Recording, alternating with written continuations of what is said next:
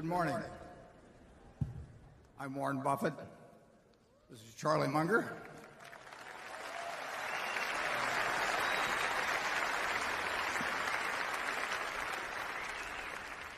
I'm the young one. You may notice in the movie, incidentally, that Charlie is always the one that gets the girl. And he has one explanation for that, but I think mine is more accurate. That, as you know, every mother in this country tells her daughter at an early age, if you're choosing between two very old and very rich guys, pick the one that's older.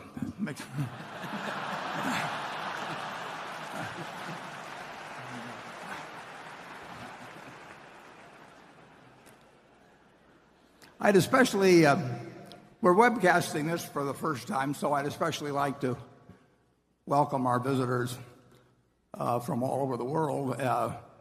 We're having this meeting simultaneously translated into Mandarin, and that poses certain problems for me and Charlie because I'm not sure how sensible all our comments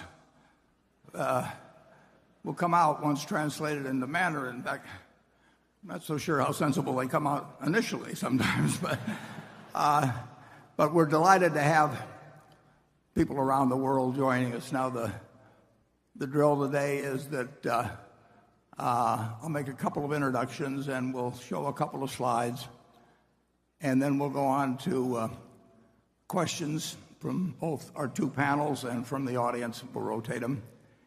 And we'll do that until about noon. Actually, about 11:45, I'll give you a rundown on a bet that was made that we report on every year. But then I'll also, in connection with that, explain, and it ties in with it, what I really think is probably the most important investment lesson in the world. So we'll have that about 11:45. And I hope that keeps you around. And then we'll break at noon for an hour for lunch. We'll reconvene at 1 o'clock. We'll proceed until 3:30 with questions. We'll then adjourn for 15 minutes, and at 3:45 convene the formal meeting.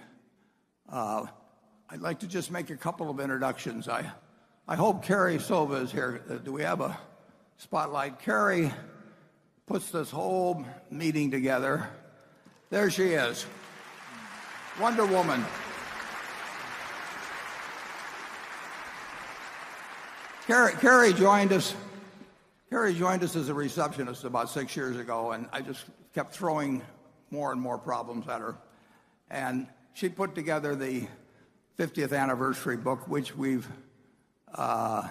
actually expanded further this year. We have a revised edition. Charlie and I autographed 100 of them. We interspersed them among the group being sold. And Carrie, while doing that, she also had a young baby girl, her second baby, late in January. But then she's gone ahead to put on this whole annual meeting. It's a remarkable achievement, and I really want to thank her. It's been terrific.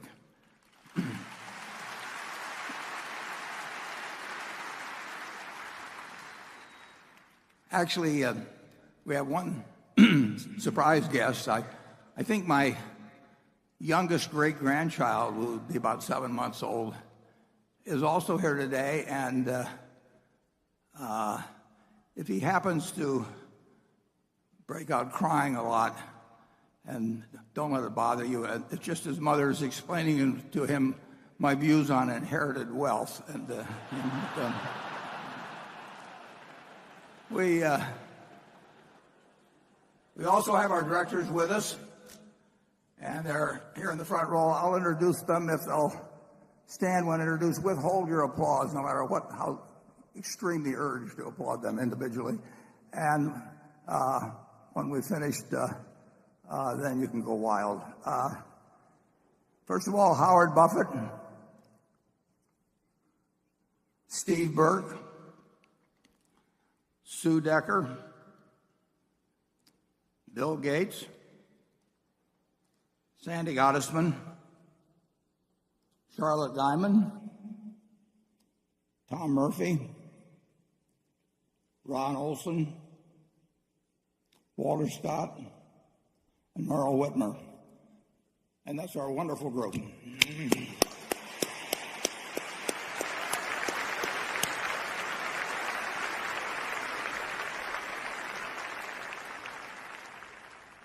Now we just have 2 slides to show you now. The first one is a preliminary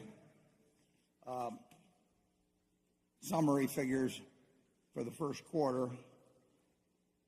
And you'll notice that insurance underwriting, these are after-tax figures by category, are down somewhat.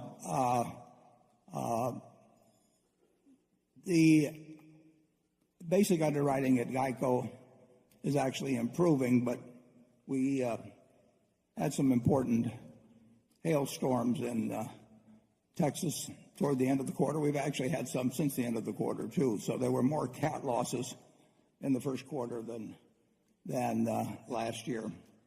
And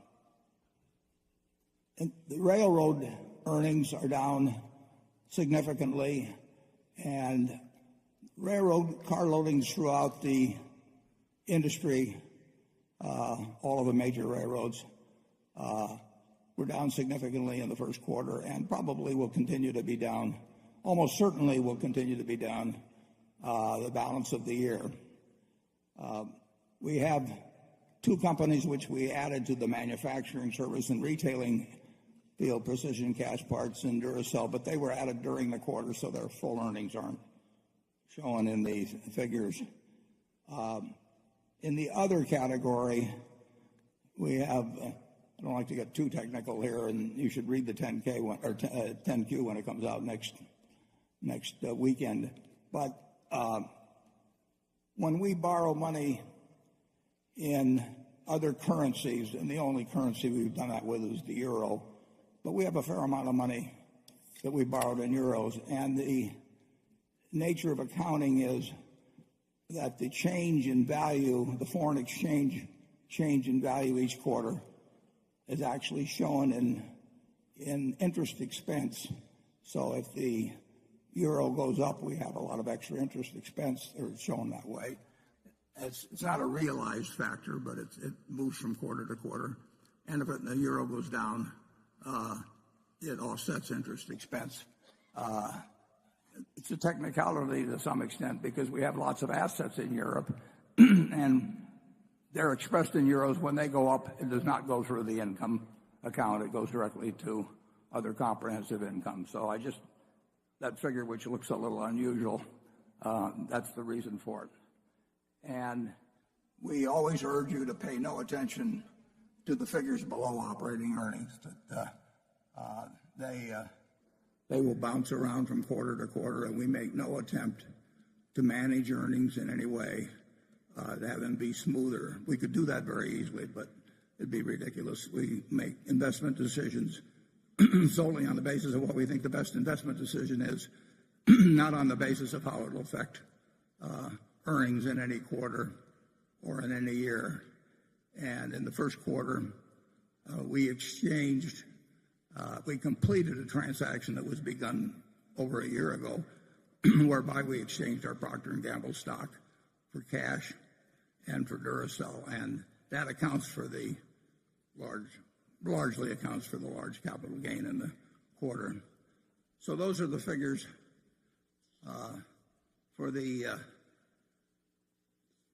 first quarter. And then to illustrate what we're sort of all about here, I put up a second slide, and I started this slide in 1999. The reason being that at the end of 1998, we effected a large merger with Gen Re, and at that point we sort of entered a different era. After 1998, merger with Gen Re, we had a little over 1,500,000 and some thousand A equivalent shares out.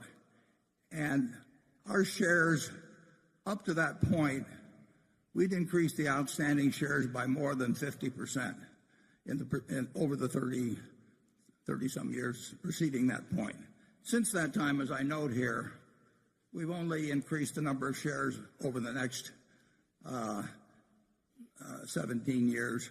We've only increased the shares outstanding by 8.2%. So these figures represent a fairly unchanged share count since that point, whereas the share count had changed quite a bit before. And as you'll note, in terms of operations, I've told you that our goal at Berkshire is to increase the normalized earnings, operating earnings, every year. And I've said sometimes we hope it'll turn out to be only a little bit, and sometimes we can get some fairly decent jumps. But that's the goal. Now, earnings will not increase every year because there's such a thing as a business cycle, and in times of recession, we're going to earn less money, obviously, than in times when things are much better overall. And on top of that, we're heavily in an insurance business, and earnings there can be quite volatile because of catastrophes. And this chart shows you what's happened to the operating earnings since that time. Again, pointing out that shares outstanding have gone up very little during that period. You'll notice in 2001, when we suffered significant insurance losses due to 9/11, we actually were in the red in terms of operating earnings. And you'll notice the figures are very irregular, but over time, by adding new subsidiaries, by further developing the businesses we have, by bolt-on acquisitions, by reinvestment of retained earnings, the earnings have moved up in a very irregular fashion quite substantially. I put in also the capital gains we've achieved through investments in derivatives, and they total some $32 billion after tax, close to $50 billion pre-tax. Those are not important in any given year. Those numbers can go all over the place. The main advantage from my standpoint in that $32 billion is it gives us money to buy other businesses. What we really want to focus on, what we hope, is that the bigger under operations 5 or 10 or 20 years from now grows substantially, partly because we retain earnings from operations, partly because our operations improve in their own profitability, partly because they make bolt-on acquisitions, partly because we have gains from securities which enable us to buy even more businesses. But we don't manage, as you know, we don't manage to try to get any given number from quarter to quarter. We never make a forecast on earnings. We don't give out earnings guidance. We think it's silly. We do not have budgets at the parent company level. Most of our subsidiaries have budgets, but they don't submit them, or they're not required to submit them to headquarters. We just focus day after day, year after year, decade after decade on trying to add earning power, sustainable and growing earning power to Berkshire. So that's a quick summary. Now we'll move on to the questions. I just asked with the audience that you limit your question to one question. The multiple questions have a way of sneaking in occasionally. But so let's keep them to a single question. We'll start off with the journalist group on my right, and we'll start off with Carol Loomis. Good morning. I'll make my very short little speech about the fact that the journalists and the analysts, too, have given Charlie and Warren no hint of what they're going to ask. So they will be learning for the first time what that's going to be also. This question comes from Eli Moises. In your 1987 letter to shareholders, you commented on the kind of companies Berkshire liked to buy, those that required only small amounts of capital. You said, quote, because so little capital is required to run these businesses, they can grow while concurrently making almost all of their earnings available for deployment in new opportunities. Today, the company has changed its strategy. It now invests in companies that need tons of capital expenditures, are overregulated, and earn lower returns on equity capital. Why did this happen? Yeah, well, it's one of the problems of prosperity. The ideal business is one that takes no capital, but yet grows. And there are a few businesses like that, and we own some. But we are not able, we'd love to find one that we could buy for 10 or 20 or $30 billion that was not capital intensive. And we may, but it's harder, and that does hurt us in terms of compounding earnings growth, because obviously if you have a business that grows and gives you a lot of money every year and doesn't take it, it isn't required in its growth, you get a double-barreled effect from the earnings growth that occurs internally without the use of capital, and then you get the capital it produces to go and buy other businesses. And See's Candy was a good example of that. I'd use that. Back when the newspaper business was good, our Buffalo newspaper, for example, was a good example of that. The Buffalo newspaper was making, at one time, $40 million a year and had no capital requirements. So we could take that whole $40 million and go buy something else with it. But increasing capital acts as an anchor on returns in many ways, and one of the ways is that it drives us into, just in terms of availability, it drives us into businesses that are much more capital intensive. You just saw a slide, for example, on Berkshire Hathaway Energy, where we just announced, just in the last couple of weeks, we announced a $3.6 billion investment coming up in wind generation. And we pledged overall to have $30 billion in renewables. Anything that Berkshire Hathaway Energy does, anything that BNSF does, takes lots of money. We get decent returns on capital, but we don't get the extraordinary returns on capital that we've been able to get in some of the businesses we require that are not capital intensive. As I mentioned in the annual report, we have a few businesses that actually earn 100% a year on true invested capital. And clearly that's a different sort of operation than something like Berkshire Hathaway Energy, which may earn 11 or 12% on capital, and that's a very decent return, but it's a different sort of animal than the business that is very low capital intensity. Charlie? Well, when our circumstances changed, we changed our minds. Slowly and reluctantly. In the early days, quite a few times we bought a business that was soon producing 100% per annum on what we paid for it and didn't require much reinvestment. If we'd been able to continue doing that, we would have loved to do it. But when we couldn't, we went to Plan B. And Plan B is working pretty well, and in many ways I've gotten so I sort of prefer it. How about you, Warren? Yeah, that's true. When something's forced on you, you might as well prefer. We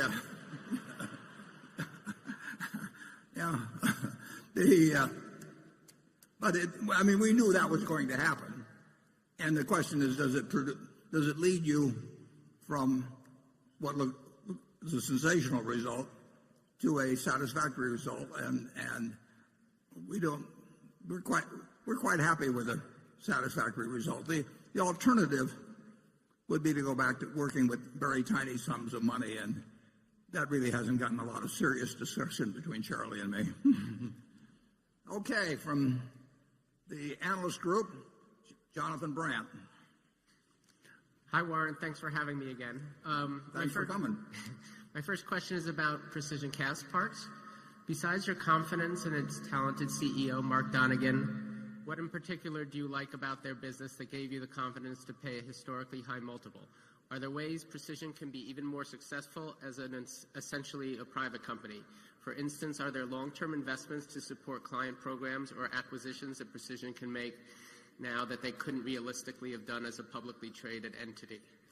Yeah, we completed the acquisition of Precision Castparts at the end of January this year. We made the deal last August, and you covered the most important asset in your question. Mark Donegan, who runs Precision Castparts, is an extraordinary manager. I mean, Charlie and I have seen a lot of managers over the years, and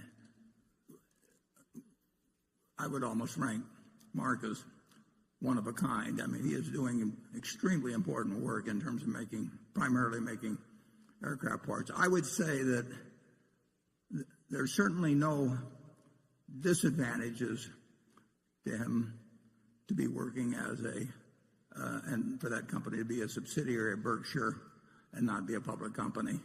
And I think he would say, and I think Charlie and I would agree with him, that over time there could be some significant advantages. For one thing, he can spend 100% of his time now on figuring out better things to do with aircraft engines. And it was always his first love to be thinking about that, and he did spend most of his time, but he also had to spend some time, explaining quarterly earnings to analysts and perhaps negotiating bank lines and that sort of thing. So his time, like all of our managers, can be spent exactly on what makes the most sense to them in their business. Mark does not have to come ever to Omaha to put on some show for me in terms of justifying $1 billion acquisition or planned investment. He doesn't have to waste his time on anything that isn't productive. And running a public company, you do waste your time on quite a bit of stuff that isn't productive. So I would say we've taken the main asset of Precision Cast and made him, in this case, even more valuable to the company. In terms of acquisitions, Precision's always made a number of them, but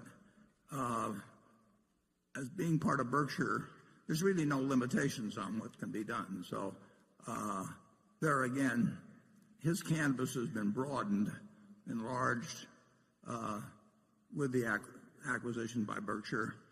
I see no downside whatsoever. If he needs capital, I've got an 800 number, and he wasn't paying much of a dividend before, but he doesn't have to pay any dividend now. And Precision Cash will do better under Berkshire than it would have independently, although it would have done very, very well independently. Charlie? Yeah, well, in the early days, we used to make wise-ass remarks, and Warren would say, we buy a business that an idiot could manage, because sooner or later an idiot will. And we did buy some businesses like that in the early days, and they were widely available. Of course we'd prefer to do that, but the world has gotten harder, and we had to learn new and more powerful ways of operating. A business like Precision Castparts requires a very superior management that's going to stay superior for a long time. And we gradually have done more and more and more of that, and it's simply amazing how well it works. I think to some extent we've gotten almost as good at picking the superior managers as we were in the old days of picking the no-brainer businesses.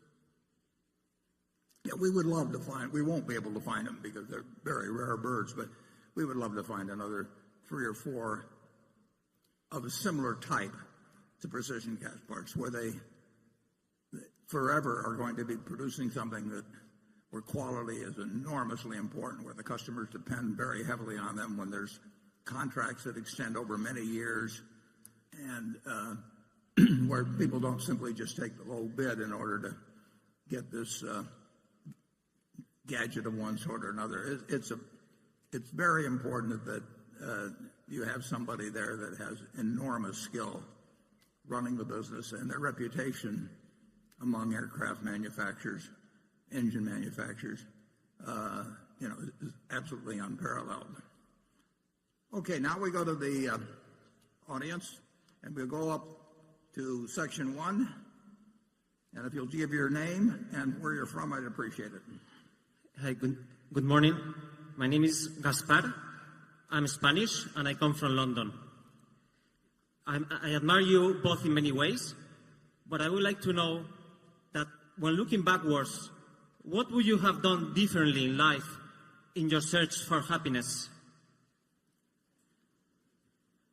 Well, I'm 85, and I can't imagine anybody any happier than I am. So, by accident or whatever, I'm sitting here eating exactly what I like to eat, doing in life exactly what I love to do with people I love. So it really doesn't get any better than that.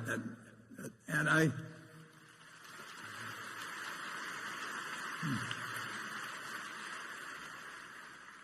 I did decide fairly early in life that my favorite employer was myself, and I think that presented.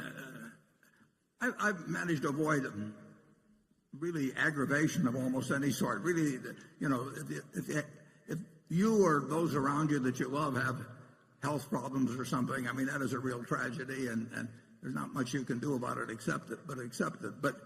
But Charlie and I have really been blessed. I mean, here Charlie is 92, 85, and he's doing every day something that he finds fascinating.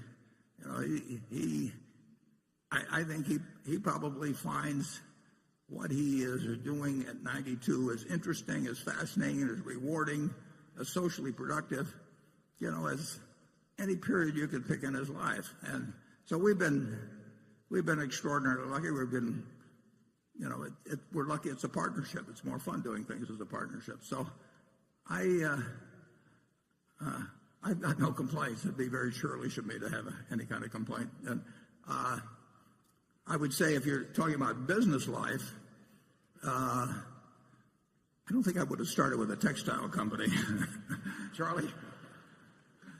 Well, looking back, I don't regret that I didn't make more money or become better known or any of those things. I do regret that I didn't wise up as fast as I could have. But there's a blessing in that too. Now that I'm 92, I still have a lot of ignorance left to work on.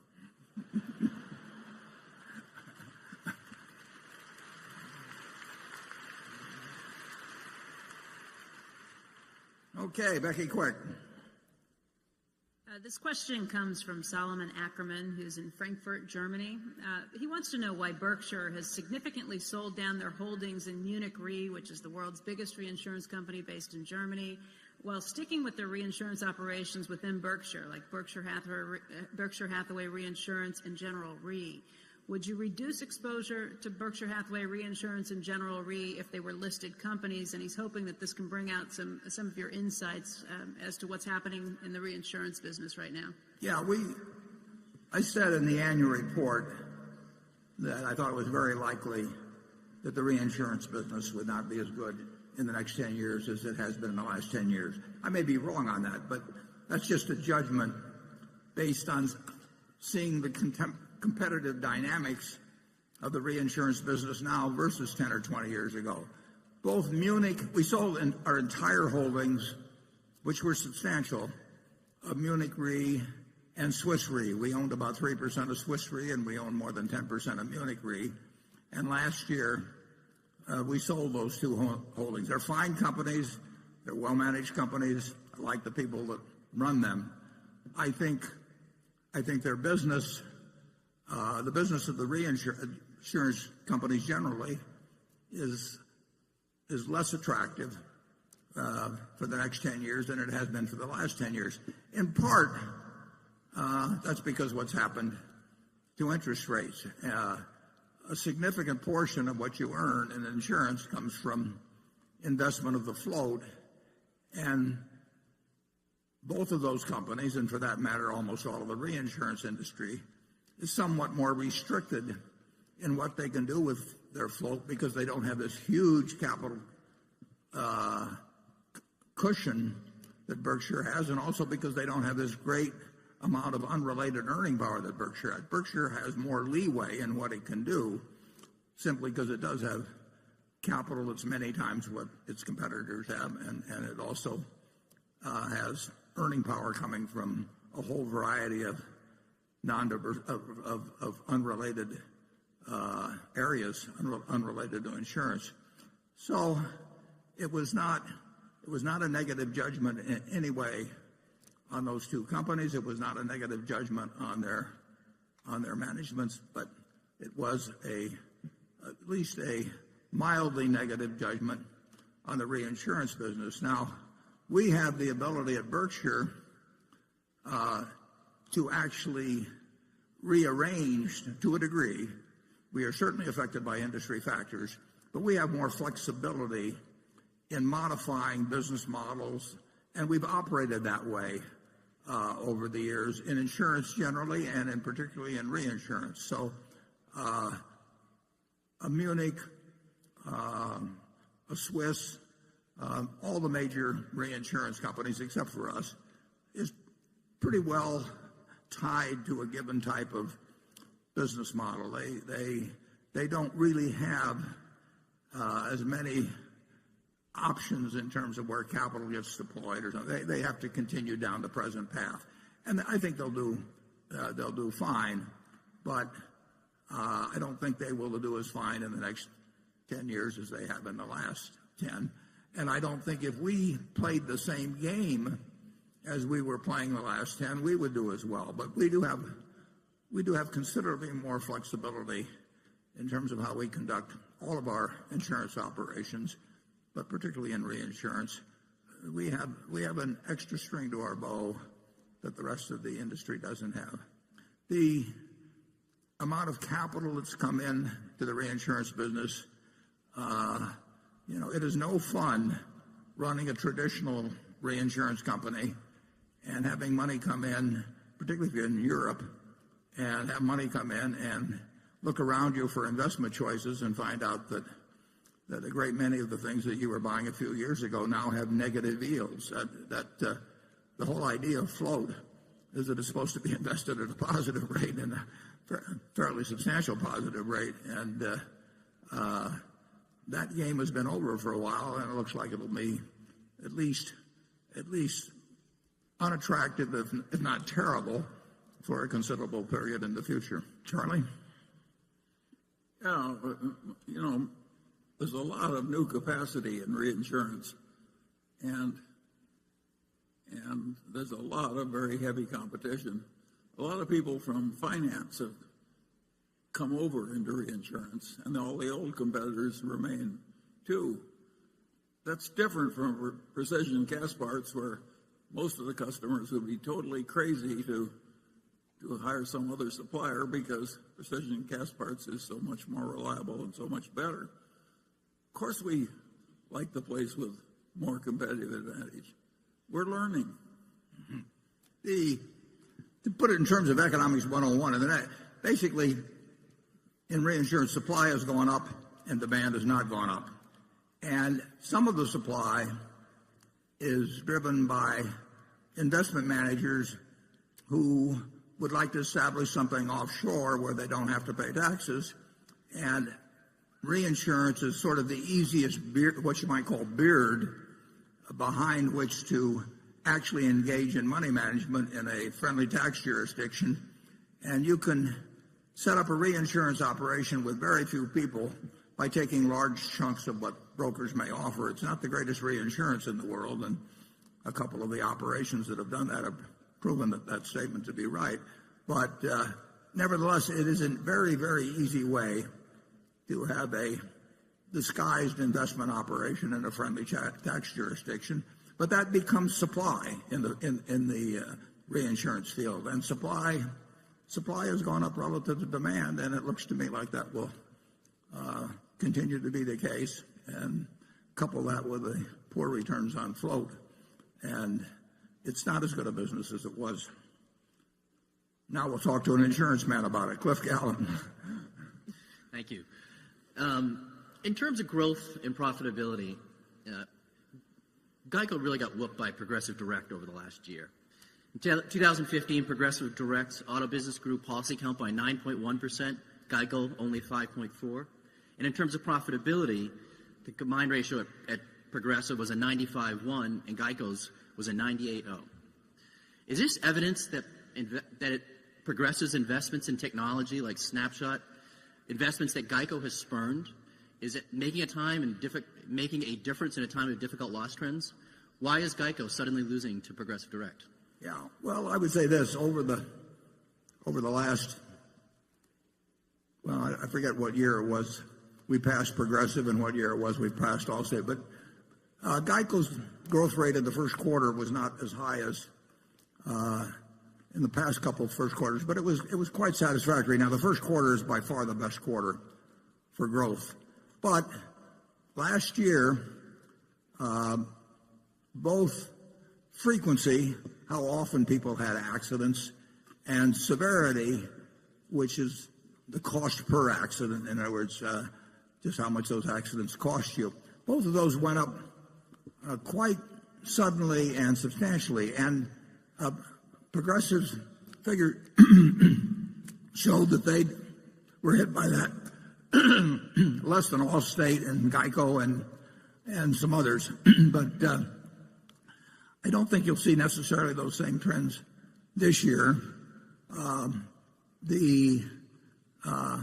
It's an interesting thing. Last year, for the first time in I don't know how many years, the number of deaths in auto accidents per 100 million miles went up. Now, if you go back to the mid-1930s, there were almost 15 people killed per 100 million miles driven. It got down to just slightly over 1, from 15 to 1. You had roughly as many people killed in auto accidents in the mid-1930s, about 33,000 a year, as we had last year or the year before, when people drove almost 15 times as many miles. Cars have gotten far, far, far, far safer. And it's a good thing, because if we'd had the same rate of deaths from auto accidents as we had in the 30s relative to miles driven, we would have had over 500,000 people die last year from auto accidents instead of a figure closer to 40,000. But last year, for the first time, there was more driving, and I think there was more distracted driving. So you really had this uptick in frequency and more important, in severity. GEICO has adjusted its rates.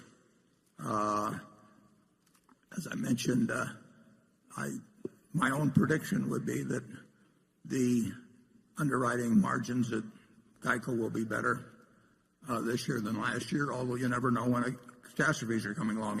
March and April have had a lot of cat activity.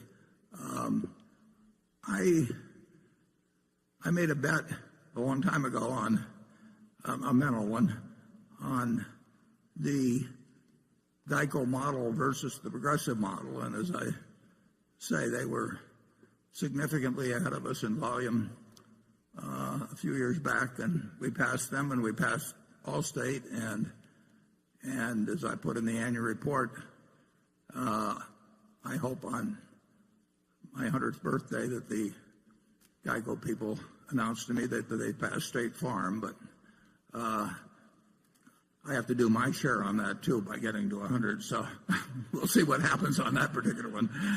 Charlie? Well, I don't think it's a tragedy that some competitor got a little better ratio from one period. GEICO's quadrupled its market share since we bought all of it. Quintuple. Yeah. Quintupled, all right. I don't think we should worry about the fact that somebody else had a good quarter. Yeah.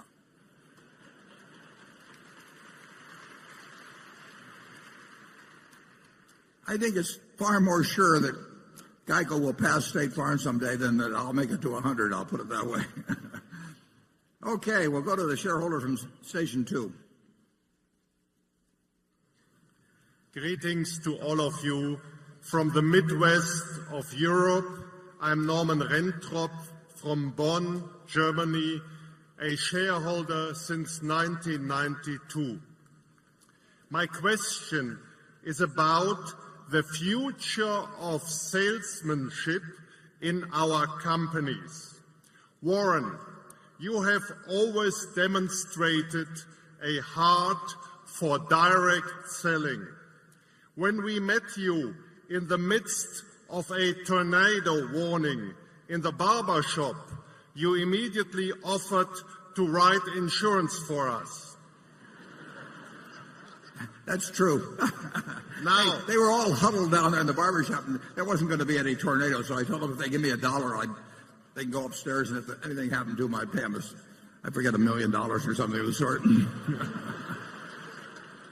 Now, we see with the rise of Amazon.com and others a shift from push marketing to pull marketing, from millions of catalogs having been sent out in the past to now consumers searching on what they are looking for. What is your take on how this shift from push to pull marketing will affect our companies?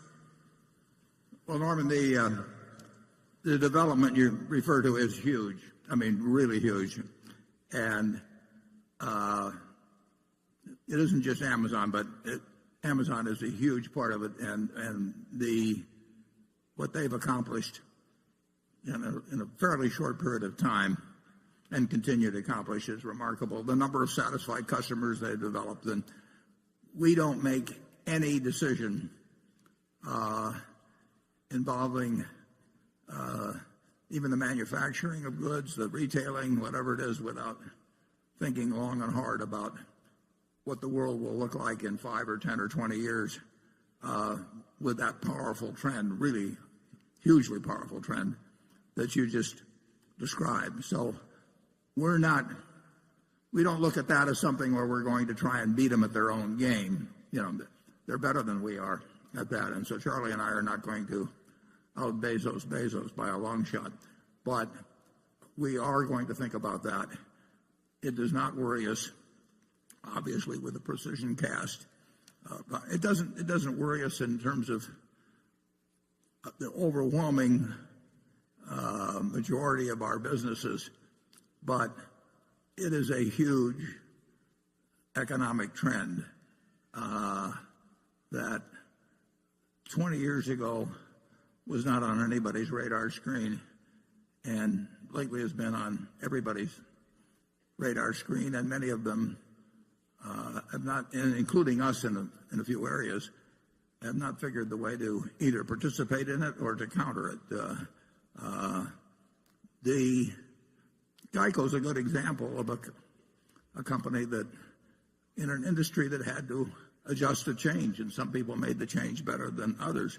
We were slow on the internet. The phone had worked so well for us, and this traditional advertising, and the phone had worked so well that there's always a resistance to think about new possibilities. When we saw what was happening on the internet, we jumped in with both feet, and with mobile and whatever. But there are the nature of capitalism is somebody's always trying to figure. If you've got a good business, they're always trying to figure out how to take it away from you and improve on it. And the effect, I would say, just of Amazon, but others that are playing the same game, the effect on industry, the full effect is far from having been seen. I mean, it is a big force, and it already has disrupted plenty of people, and it will disrupt more.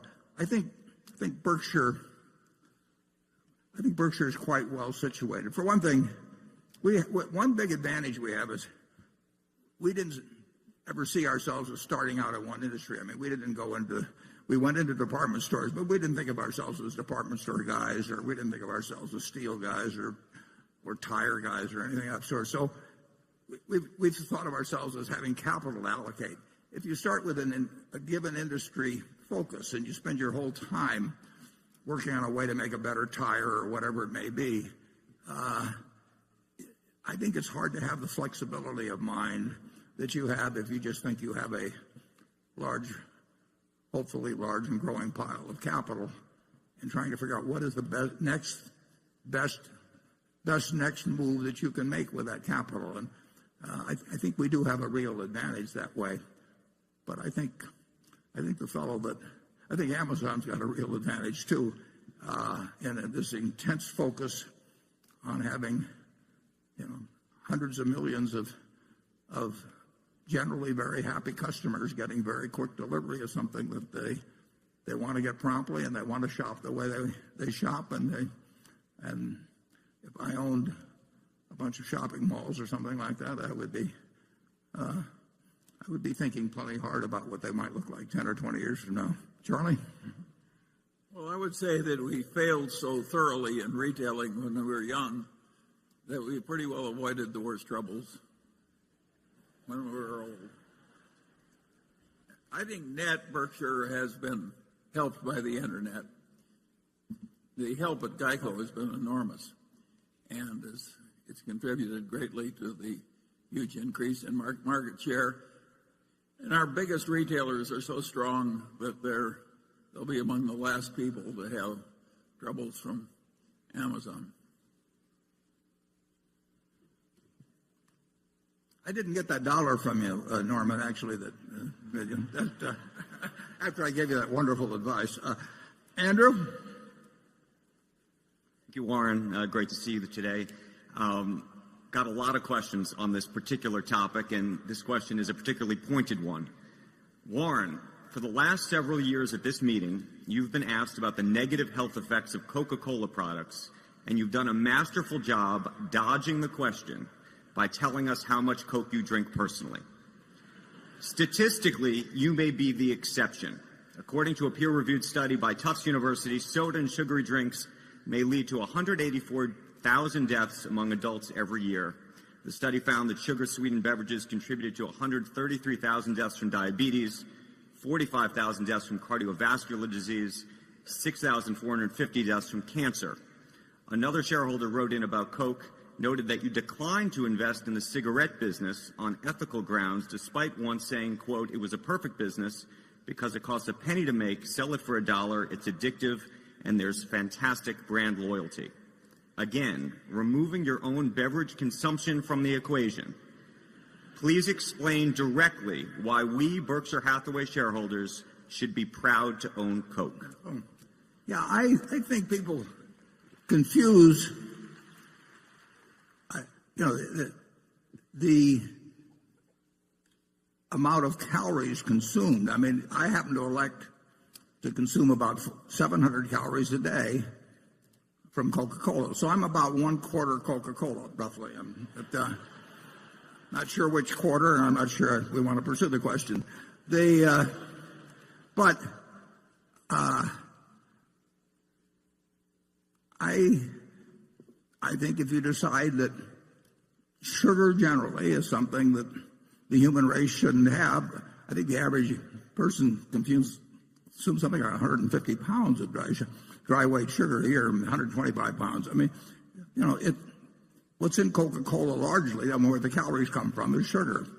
I elect to get my 2,600 or 2,700 calories a day from things that make me feel good when I eat them. And that's been my sole test.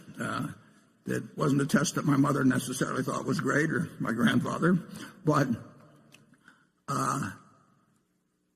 there are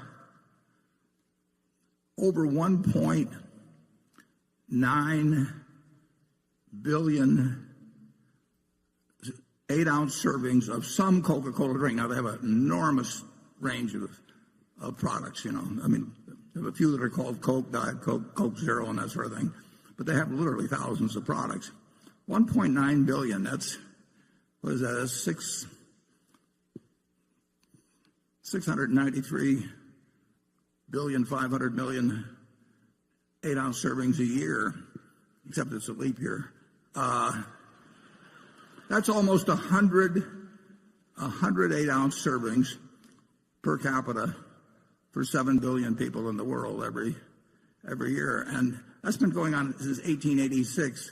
And I would find quite spurious the fact that somebody says if you're eating 3,500 or so calories a day and you're consuming 27 or 800, and some of the 3,500 is Coca-Cola to lay it any particular obesity related illnesses on the Coca-Cola you drink. You have the choice of consuming more than you use. I mean, and I make a choice to eat or to get 700 calories from this. I like fudge a lot, peanut brittle, and I am a very, very, very happy guy. And I don't know. I think, and I'm serious about this. I think if you were happy every day, it may be hard to measure, but I think you're going to live longer as well. So there may be a compensating factor. And I really wish I'd had a twin, and that twin had eaten broccoli his entire life, and we both consumed the same number of calories. I know I would have been happier, and I think the odds are fairly good I would have lived longer. I think Coca-Cola is a marvelous product. I mean, if you consume 3,500 or 4,000 calories a day and live a normal life in terms of your metabolism, something's going to go wrong with your body at some point. But if you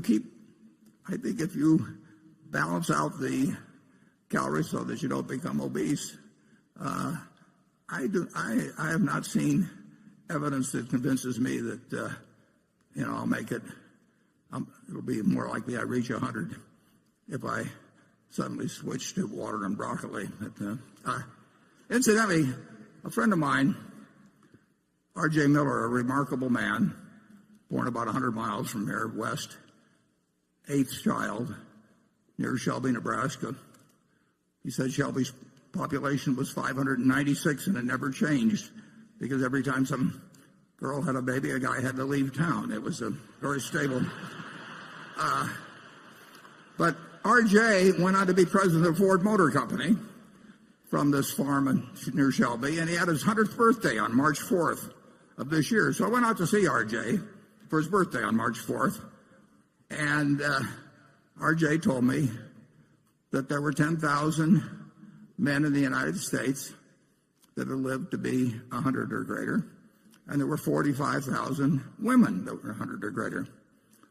So I came back and I checked that on the internet. I went to the census figures, and sure enough, that is the ratio. There's 10,000 men over 100 roughly and 45,000 women. So if you really want to improve your longevity prospects, I mean, a guy in my position, you have a sex change. I mean, you're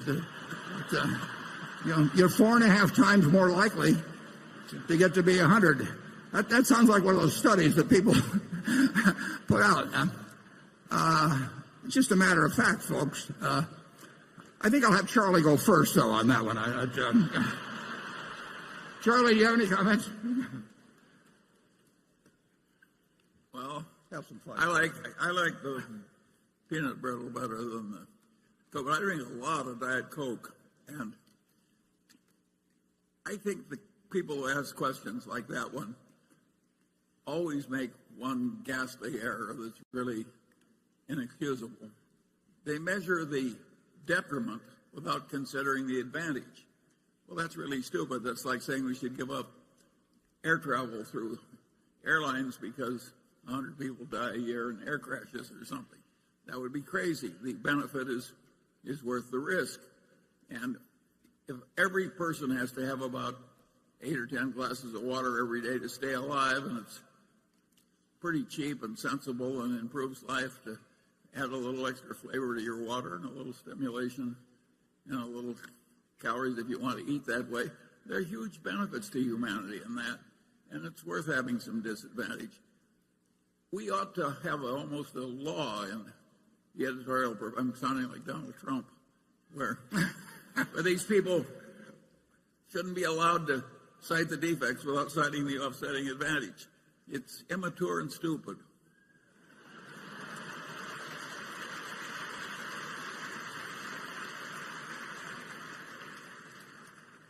Okay, Greg Warren. Warren, with both coal-fired and natural gas plants continuing to generate around 2/3 of the nation's electricity and renewables accounting for less than 10%, there remains plenty of room for growth. At this point, Berkshire Energy, which has invested heavily in the segment, is one of the nation's largest producers of both wind and solar power, and yet still only generates around 1/3 of its overall capacity from renewables. As you noted earlier, Mid-American recently committed another $3.6 billion to wind production, which should lift the amount of electricity it generates from wind to 85% by 2020. You've also had the company overall pledging to have around $30 billion in renewables longer term. The recent renewal of both the wind and solar energy tax credits has made this kind of investment more economically viable and should clear the path for future investments. Eliminating coal-fired plants looks to be the main priority, but natural gas-fired plants are also fossil fuel-driven and are exposed to the vagaries of energy prices. Is the end game here for Berkshire Energy to get 100% of its generation capacity converted over renewables? And what are the risks and rewards associated with that effort? After all, the company operates in a highly regulated industry where rates are driven by an effort to keep customer costs low while still providing adequate returns for the utilities. Yeah, well, I think implicit in what you say is that we do any decision we make, including the one that we just showed during the movie,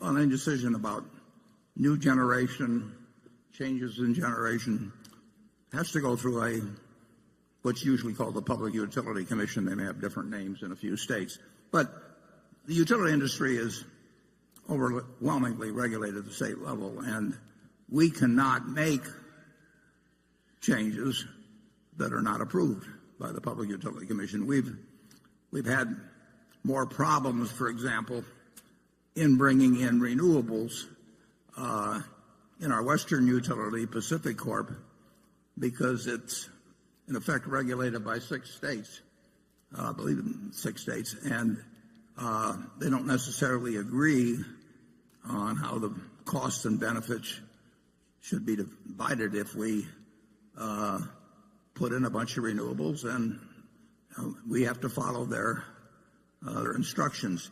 Iowa has just been marvelous about encouraging, at every level. The consumer groups, the governor, you name it, they have seen the benefits.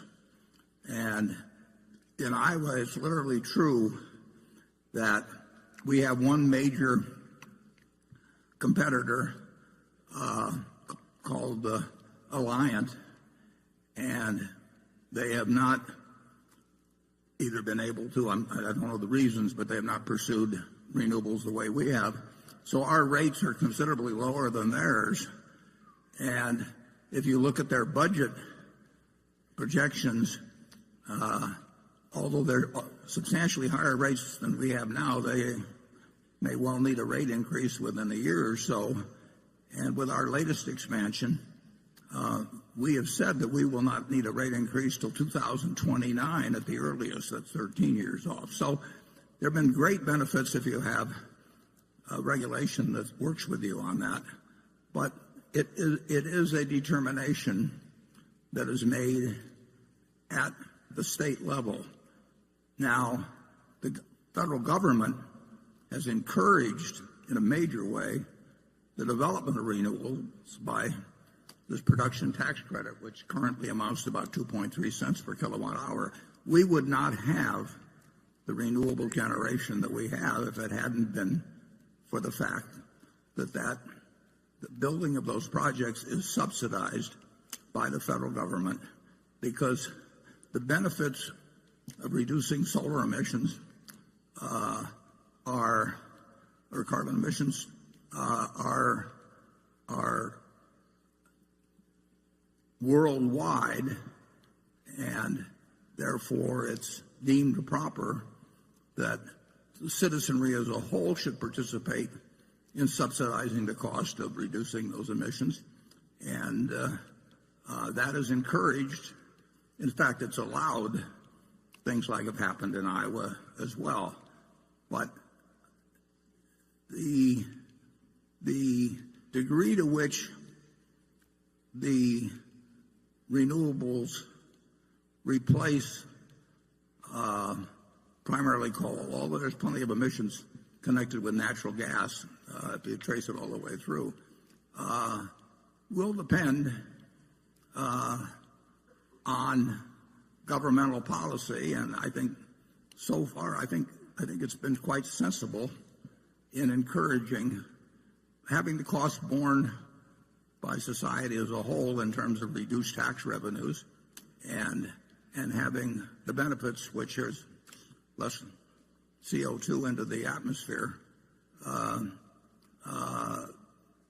be also broadly, they're not just limited to the people of Iowa when we build that. That's a benefit that accrues to the world. So I think you'll see continued change. It will vary by jurisdiction, and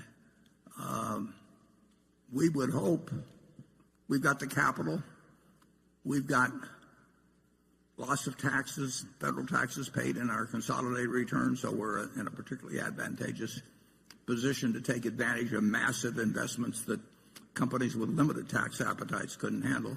So I think you'll see us be a very big player, but governmental policy is going to be, the major driver. Charlie?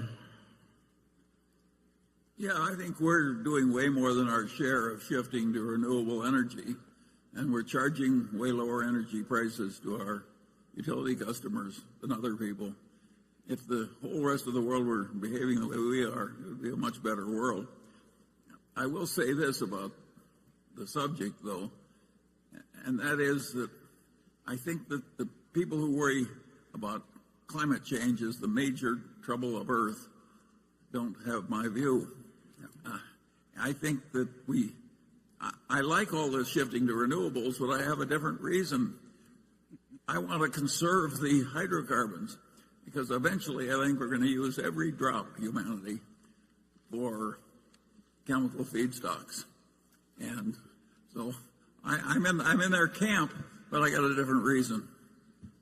One thing you might find kind of interesting, Nebraska's not done much with wind power, and maybe 2 miles from where we're sitting, right across the river, people are buying their electricity cheaper in Council Bluffs, right across the river, than they are in Omaha. And yet Omaha, Nebraska is entirely a public power state. So there's no stockholders who have to have any earnings. The bonds are issued on a tax-exempt basis, and yet electricity is considerably cheaper right across the river. And, the wind blowing doesn't just start at the Missouri River. I mean, it comes across Nebraska, and that wind could be captured. So far, it really hasn't. And the real irony is that because our electricity is so much cheaper in Iowa, you have these massive server farms of people like Google. It's become a tech haven for these operations that just gobble up electricity. And Iowa has gotten plant after plant after plant and job after job after job, and increased property tax. Gotten more property tax revenues. And that's being done. The Google server is probably 7 or 8 miles from here. And it's located in Iowa because we have cheap wind-generated electricity, and it's creating jobs. It's fascinating, but Nebraska has prided itself on public power. It was originated back, I believe, in the 30s when George Norris was a very powerful senator here, and it's been a source of pride. But lately, it's been a source of cost too. Okay, shareholder section 3. Good morning, Mr. Buffett and Mr. Munger. My name's Adam Bergman. I'm with Sterling Capital in Virginia Beach. In your 2008 shareholder letter, you said, derivatives are dangerous. They have made it almost impossible for investors to understand and analyze our largest commercial banks and investment banks. So my question for you is, how do you analyze and value companies like Bank of America, Merrill Lynch, and other commercial banks that Berkshire has investments in relative to their significant derivative exposures? Thanks. Yeah, derivatives do complicate the problem very dramatically. Now they are moving away to being collateralized, which helps. But there's no question that if you ask me to describe the derivative position of the B of A, for example, I would know that they have done a conscientious job and worked hard at properly evaluating them. But the great danger in derivatives is if there's a discontinuity. If there's not discontinuities, you probably don't have much of a problem, assuming they get marked to market and collateralized and so on. But if the system stops for a while, the system stopped after 9/11 for 3 or 4 days. It stopped at the time of World War I. They closed the New York Stock Exchange for many months. They debated closing the stock exchange very seriously the day after October 19th, 1987. And it was, there were a lot of people that wanted to close it. And on that Tuesday morning, it looked like it was about to stop, but it continued. But if you have a major cyber, nuclear, chemical, biological attack on the country, which will certainly happen at some point, if you have a major discontinuity, then you'll have a lot of problems. But you will also, when things reopen, you will find there can be enormous gaps in things that you thought were fully protected by collateral and that sort of thing, or netting arrangements and that type of thing. So I regard very large derivative positions as dangerous.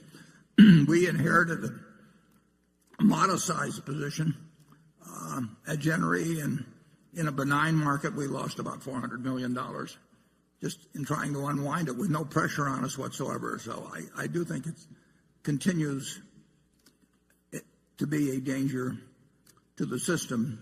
By the way, the accountants blessed that big derivative position as being worth a lot of money.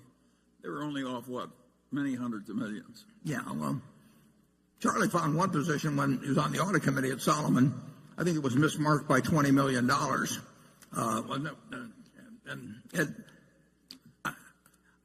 I actually, by happenstance, I do know of one incredibly mismarked position. Doesn't affect any of our operations, but it almost staggers the mind to know the way that position is marked, and you can only come to the conclusion that some trader somehow got influenced whoever did mark it, or marked it himself, heaven forbid, and probably just influenced someone, or they didn't know enough. Some of these things get so complicated, they are very hard to evaluate.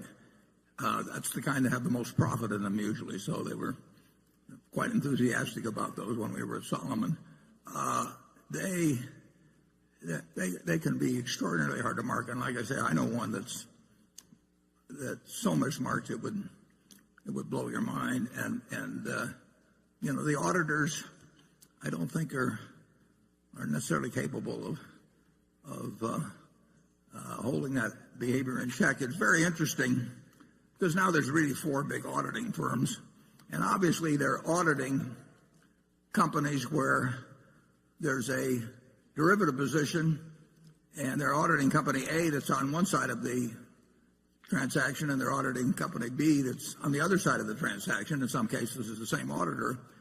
And I will guarantee you that there's plenty of times when the marks on what they're attesting to are significantly different, which would be an interesting exercise to pursue in terms of checking those numbers out. Derivatives are still dangerous in large quantities, and we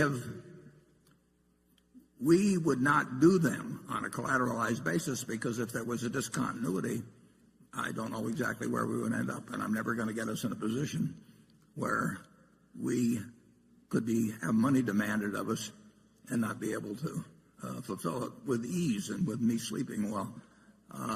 So we won't engage in it. We've got some in runoff, but so far we've made money and had the use of money for a decade or more. And it's been very attractive for us, but that does not entice me at all into doing any derivative transactions that would involve collateral, and collateral is not required.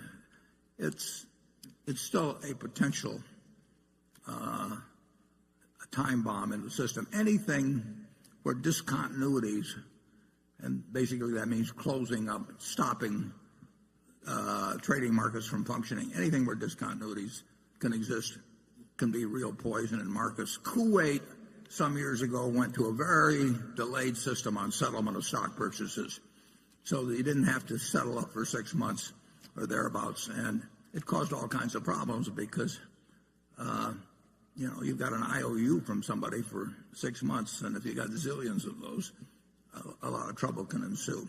So I agree with your general caution. I'm not in the least troubled by our Bank of America investment, nor our Wells Fargo. We added to Wells Fargo, and our Bank of America position right now is a preferred stock, but we're very likely to exercise the warrants on that. On the other hand, there are a great number of banks in the world.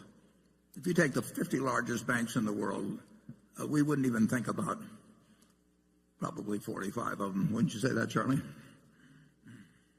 Well, we're in the awkward position where I think we'll probably make about $20 billion out of derivatives and just those few contracts that you and Ajit did years ago. All that said, we're different from the banks. We would really prefer it if those derivatives had been illegal for us to buy. It would have been better for our country. Carol?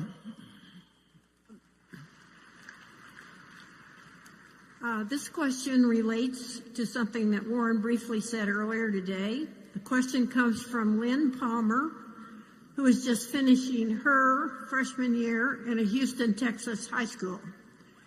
My question, she says, concerns the float generated by Berkshire's insurance companies. In Mr. Buffett's 2015 annual letter, he said that the large amount of float that Berkshire possesses allows the company to significantly increase its investment income. But what happens when interest rates decline? If the U.S. were to implement negative interest rates in the same way that the Eurozone and Japan have done, how would Berkshire be affected? Yeah, well, some of our float actually exists in Europe, and where we have the problem of negative interest rates on very high-grade short-term and medium-term bonds. And obviously, anything that reduces the value of having money is going to affect Berkshire, because we're always going to have a lot of money. Because we have so much capital and so many sources of earning power, we have the ability, quite properly, to use our float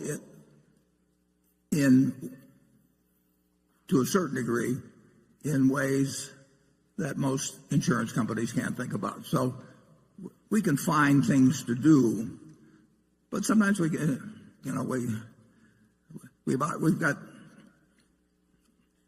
50-odd billion of short-term government securities now, and we're going to get another 8.3 billion in all likelihood early in June when our Kraft Heinz preferred is called. So we'll be back over 60 billion again very soon. And so we've got 60 billion out that's out at, say, 1/4 of 1%. Well, the difference between 1/4 of 1% and minus 1/4 of 1% is not that great. I mean, it's almost as painful to have $60 million out at 0.25% as to have it out at a negative rate.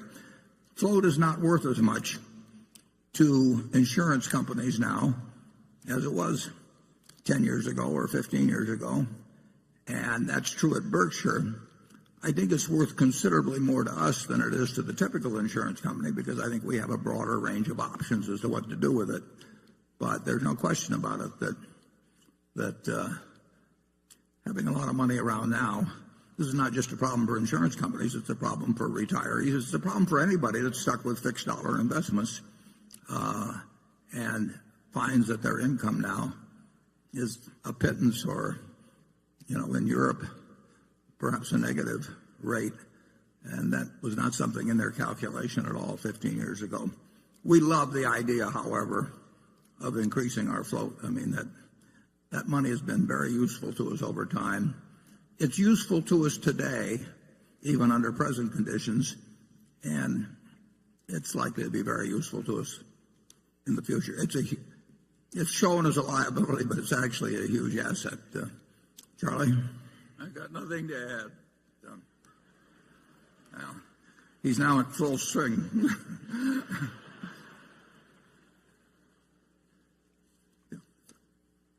Jonathan.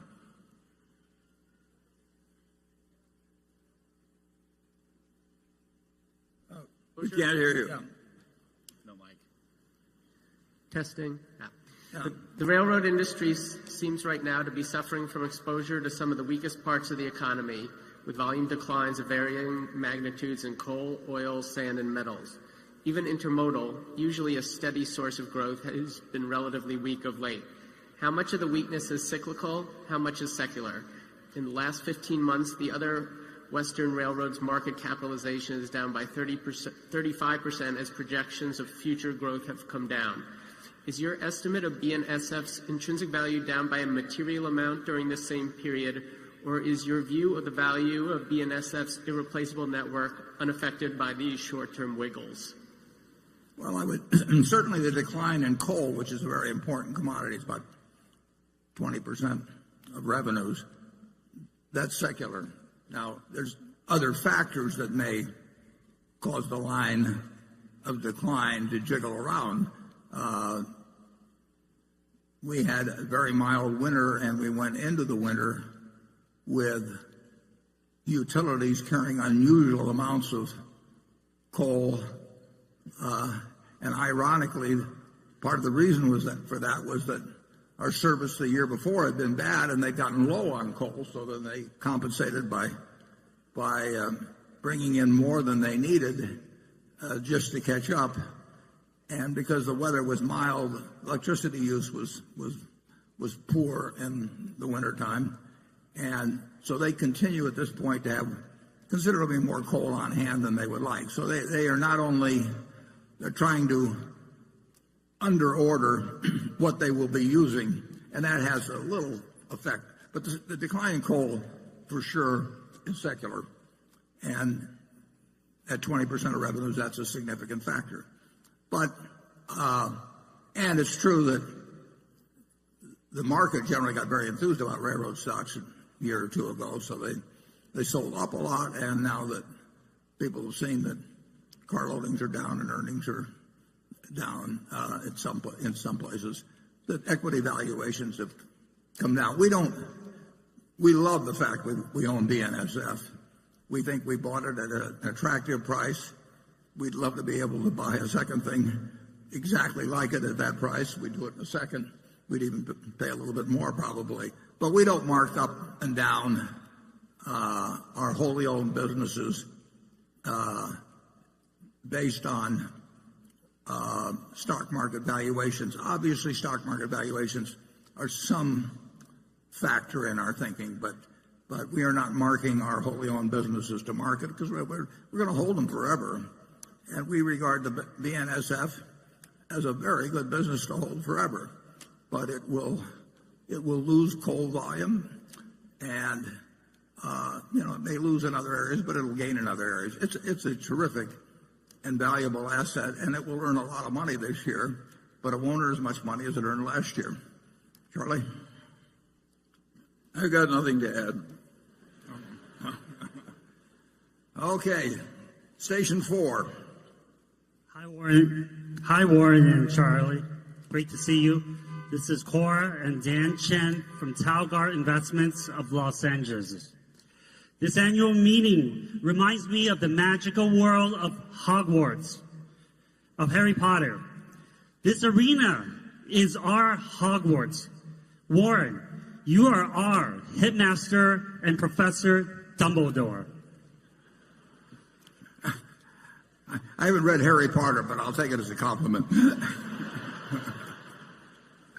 Charlie's our headmaster Snape, direct and full of integrity. The magic of long-term, concentrated value investing is real, yet similar to Harry Potter, the rest of the world doesn't believe we exist. Your letter to me has changed my life, and your Secret Millionaires Club has changed my children's life. They go to class chatting about investing. My question is for my children watching at home today and the children in the audience.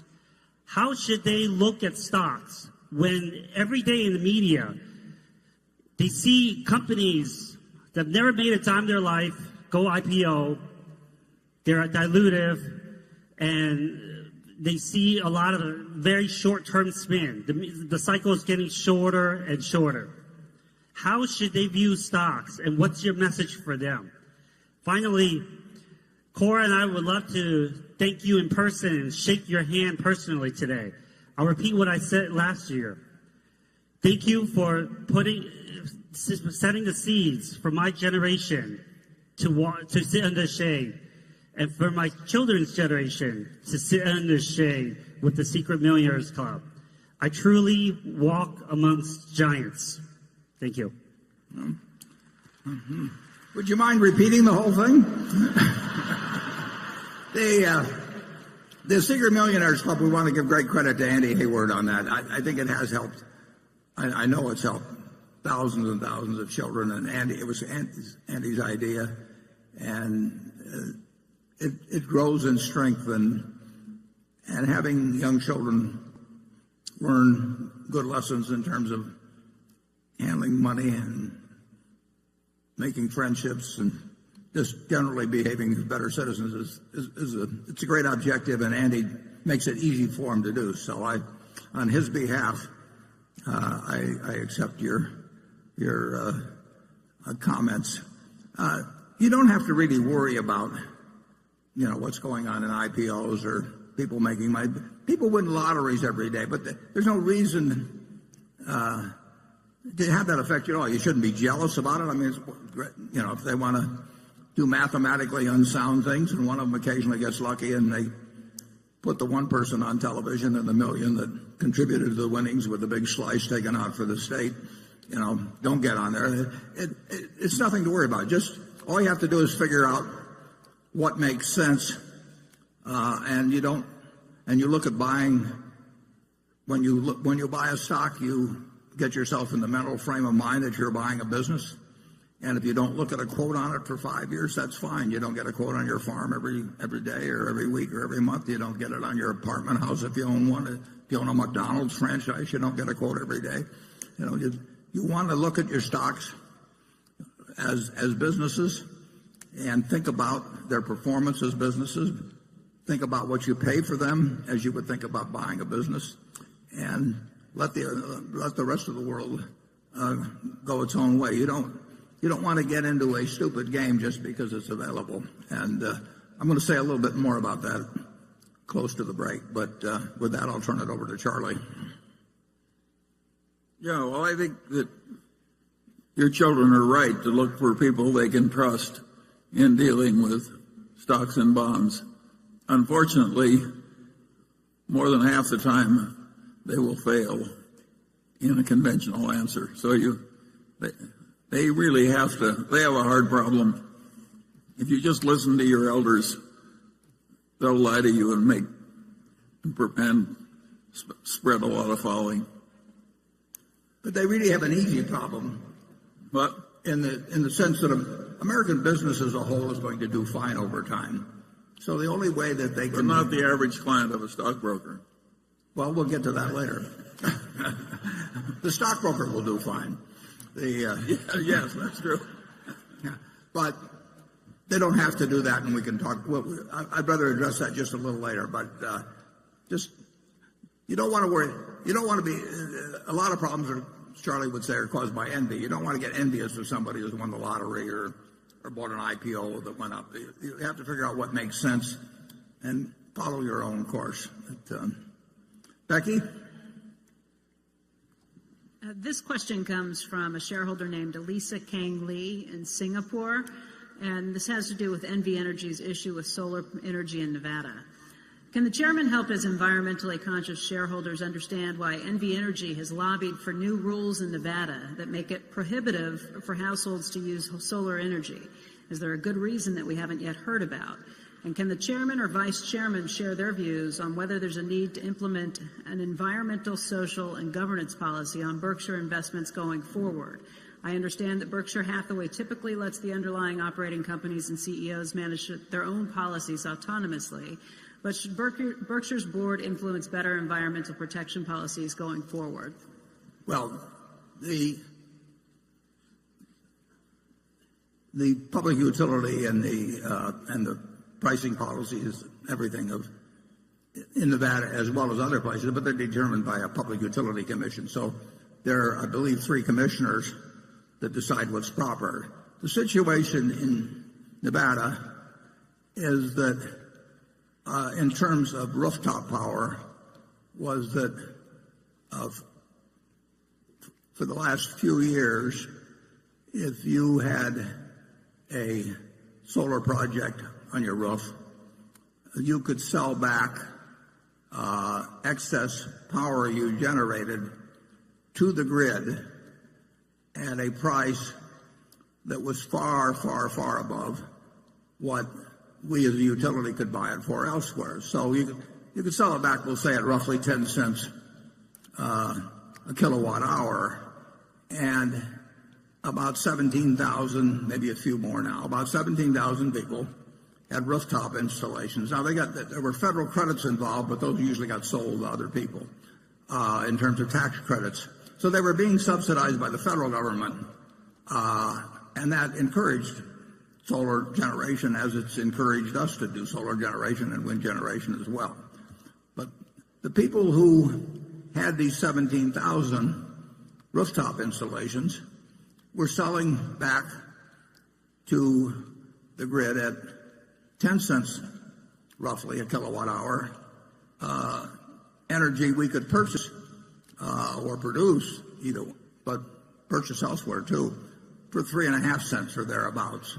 So 99% of our consumers were being asked to subsidize the 1% that had solar units by paying them a triple the market price, basically, of what we could otherwise buy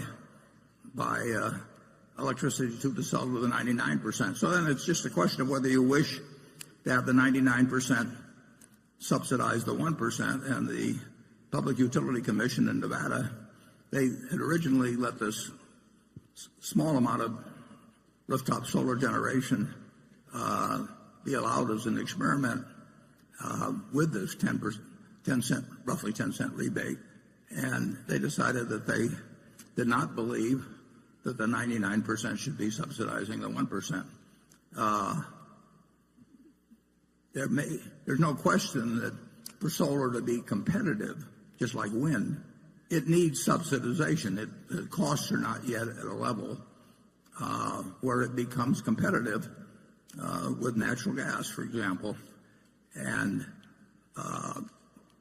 who pays the subsidy gets to be a real question if you want to encourage people to use renewables. And in general, the federal government has done it through tax subsidies, which mean taxpayers generally throughout the country subsidize it. And the Public Utility Commission in Nevada decided, after seeing this experiment, they decided that it was not right for well over 1 million customers to be buying electricity at a price that subsidized these 17,000 people and therefore increased the prices of electricity for the million.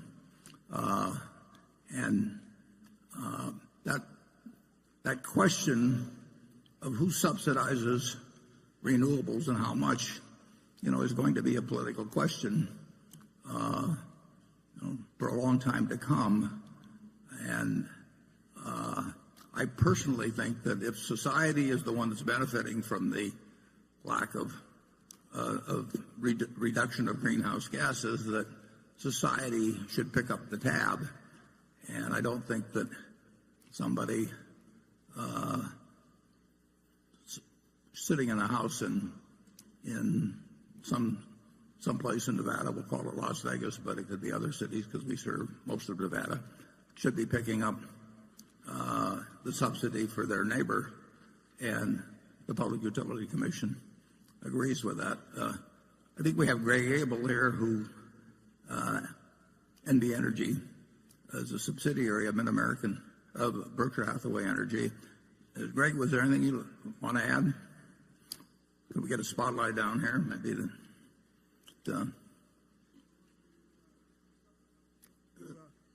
it's not live. It's on? I think it's on now. So as usual, Warren, you summarized it extremely well. When we think of Nevada, it's exactly as you described. I would just add a few things. One, as you've touched on earlier, we absolutely support renewables. So we start with the fundamental concept that we are for solar. But as you highlighted, we want to purchase renewable energy at the market rate, not at a heavily subsidized rate that 1% of the customers will benefit from and harm the other 99%. And it goes back to being as fundamental as this. If you take, as you touched on, a working family in Nevada who can't afford the rooftop unit, and you ask them, do you want to subsidize your neighbor, that 1%? The answer is clearly no. At the same time, we're absolutely committed to Nevada utilizing renewable resources, and absolutely proud of what our team's doing. By 2019, we'll have eliminated or retired 76% of our coal units and be replacing it with solar energy. So we're on a great path there. Thank you. And we're just going to encourage our team, and with the work of the commission and obviously led by the state, we'll head down a great path. Thank you. Yeah, if the projectionist would put up slide 7, it will give you a view of what the situation is. And this counts all of our Berkshire Hathaway Energy operations. And you can see in the 20-year period, we'll have a 57% reduction. You wouldn't want a 100% reduction tomorrow. Believe me, the lights would be off all over the country. But it's moving at a fast pace. But you want to be sure that you treat fairly the people involved in this, because somebody pays the cost of electric generation. And I do think that if you're doing something that's to benefit the planet, and it's important that it be done, but that you have the cost be assessed for that, not on a specific person who's having trouble perhaps meeting ends meet in their job. And obviously, if you got over 1 million customers in Nevada, a lot of them are struggling. A lot of them are doing fine, too. But they are not the ones, in my view, to subsidize the person who could afford to put the solar unit in. Okay. Cliff? Over the past year, we've learned, perhaps I've learned, that Berkshire's results are more influenced by oil markets than I previously appreciated. Revenues at the railway company and some of Berkshire's manufacturing businesses were negatively impacted, and arguably low gas prices hurt GEICO's loss ratio. Yet during this year, Berkshire invested in Phillips 66, Kinder Morgan, and even PCP has revenues associated with the oil and gas industries. I know Berkshire wouldn't make a bet on a commodity like oil, but is Berkshire making a statement about the long-term outlook for oil? I'm making a statement about what? Oil. The price of oil? Yes. No, we haven't the faintest idea what the long-term price of oil was, and there's always a better system available. You can buy oil, as you know, for delivery a year from now, or 2 years from now, or 3 years from now. We actually did that once, Charlie, didn't we? At some years back. And we cashed it in too soon, too. Yeah, we made money, but we could have made a lot more money. But we don't think we can predict commodity prices. We don't hedge cocoa or sugar at any rate. I mean, we do some forward buying of chocolate coatings or something of the sort. But basically, we are not two fellows who think we can predict the price of soybeans or corn or oil or anything else. So anything you have seen in our investment transactions, some of the securities you mentioned there were bought by Todd or Ted, and one was bought by me. But neither they nor I bought those, or if we sell them based on commodity price predictions. We don't know how to do it. And we're thinking about other things when we make those decisions. Charlie? I'm even more ignorant than you are. Well, that'd be hard to be. Okay. I think that's the first time I've heard him say that. It has a nice ring to it. Okay, station 5. Hi, Warren. Hi, Charlie. Hi. I'm Ken Martin. I'm an MBA student from the Tuck School at Dartmouth. My question is about college tuition and the problem of rising student debt balances. In the past, prominent philanthropists have founded institutions that are now prominent research universities in our country. Why is this not a bigger part of today's philanthropic debate, the founding of new colleges? Would not new supply in higher education be at least part of the solution to this problem? Charlie, you want to tackle that one? You're more of an expert than I am. Yeah, I think that if you expect a lot of efficiency, financial efficiency in American higher education, you're howling at the wind.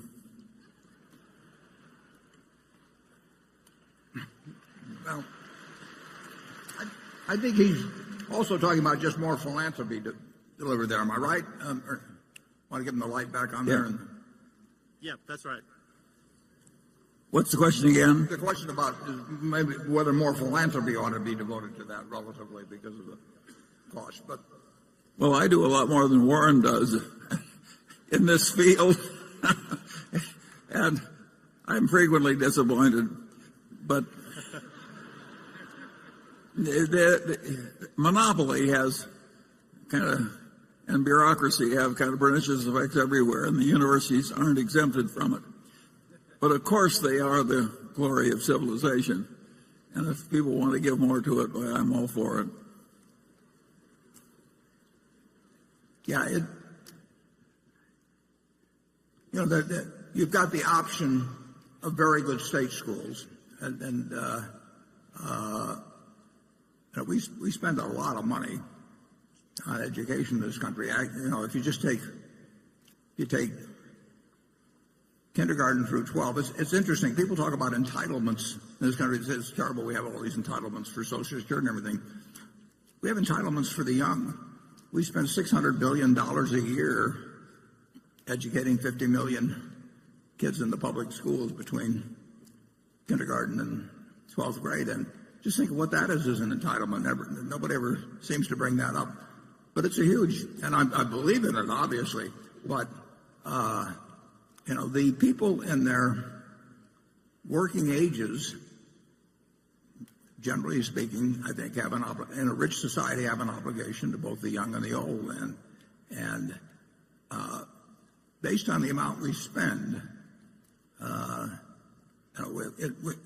if we have problems with our school system, it's not because we're cheap. There are other problems that contribute to it. In terms of the money we put out, we're right up there. But I was the trustee of a college that saw the endowment go from $8 million to over $1 billion, and I didn't see the tuition come down, and I didn't see the number of students go up. Nothing went up, except the professors' salaries. Yeah. From 8 million to 1 billion. I mean, and very, very decent people running the place. But when you read the figures on endowment of the big schools, and some of them have really gotten up into big numbers, the main objective of the people running the endowment is to have the endowment grow larger. And that will be ever thus. That is the way humans operate. You have any more comments on that, Charlie? You've seen a lot. I've made all the enemies I can afford at the moment. Okay.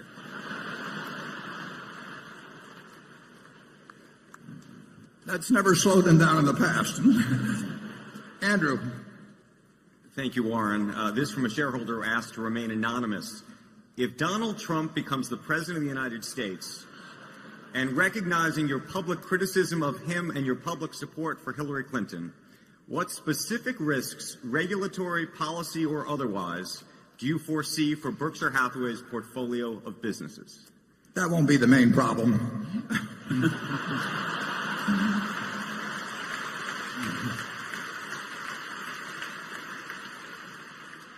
Well, government, is a very big factor in our business and in all businesses. I mean, there's the very broad policies that affect practically everybody, and sometimes there can be some pretty specific policies. But I will predict that if either Donald Trump or Hillary Clinton becomes president, and one of them is likely to be, very likely to be, I think Berkshire will continue to do fine. Charlie? I'm afraid to get into this area. Yeah, we've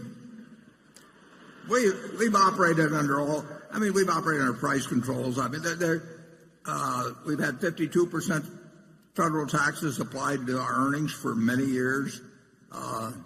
They were higher at other times, but we've had regulations come along, and in the end, business in this country has done extraordinarily well for a couple of hundred years, and it is adapted to the society, and the society is adapted to business. This is a remarkably attractive place in which to conduct a business. Imagine in a world of practically zero interest rates, American business earning terrific returns on tangible equity. I mean, those are the assets that were actually employed in the business. The numbers are staggering. And, people who've had their money in savings accounts or something that get destroyed. But owners of business, if you look at returns on tangible equity, just check them out sometime. And they have not suffered, even as people who own fixed income instruments have suffered enormously. And, farm prices are down now. Farmer income has fallen off a lot in the last couple of years, but businesses managed to take care of itself, and for a good reason, because it contributes to and has been the engine of a market economy that's delivered output that is staggering by the imagination of anyone that might have existed 100 years ago. In my lifetime, the GDP per capita in real terms of the United States has gone up 6 for 1. Can you imagine that in a society where in one person's lifetime, overall, people have 6 times the real output that they had at the beginning? It's the system works very well in terms of aggregate output. In terms of distribution of that output, sometimes it can fall very short, in my view. But it'll keep working. You don't have to worry about that, dear. 20 years from now, there'll be far more output per capita in the United States in real terms than there is now. In 50 years, it'll be far more. And the quality will get better. And no presidential candidate or president is going to end that. They can shape it in ways that are good or bad, but they can't end it. Now, Charlie, give something pessimistic here to balance. No, I want to say something optimistic, and I think that the GDP figures greatly understate the real advantage that our system has given our citizens. It underweighs a lot of huge achievements because they don't translate right into money in a certain way that the economists can easily handle. But the real achievements are, over the last century, say, are way higher than are indicated by the GDP figures, and the GDP figures are good. I don't think the future is necessarily going to be quite as good as the past, but it doesn't have to be. There's no one you'll run into, at least in my experience, that says, with my same talents, I wish I'd lived 50 years ago instead, and born 50 years earlier. But a majority of the American public thinks that it's a bad time to be born today compared to when they were born. They think your children went out. They're wrong. I mean, it's the pace of innovation. Just think how different you're living compared to 20 years ago in terms of what you do with your time. Now, a lot of people may condemn it or something of the sort, but you're making free choices that were not available to you 20 years ago, and you're making them in a different direction than, I'm still saying with the landline, but you people are way ahead of me. Okay, Greg. Warren, late last year we saw Canadian Pacific make a hostile bid for Norfolk Southern, a combination that would have linked Canada's second largest carrier with one of the two largest railroads in the eastern U.S. This move led to a largely negative reaction from not only Norfolk Southern, but from federal and state lawmakers, shippers, and other railroad operators, even though a formal evaluation process hadn't even begun with the U.S. Surface Transportation Board. Canadian Pacific eventually backed down. Looking back to 1999, when the Transportation Board blocked a proposed merger between BNSF and Canadian National, the attitude was that any additional mergers amongst railroads would have to be accretive to competition. What do you think they meant by this? And if one believes that the hookup of one of the two major western railroads with one of the two eastern railroads would not alter the current landscape, where most shippers have just two choices amongst the large railroads operating in the region, and could actually generate efficiencies and cost savings that could be passed along to customers, how does a combination of someone like BNSF with Norfolk Southern or CSX not satisfy their goal?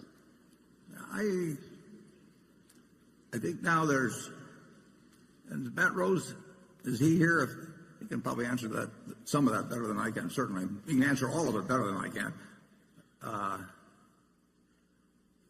There's Matt, Yeah, so the statement is exactly right. Back in 1999, we had a failed merger with Canadian National. New rules were put in place by our regulator, a little group called the STB. And what they said was that the public litmus test for the next merger would have to be different. And at that point in time, we didn't really think that a large merger was possible.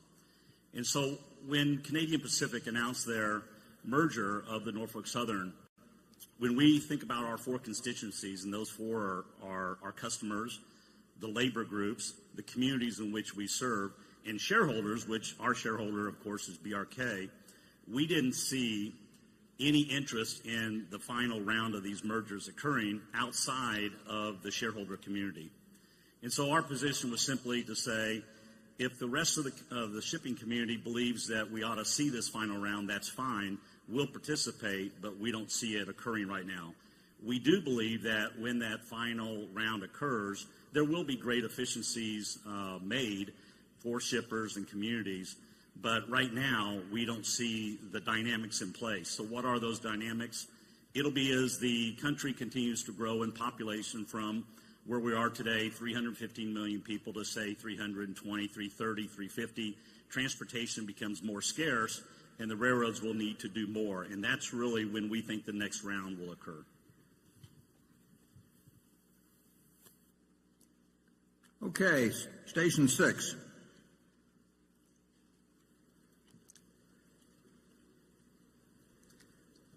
Hi, my name is Michael Mazia. I'm from Brooklyn, New York, and I'll be starting at Wharton Business School in the fall.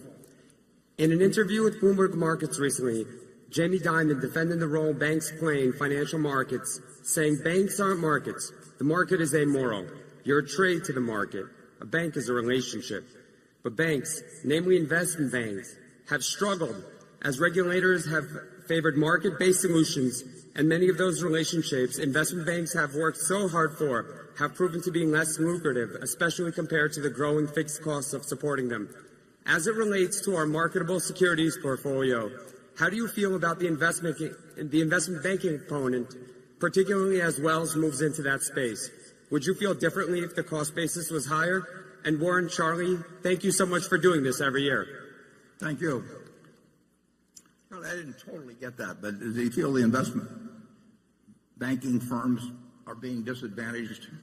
Well, he's basically, how do we feel about Jamie says that you can't make as much money as you used to out of relationships, and it's getting tougher and so forth. Yeah. Well, the public policy since 2008-9 has been to very much toughen up capital requirements in a variety of ways for banks, but it is specifically been designed to make large banks, very large banks, less profitable relative to smaller banks. And you do that by increasing capital requirements. So you can change the math of banking and the attractiveness of banking totally by capital requirements. Obviously, if you said every bank had to be 100% equity, it would be a terrible business. You couldn't possibly earn any money that was significant on capital. And if you let people operate with 1% capital ratios, they can make a lot of money, and they will cause the system all kinds of trouble. So since 2009, the rules have been tilted against the larger banks primarily through capital requirements. And that just means returns on equity go down, but returns on equity were awfully high prior to that. So it hasn't turned it into a bad business. It's turned it into a less attractive business than earlier. And that some of the investment banks operate as bank holding companies still, and they've been affected by those capital requirements too. I'm not sure getting 100% to your question, so I invite you to give me a follow-up if you'd like on that. In the marketable securities portfolio, do you feel good about the going forward prospects of the investment banking companies, especially as Wells Fargo moves into that business? Well, Wells Fargo has an investment banking aspect to it that primarily came in through Wachovia, and it's not insignificant, but our ownership of Wells Fargo, which is very large, it's our largest single marketable security. I'm not counting Kraft Heinz, which is about the same size, because in that situation we're in a control position. But it's the largest non-control situation that we have at Wells Fargo, and that's by intent. I like it extremely well compared to other securities, not because it has the most upside, but I feel that weighted for upside and downside that it's. But it's not the investment banking that charms you in Wells Fargo. It's the general banking that. Yeah, no, we're not it isn't that big a deal, and that's not what attracts us. We think Wells Fargo is a very well-run bank, but we didn't make any decision to buy a single share based on the fact they were going to be more in the investment banking business because of the Wachovia acquisition. They've got a lot of sources of income. They've got a huge base of very cheap money, but unfortunately they've got it out at very cheap rates on the other side now. But spreads will probably work in their advantage eventually. And we think it's a very well-run bank. Investment banking business, Charlie and I are probably a little affected by the experience we had in running one for a short period of time. It's not been something we invested in significantly. We obviously made a major investment in Goldman Sachs, and we continue to hold shares that came out of the warrants that we received when we made the investment in 2008. But I can't recall us making a investment banking purchase a marketable security involving an investment bank for a long time. Can you, Charlie? No, I think generally we fear the genre more than we love it. Carol? In the conclusion of the book, Dear Chairman, which you recommend in this year's annual letter, a new book you recommend, the author argues that, quote, the life's work of great investors is inevitably reabsorbed into the industrial complex with little acknowledgement of their accomplishments. He then argues that Berkshire Hathaway will eventually be targeted by activist investors if it trades at too sharp a discount to intrinsic value. Do you agree with this assessment, and have you considered installing corporate defenses that might prevent future generations of activists from trying to break up Berkshire Hathaway? Yeah, I used to worry more about that than I do now. Partly, size is one factor.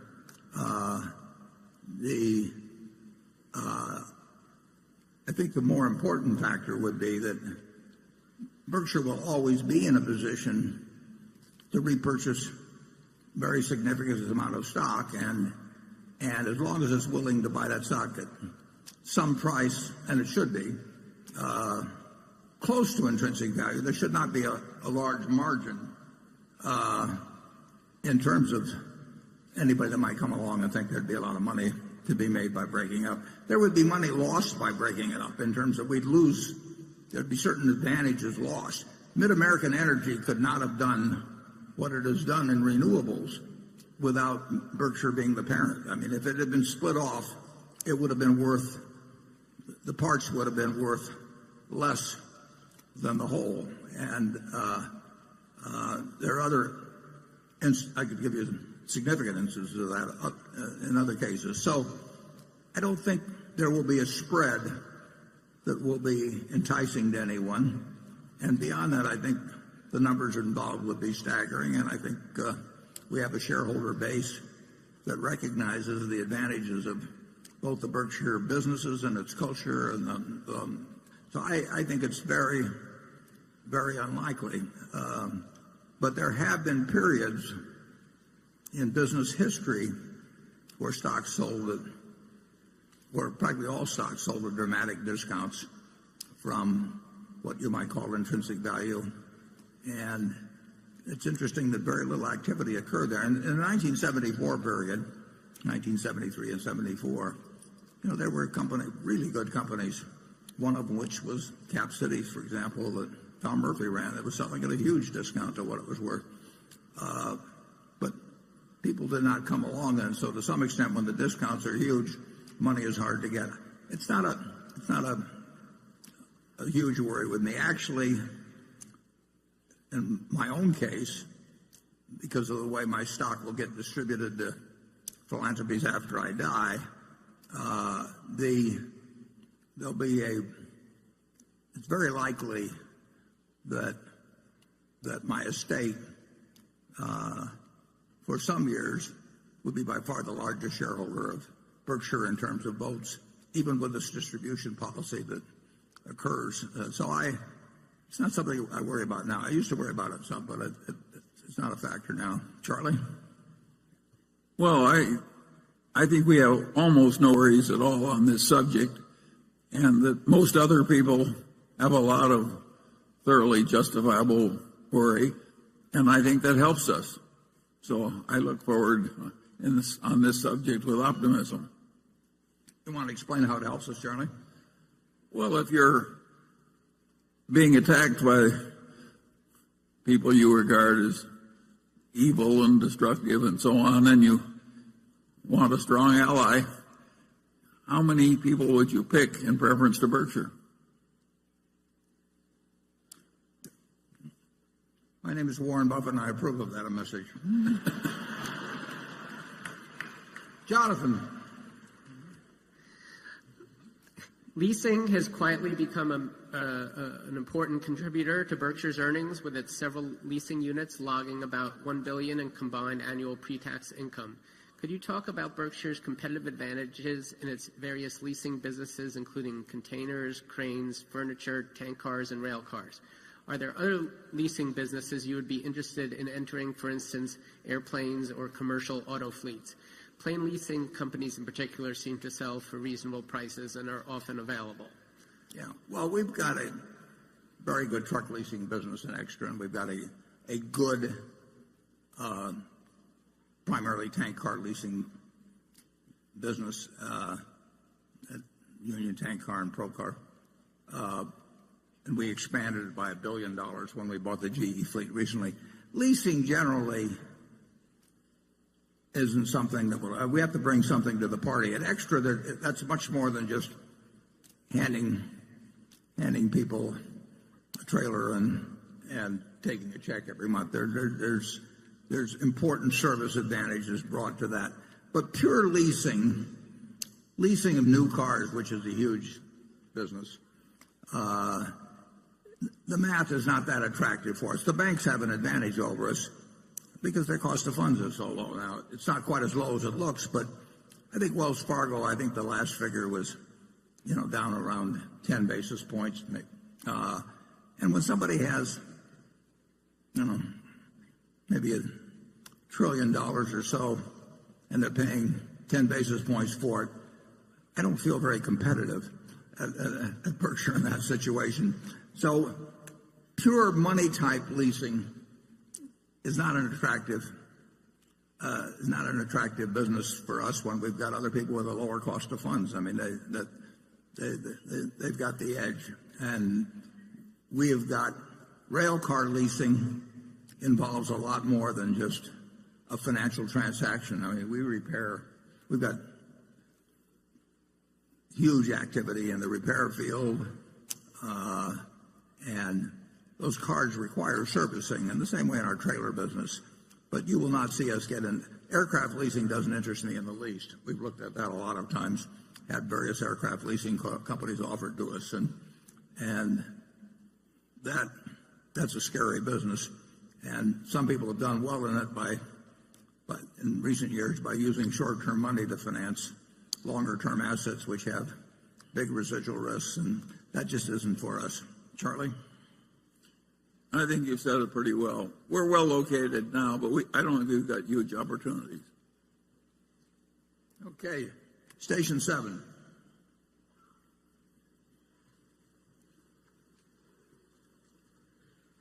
Good morning, Warren and Charlie. I am Vandermeer Say from the Philippines. Warren, my wife and I sent original paintings to your office 2 days ago, and we hope you like them. Thank you. Today, Berkshire's size ensures that it faces competition from numerous businesses. If you had a silver bullet, which competitor would you take out and why? And you can't say Donald Trump. Which competitor and which businesses? I mean, you're asking about which competitor would you kill if you could? I don't think we have to answer this one. Charlie's a lawyer.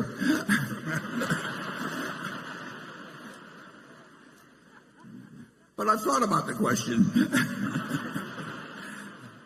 Now we have lots of tough competitors, and in many areas we're a pretty tough competitor ourselves. And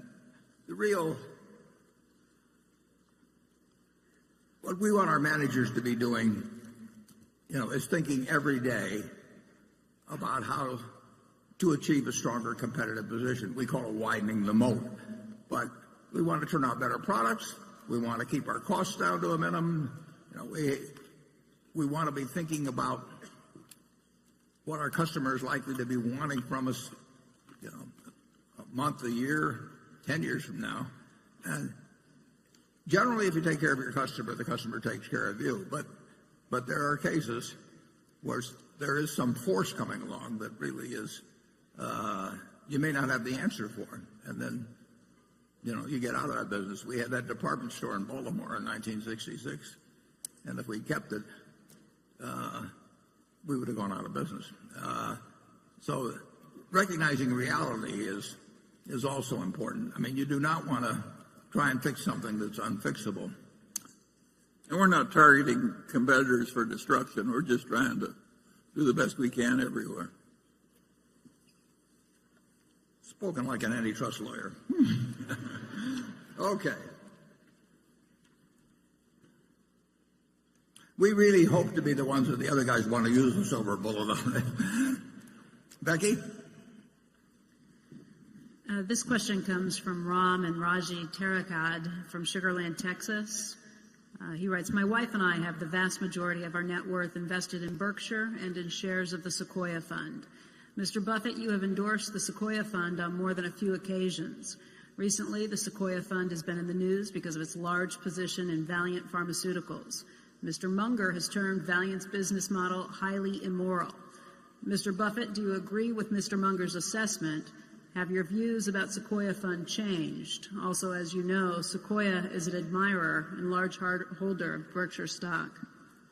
Yeah, in a sense, I'm the father of Sequoia Fund in that when I was closing up my partnership at the end of 1969, I was giving back a lot of money to partners, and these people had trusted me, and they wanted to know what they should do with their money, and we helped out those who wanted to put it in municipal bonds for a few months.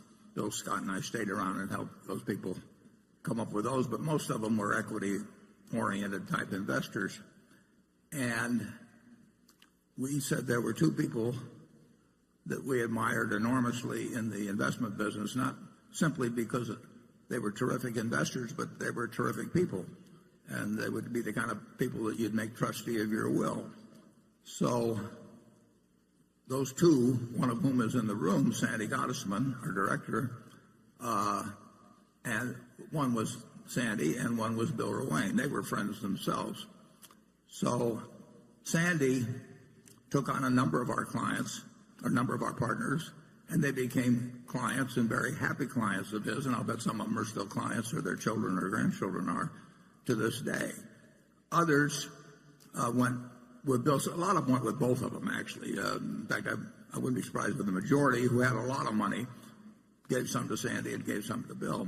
But Bill, we had a lot of people whose total funds were really not of a size that made them economic individual clients.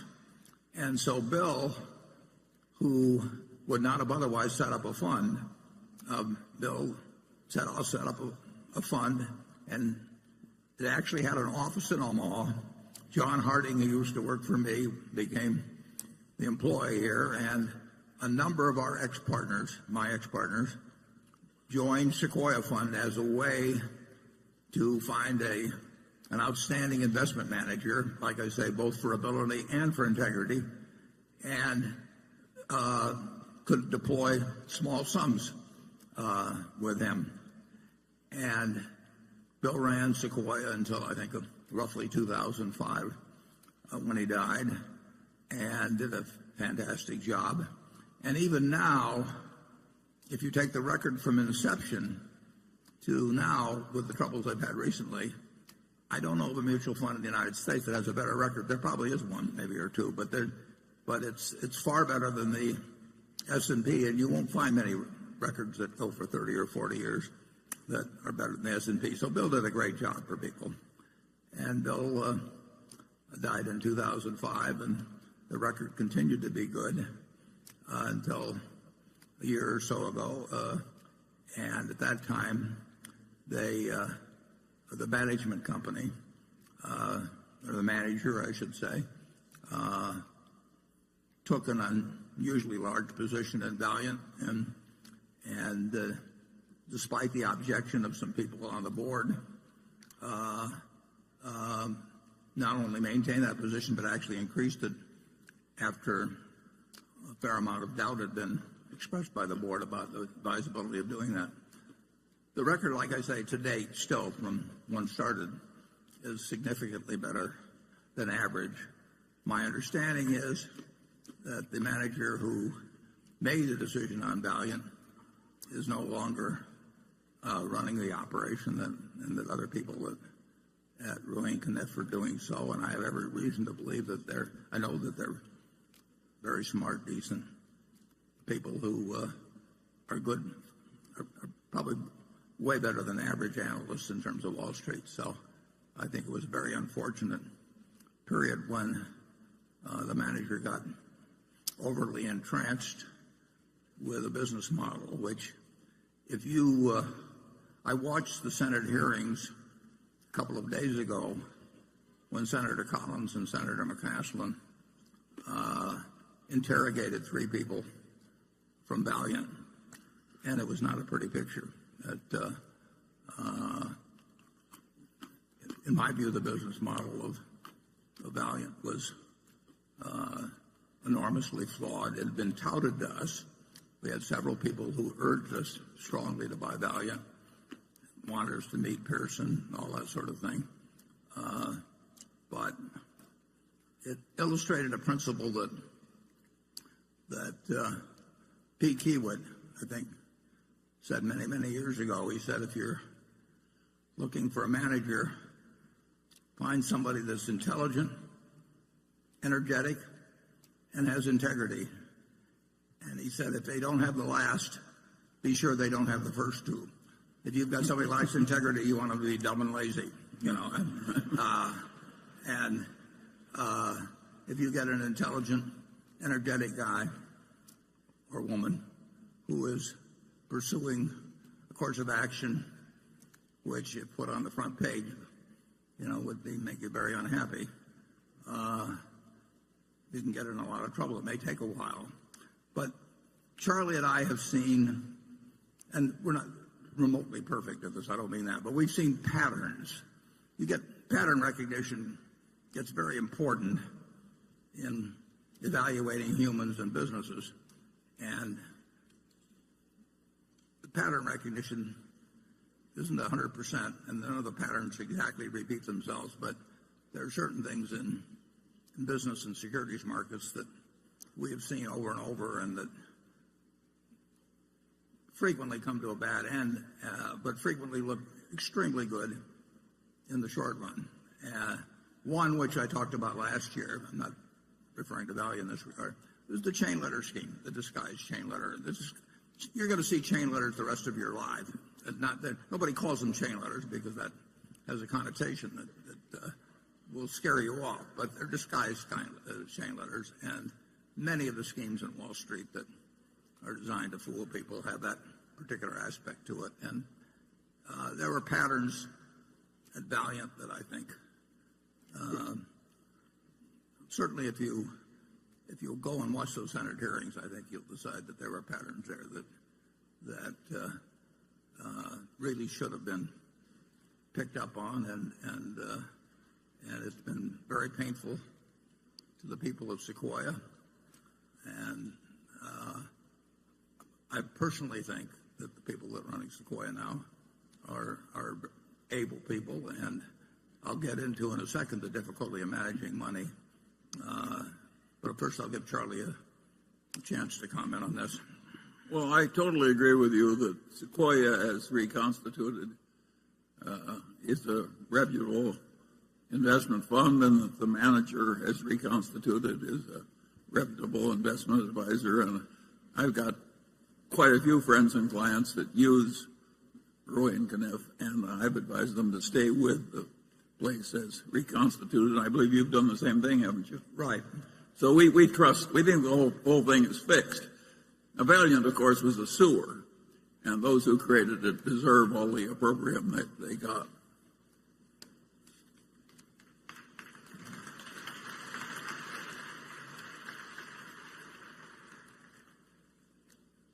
In a few minutes we'll break, but I think it almost ties in with this last question. If we could put slide 3 up. I promised some years ago I made a wager, and I promised to report before the lunch how the wager was coming out. And I've been doing that regularly, but it seems appropriate, since it's developed this far, to point out a rather obvious lesson, which was what I hoped to drive home to some degree by offering to make the wager originally. Incidentally, when I offered to make the wager, namely that somebody could pick out 5 hedge funds and I would take the unmanaged S&P index used by Vanguard Fund, and I would bet that over a 10-year period that the unmanaged index would beat these 5 funds that were all being managed, presumably. They could pick any 5 funds that were managed by people who were charging incredible sums to people because of their supposed expertise. And fortunately, there's an organization called, or at least if you go to the internet, if you put in longbets.org, it's a terribly interesting website. You can have a lot of fun with it because people take the opposite side of various propositions that have a long tail to them and make bets as to the outcome, and then they both give each side gives their reasons. And you can go to that website and you can find bets about, what population will be doing 15 years from now, or all kinds of things. And our bet became quite famous on there. And a fellow I like, who I didn't know before this, Ted Seides, bet that he could pick out 5 hedge funds. These were funds of funds. In other words, there was one hedge fund at the top, and then that manager picked out who he thought were the best managers underneath, and then bought into these other funds in turn, so that the 5 funds of funds represent maybe 100 or 200 hedge funds underneath. Now, bear in mind that the hedge fund, the fellow making the bet, was picking out funds where the manager on top was getting paid perhaps 0.5% a year, plus a cut of the profits, for merely picking out who he thought were the best managers underneath, who in turn were getting paid maybe 1.5 or 2%, plus a cut of the funds on profits. But certainly the guy at the top was incentivized to try and pick out great funds, and at the next level, those people were presumably incentivized too.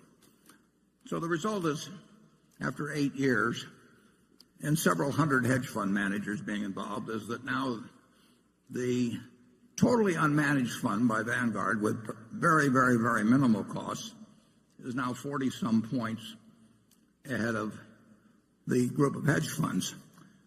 Now, that may sound like a terrible result for the hedge funds, but it's not a terrible result for the hedge fund managers. These managers, you've got this top-level manager that's charging probably 0.5%. I don't know that for sure. And down below, you've got managers that are probably charging 1.5 to 2%. So if you have a couple percentage points sliced off every year, that is a lot of money. We have 2 managers at Berkshire that each managed $9 billion for us. They both ran hedge funds before. If they had a 2-and-20 arrangement with Berkshire, which is not uncommon in the hedge fund world, they would be getting $180 million each, merely for breathing annually. It's a compensation scheme that is unbelievable to me. And that's one reason I made this bet. But what I'd like you to do is for a moment imagine that in this room we have the entire, you people own all of America. That all the stocks in America are owned by this group. You are the Berkshire 18,000 or whatever it is that have somehow managed to accumulate all the wealth in the country. And let's assume we just divide it down the middle. And on this side, we put half the people, half of all the investment capital in the world, and that capital is what a certain presidential candidate might call low energy.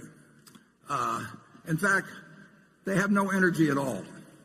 They buy half of everything that exists in the investment world, 50%, everyone on the side.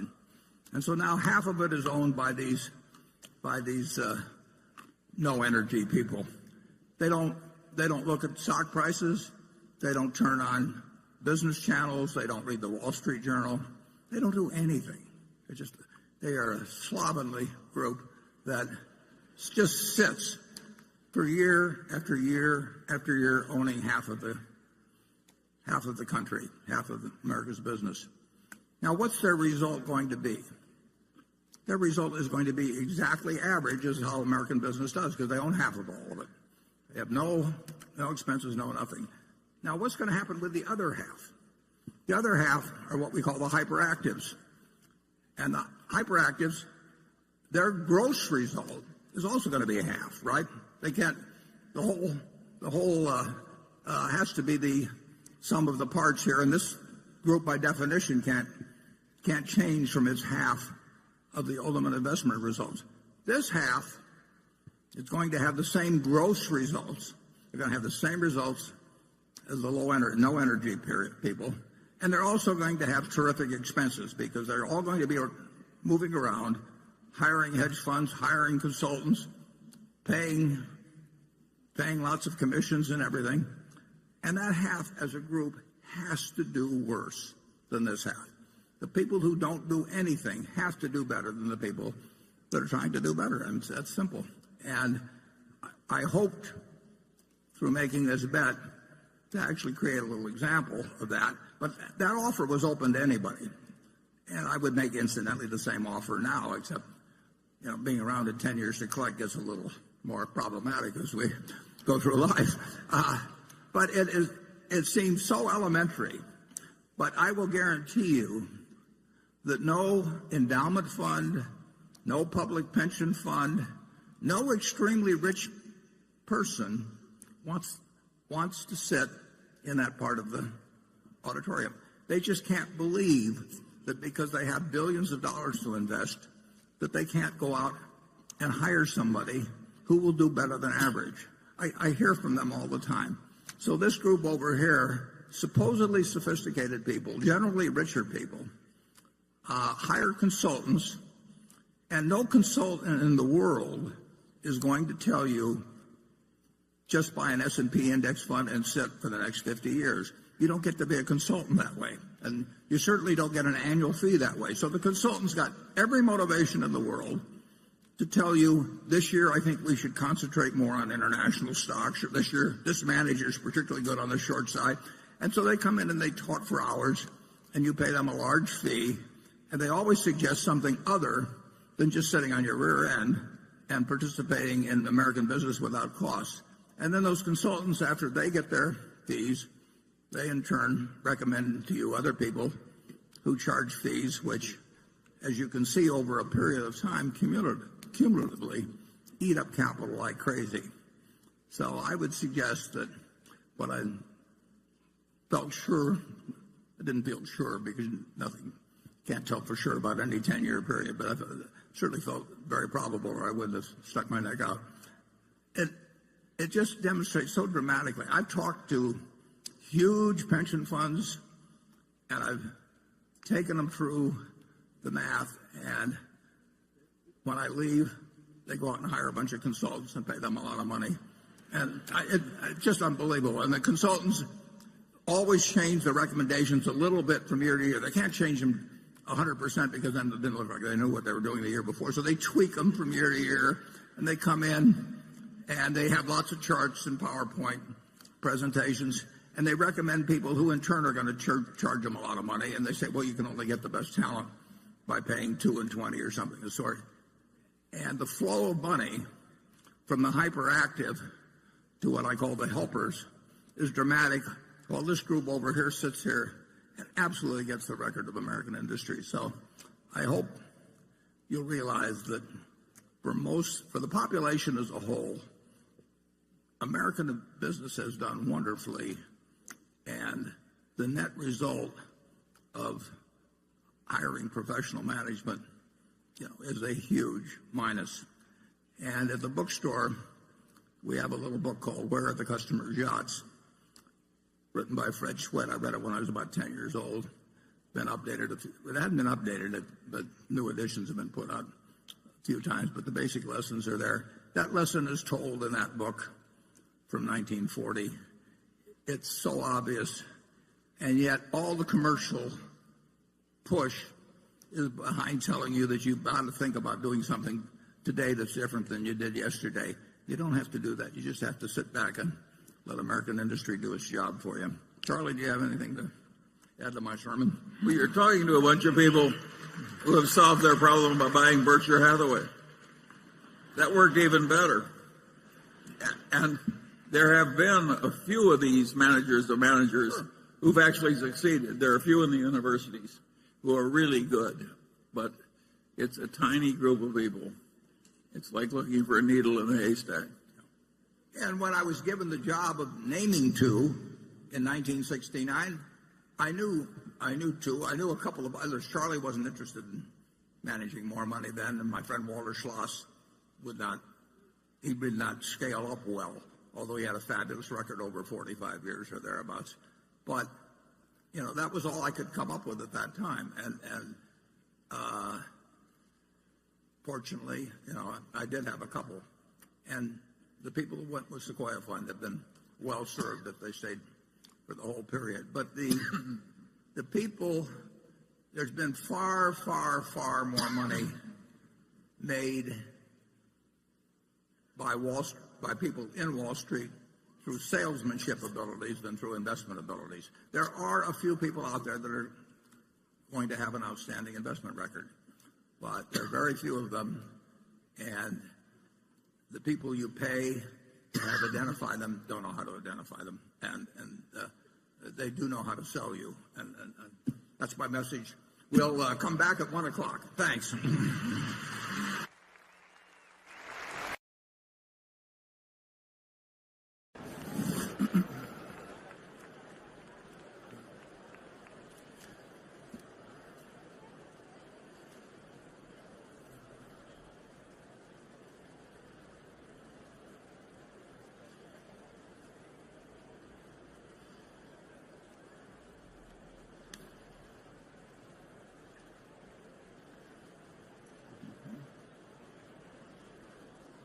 Still a big full hall. Yeah.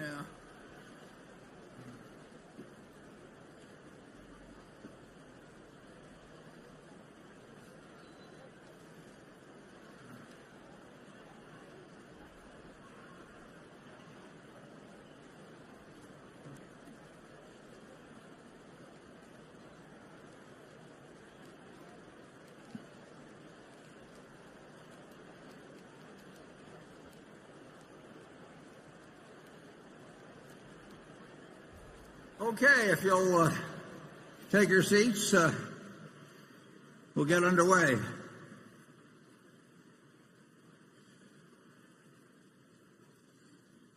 And next up is Cliff. Thank you. Berkshire has an online portal for commercial insurance business. I believe it's coveryourbusiness.com. Is there an opportunity in commercial lines to go direct, akin to what we've seen Geico do in personal auto insurance?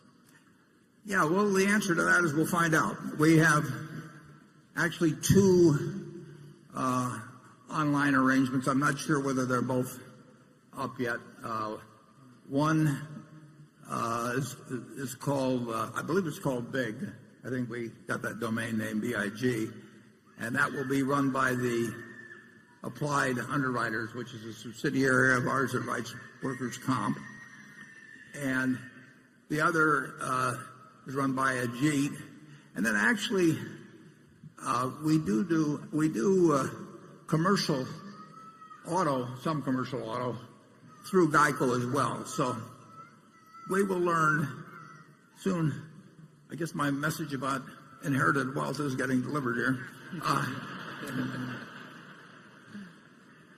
Kids probably wants to put himself up for adoption now. So we will be we have been a little bit, and we will be experimenting more with various insurance lines. When you look at what has happened, just take Amazon. You want to try a lot of things, and it amazed me how fast the inquiries on personal auto migrated from phone to the internet. And I would have thought that the younger people would do it, but that people like myself would be very slow to do it. But the adaptation by the American public of internet response has really been pretty incredible and shows no sign of slowing down. So the answer is we'll try various things and we'll make some mistakes. And my guess is that 10 and 20 and 30 years from now, it'll be a lot different. Station 8. Hi, my name's Matt Claiborne from Columbus, Ohio, and thank you for putting this on for all of us. My question is, you've said before that your role will be divided into parts for your succession, one of which is the responsibility of maintaining culture by having Howard as non-executive chairman. What is the plan for how Berkshire will maintain its culture when Howard no longer fills the role, and what should shareholders watch for to make sure that the culture is being properly maintained decades from now when I'm your age? Yeah. Well, that's a question we've obviously given a lot of thought to, and although I hope that Howard is made chairman just for the reason that if a mistake is made in selecting a successor, it's easier to correct it if you have a non-executive chairman. But that's a very, that's a 1 in 100 or 1 maybe in 500 probability, but there's no sense ignoring it totally. It's not a key factor. By far the main factor in keeping Berkshire's culture is that you have a board and you'll have successor board members, you have managers and you'll have successor managers, and you have shareholders that clearly recognize the special nature of the culture, that have embraced the culture. When they sold their businesses to us, they wanted to join that culture. It thrusts out people that really aren't in tune with it, and there are very few of them, and it embraces those who enjoy and appreciate it.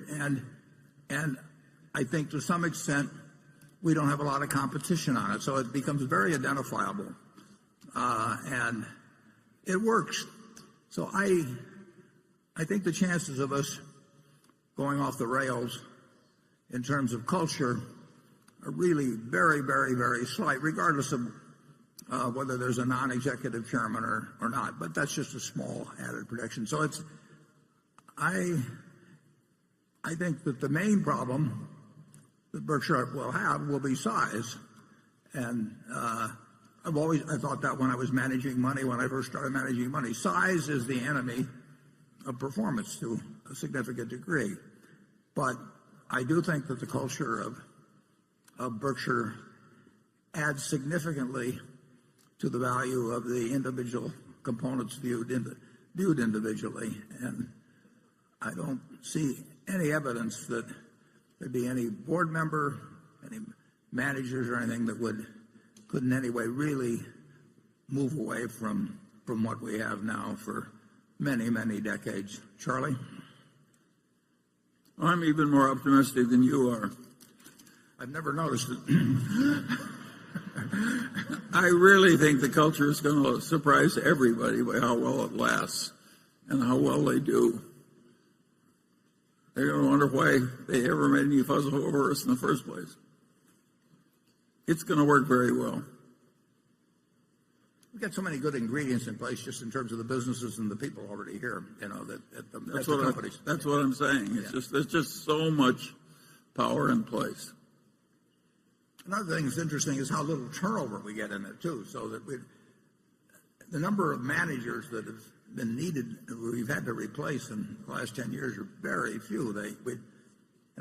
Without a retirement age, and I tend to bring that up at every meeting to reinforce the idea.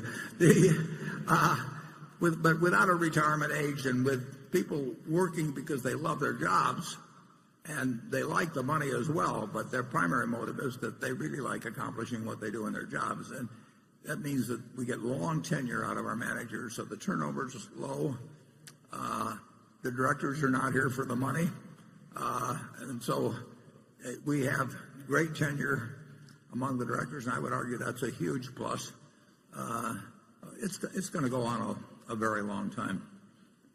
Andrew? Thank you, Warren.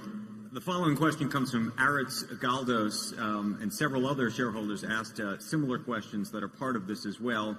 It's a bit of a multi-part question. About 24 men and women work with you, Warren, at our corporate office. I see from last year the quality of the picture has been improved in the annual report, so congratulations on that. However, looking at it, there is something that comes to anyone's attention, and is the lack of diversity among the staff. A 2015 analysis by Calvert Investments found that Coca-Cola was one of the best companies for workplace diversity, while Berkshire Hathaway was one of the worst. You've explicitly stated that you do not consider diversity when hiring for leadership roles and board members. Does that need to change? Are we missing any investment opportunities as a result? And do you consider diversity, however defined, of company leadership and staff when analyzing the value of a company that you may want to purchase? Well, it's a multiple-part question. The answer to the last one is no. What was the one before it?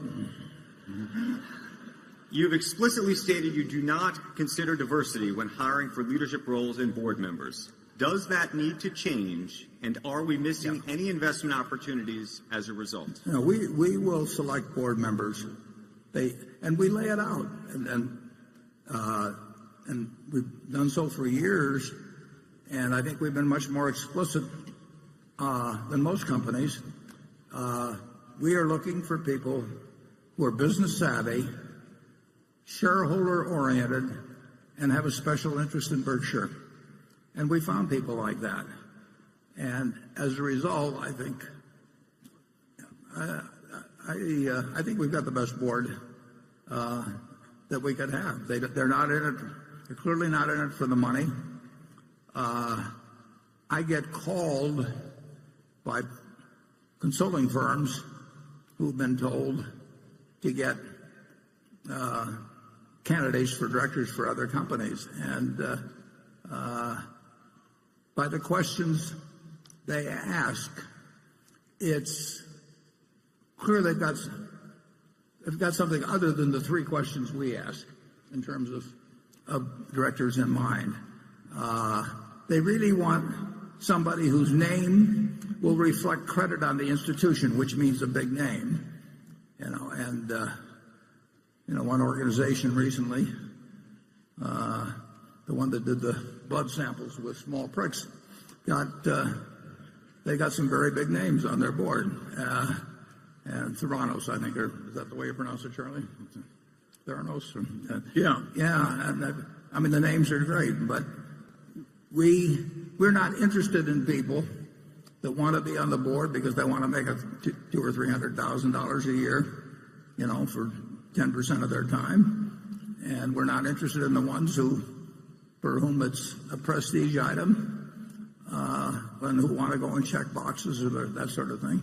So I think we will continue to apply that test: business savvy, shareholder oriented, and with a strong personal interest in Berkshire. And every share of the Berkshire that our shareholders own, they bought just like everybody else in this room. They haven't gotten them on option, or they haven't gotten, I've been on boards where they've given me stock. I get it for breathing, basically. That half a dozen places that are maybe 3 or 4 that I was on the board of.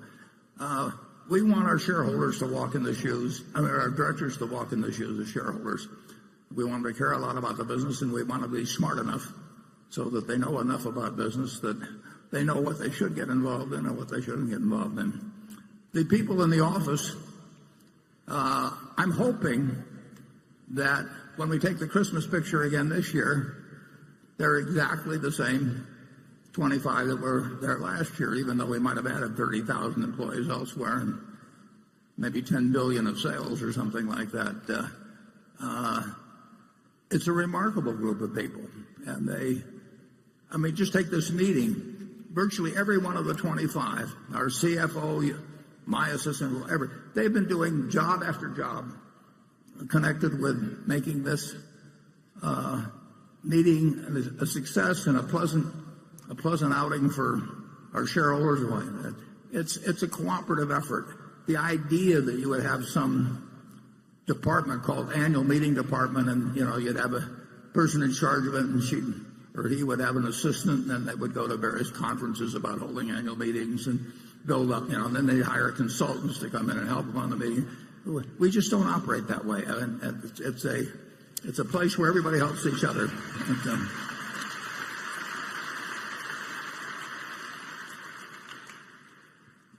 Part of what makes my job is extraordinarily easy, but the people around me really make it easy. And part of the reason it's easy is because we don't have any committees. Maybe we have some committee I don't know about, but I've never been invited to any committees. I'll put it that way at Berkshire. And we may have a PowerPoint someplace. I haven't seen it, and I wouldn't know how to use it anyway. We just don't have make work activities, and we might go to a baseball game together or something like that. But I've seen the other kind of operation, and I like ours better. I'll put it that way. Charlie? Well, years ago, I did some work for the Roman Catholic Archbishop of Los Angeles. And my senior partner pompously said, you don't need to hire us to do this. There's plenty of good Catholic tax lawyers. And the Archbishop looked at him like he was an idiot and said, Mr. Peeler, he says, last year I had some very serious surgery, and I did not look around for the leading Catholic surgeon. That's the way I feel about board members.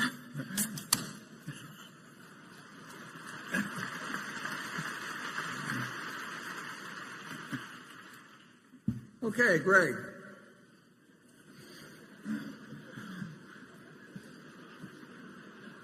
Warren, while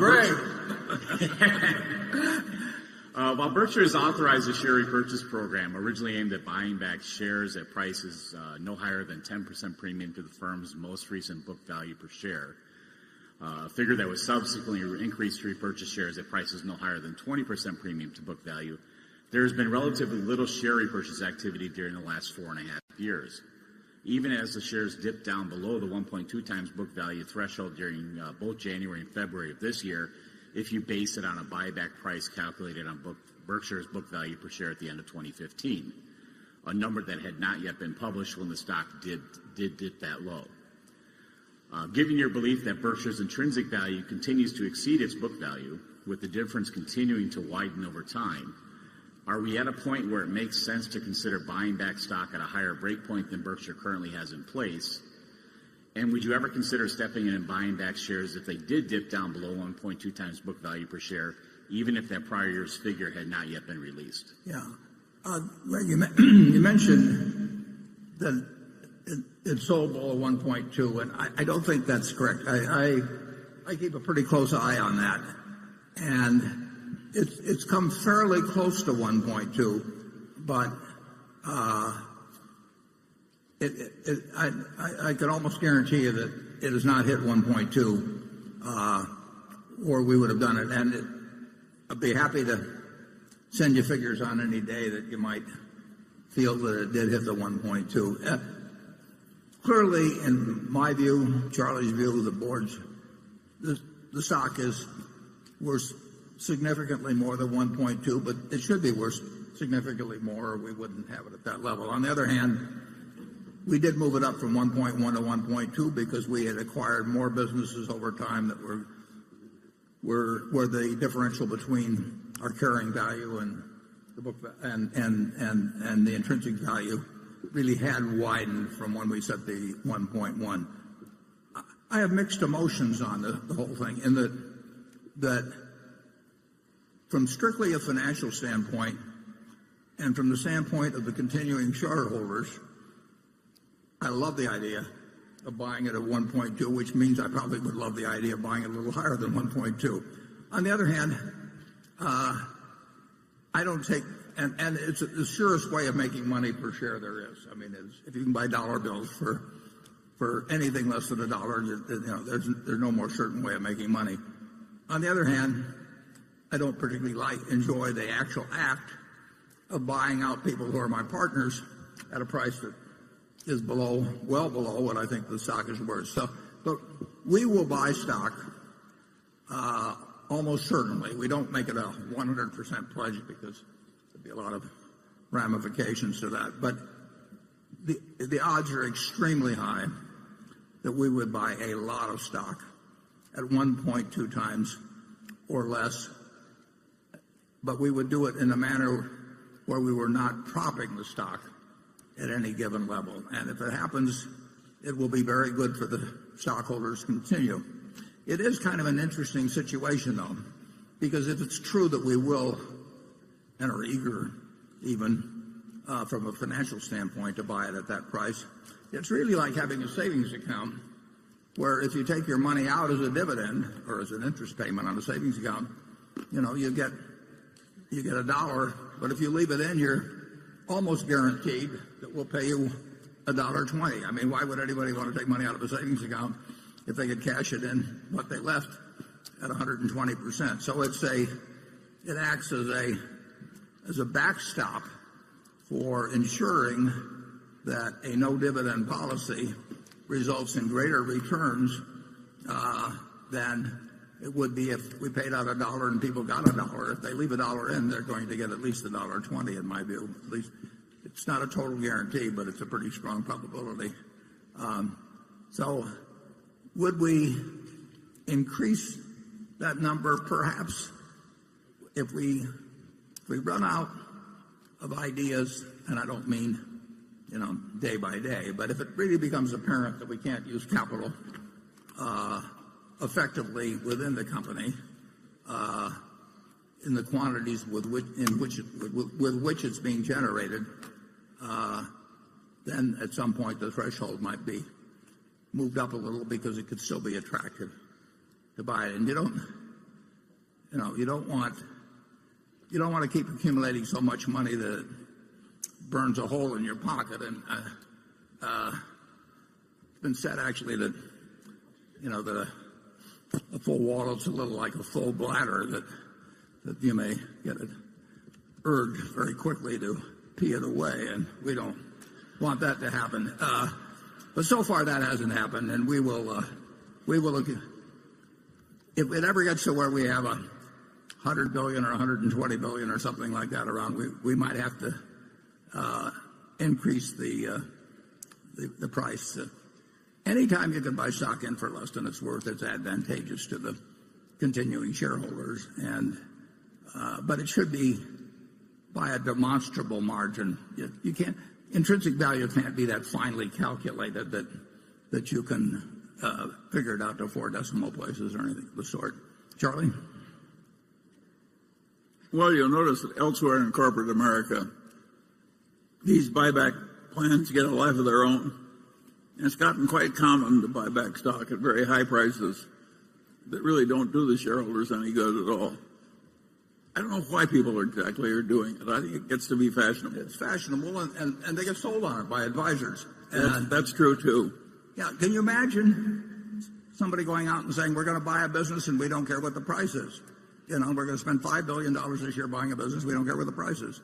But that's what companies do when they don't attach some kind of a metric to what they're doing on their buybacks. To say we're going to buy back $5 billion of stock, maybe they don't want to publicize the metric, but certainly they should say we're going to buy back $5 billion of stock if it's advantageous to buy it back. But they don't.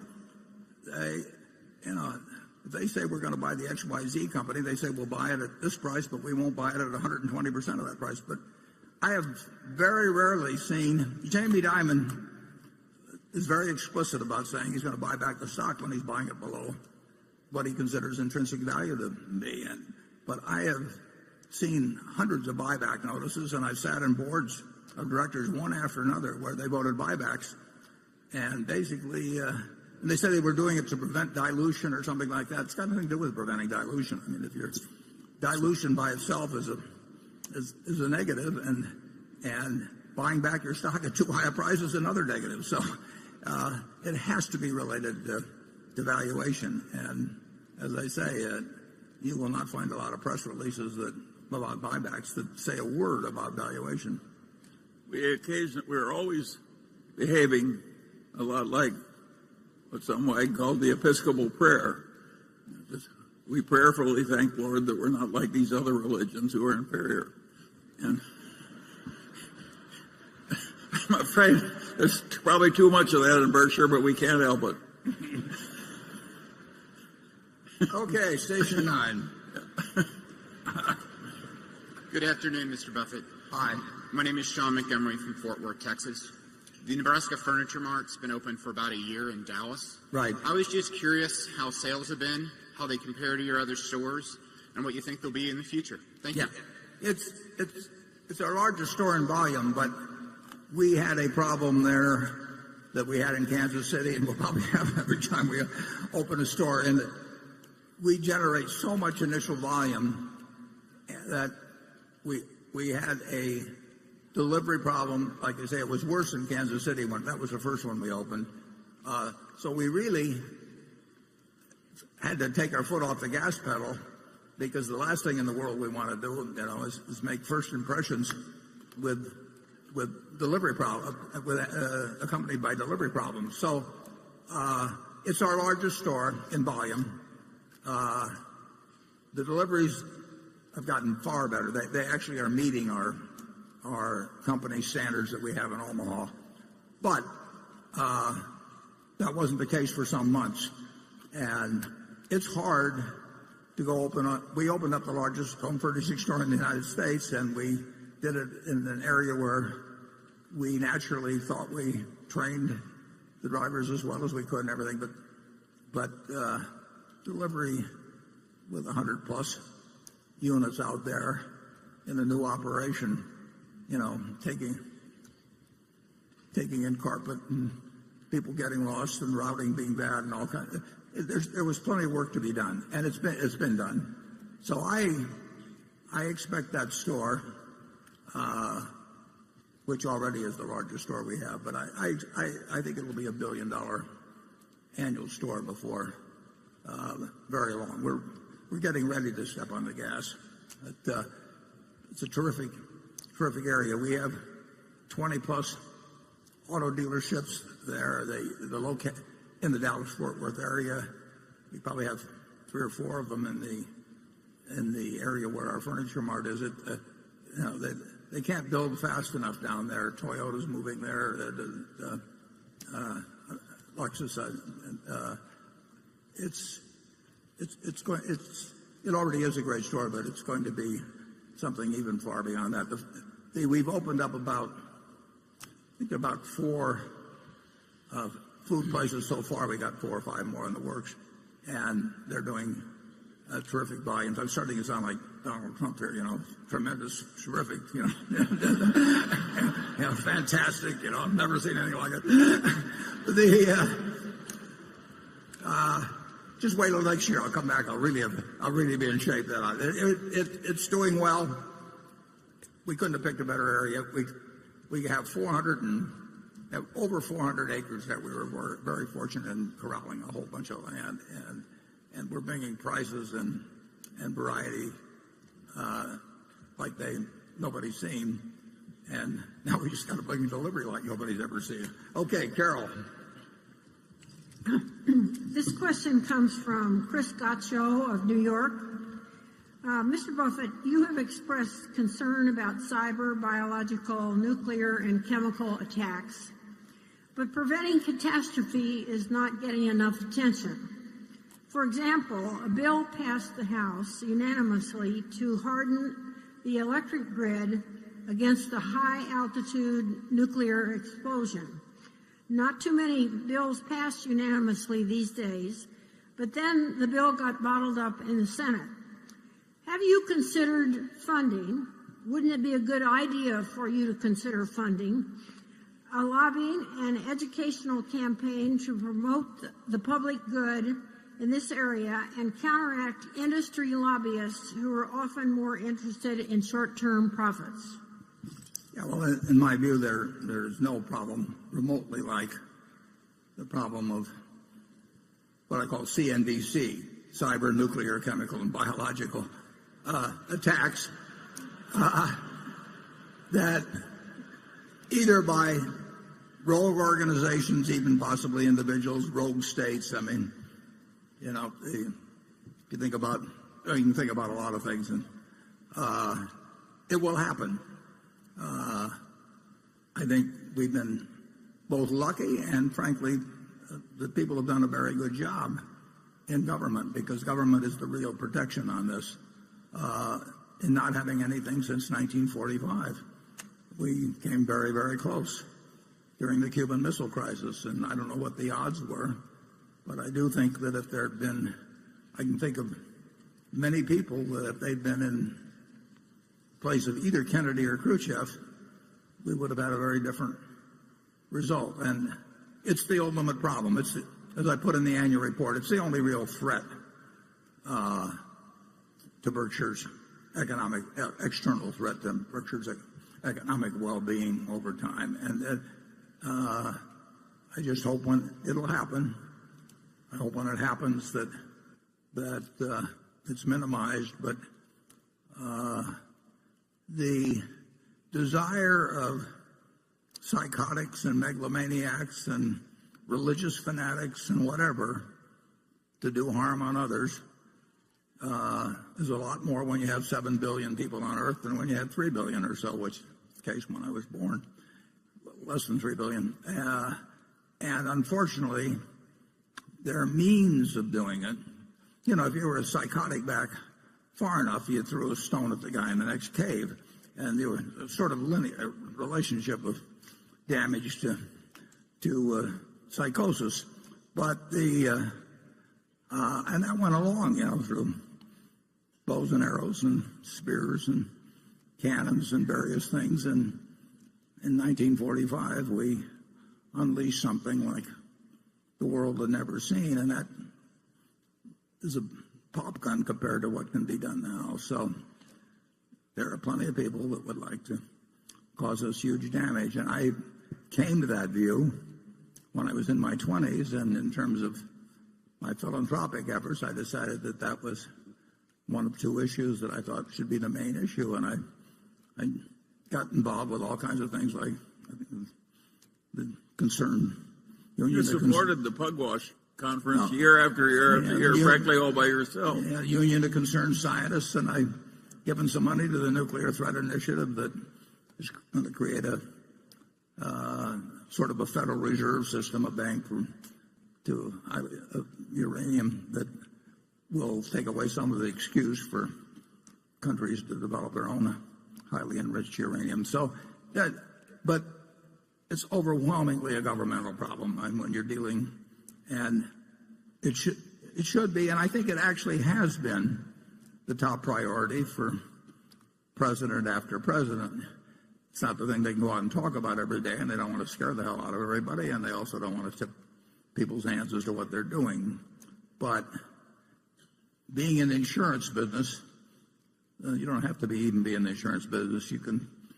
You know that someday somebody will pull off something on a very, very, very big scale that will be harmful. Maybe the United States is probably the most likely place it happens, but it could happen in a lot of other places. And that's the one huge disadvantage to innovation. I mean, there are people. Warren, I think he also asked, why don't we, Berkshire, spend a lot more time telling the government what it should be doing and thinking? Well, I've tried telling people. Nobody disagrees with you on it. They just it seems sort of hopeless to them. I mean, they don't know what to do beyond what they're doing. And incidentally, they've done a lot of things. I mean,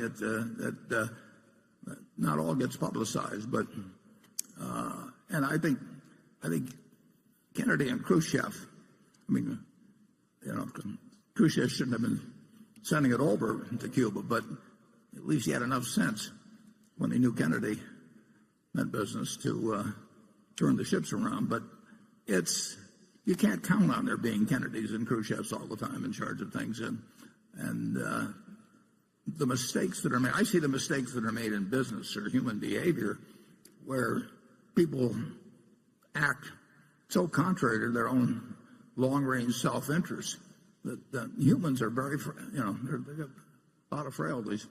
You can argue that if Hitler hadn't been so anti-Semitic, he could have kept a lot of scientists that might have gotten him to the atomic bomb before we did. But he drove out the best of his scientific minds, and fortunately. Imagine a guy stupid enough to think the way to improve science is to kick out all the Jews. No. It was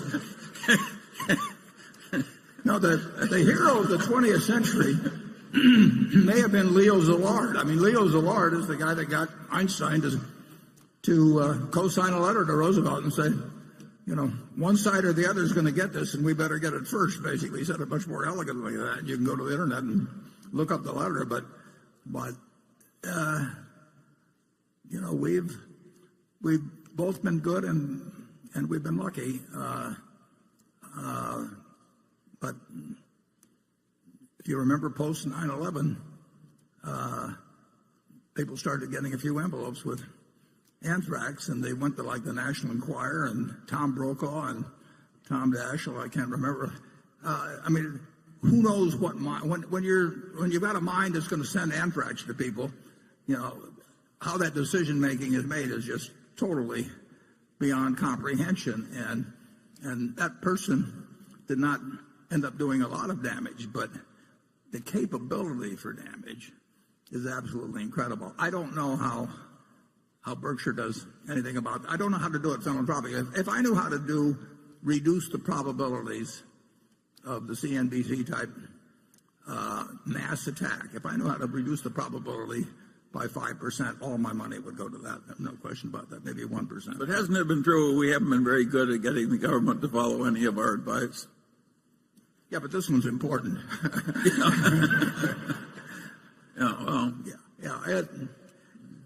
Nobody argues with you about it. They just sort of throw up their hands, and some people work for a while on it and just get discouraged and quit. I was involved. I forget the exact name of it, but their idea was a bunch of nuclear scientists. This was long ago, but their idea was to affect elections in small states. The theory being that government was the main instrument, and you would have the maximum impact. And just one after another, people took it up and got discouraged. I don't think it's because we've had the wrong leaders. I think our leaders have been good on this. I think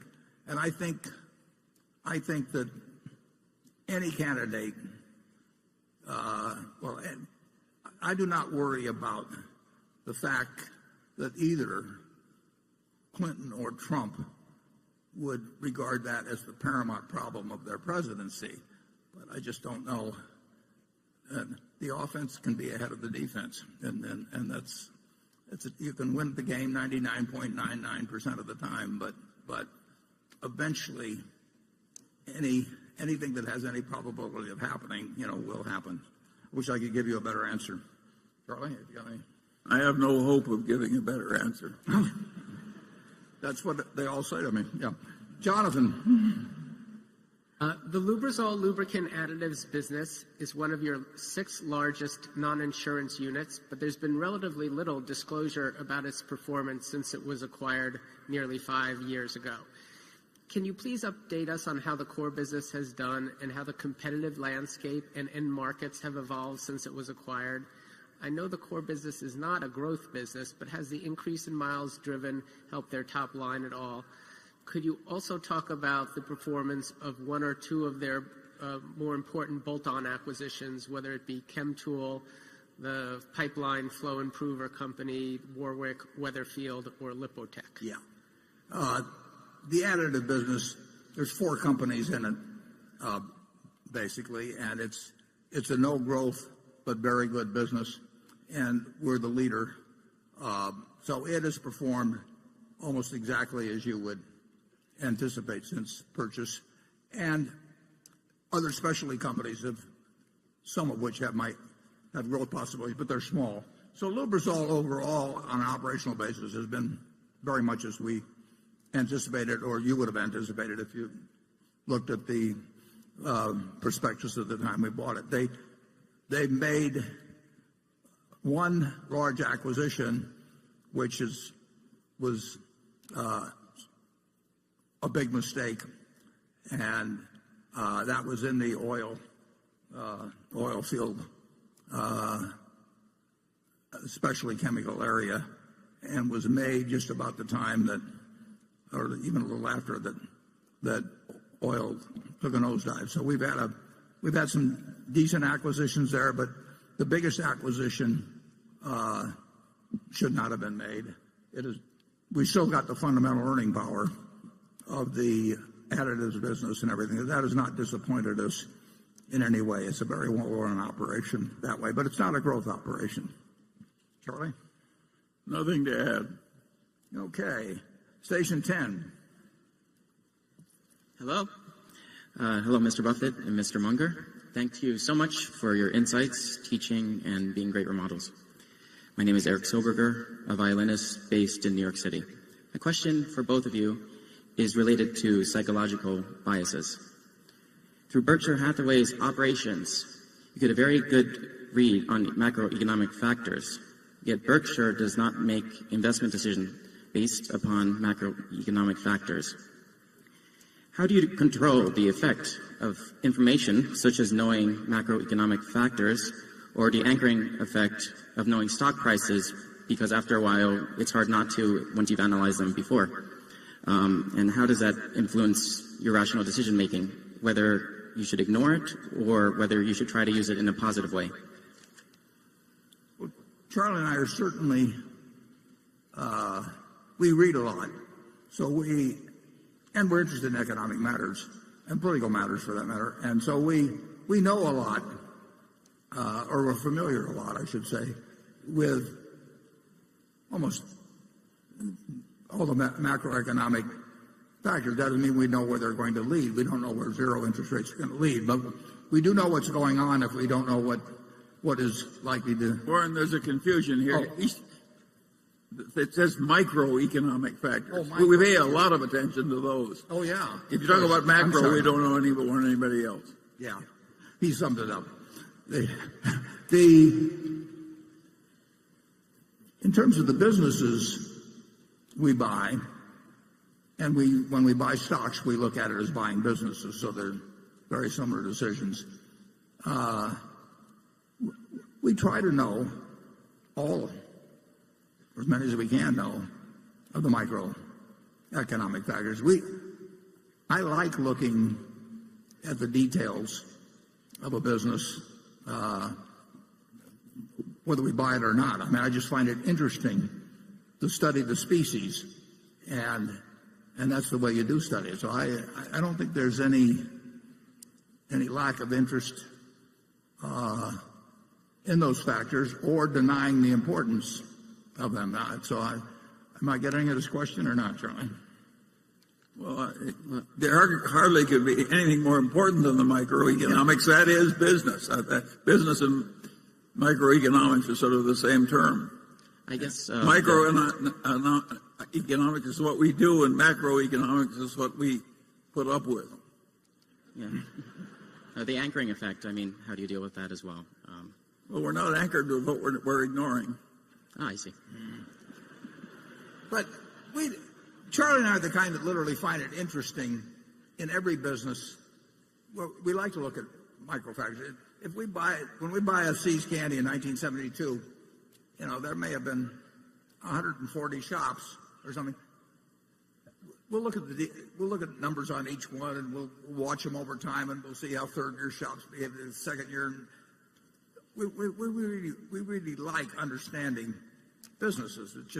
It's interesting to us, and some of the information is very useful, and some of it may look like it's not helpful, but who knows when some little fact stored in the back of your mind pops up and really does make a difference. So we're fortunate in that we're doing what we love doing it. I mean, we love doing this like other people like watching baseball games, and which I like to do too. But they just the very act, every pitch is interesting, and every movement, whether the guy's, a double steal is interesting or whatever it may be, and so that's what our activity is really devoted to, and we talk about that sort of thing. We try and avoid the worst anchoring effect, which is always your previous conclusion.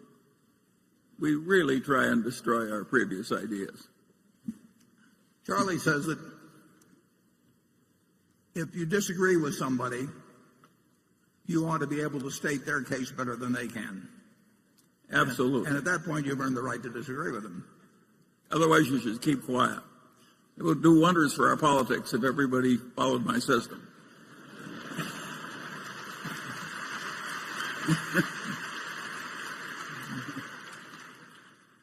Okay, Becky. Warren, just a quick request. Would you please stop using CNBC as an acronym for mass destruction? But if I use NBCC, then I've got a problem with Steve. This question comes from Matt Bandy in Dallas, Texas. He's asking about Seritage Growth Properties. He says, in December 2015, you filed a personal 13G evidencing a roughly 8% ownership position in the real estate investment trust Seritage Growth Properties, which to my knowledge is not paralleled as a Berkshire investment.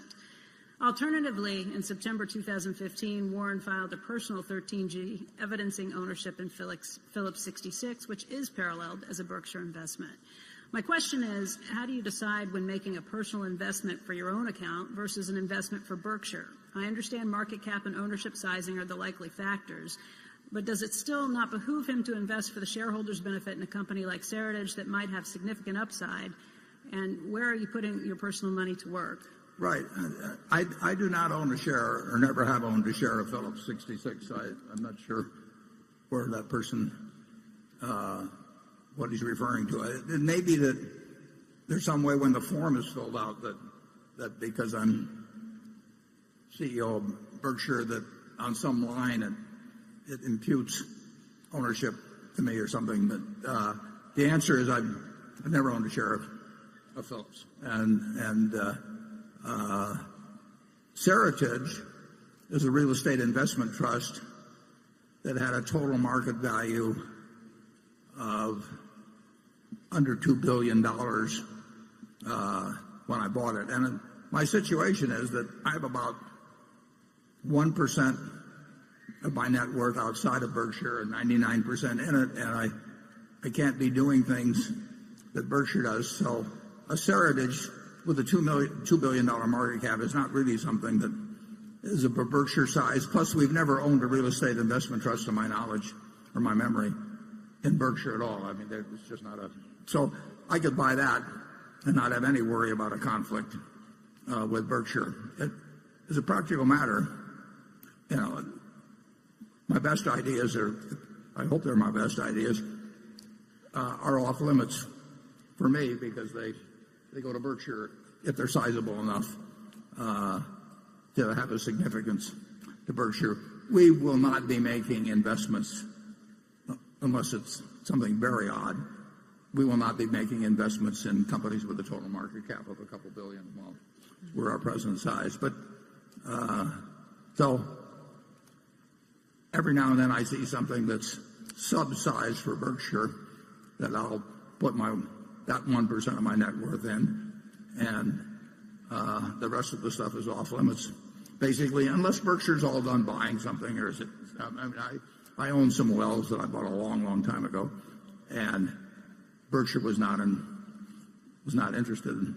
I mean, we bought enough or something at the time, or maybe we didn't have money for investment, but I try to stay away from anything that could conflict with Berkshire. And if I've been buying Phillips when Berkshire was buying Phillips, or prior, or subsequently, there could be a case where it'd be okay when we might have hit some limit. But The answer is I didn't buy any, and I've never owned any. Charlie? Well, part of being in a position like that we occupy is you really don't want conflict of interest or even the appearance of it. And it's been 50 or 60 years. When have we embarrassed Berkshire by some of us side conduct? Both of us have practically nothing of significance in the total picture outside of Berkshire. I've got some Costco stock. I'm a director of Costco. Berkshire's got some Costco stock. There are 2 or 3 little overlaps like that, but basically, Berkshire shareholders have more to worry about than some conflict that Warren and I are going to give it. We're not going to do it. It may sound a little crazy, and it's only because I can afford to say this, but I would much rather make money for Berkshire than for myself. I mean, it isn't going to make any difference to me anyway. I've got all the money I could possibly need and way more. And on balance, my personality, everything's more wound up in how Berkshire does than I am myself, because I'm going to give it all away. So I know my end result is 0, and I don't want Berkshire's end result to be 0. So I'm on Berkshire's side. Cliff?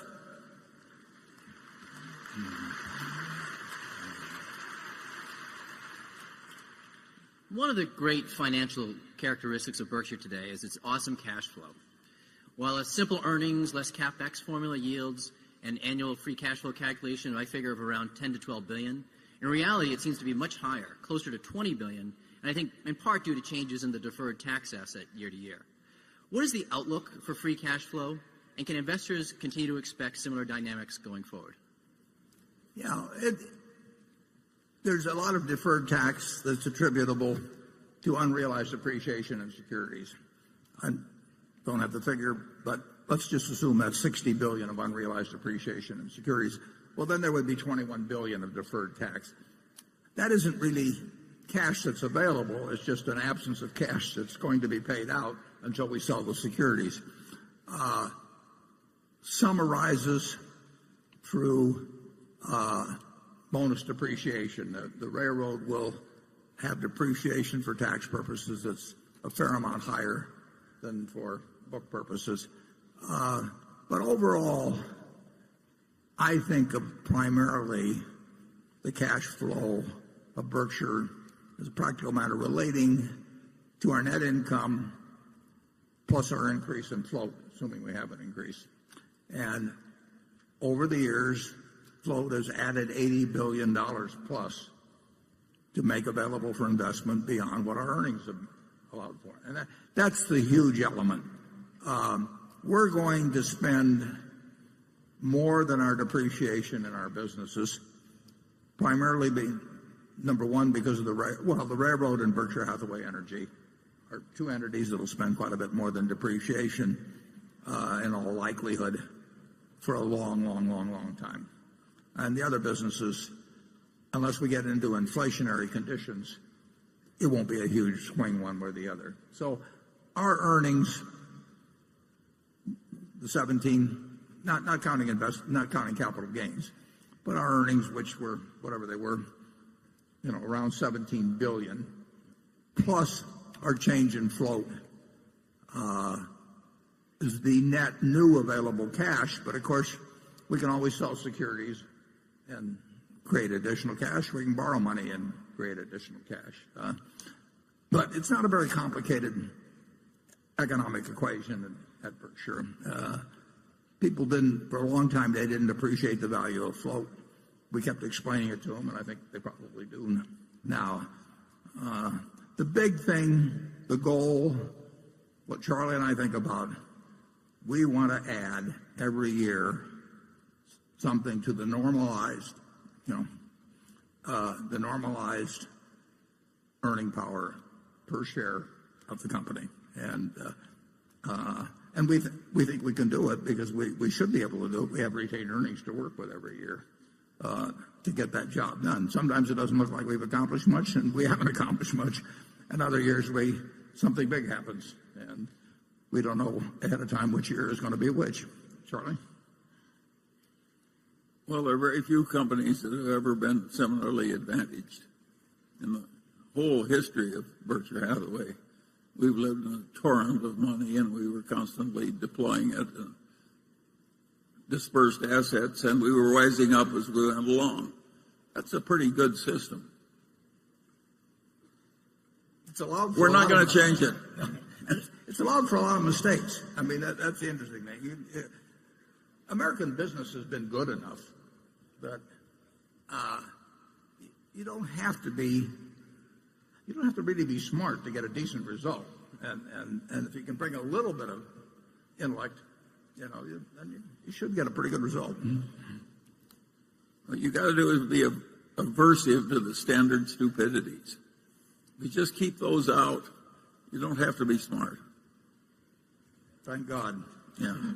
Thank God. Right. Okay, section 11. Hey, Warren and Charlie. Thank you so much for your generosity and sharing your life's accumulation of knowledge and financial capital to the progress of humanity. Thank you for that. And Berkshire managers, thank you for building important companies and stewarding our financial futures. Thank you, guys. This is Bruce Wang from Microjig, traveling west from Orlando, Florida. Last year, you kindly shared with me the importance of getting the best reputation you can and behaving well.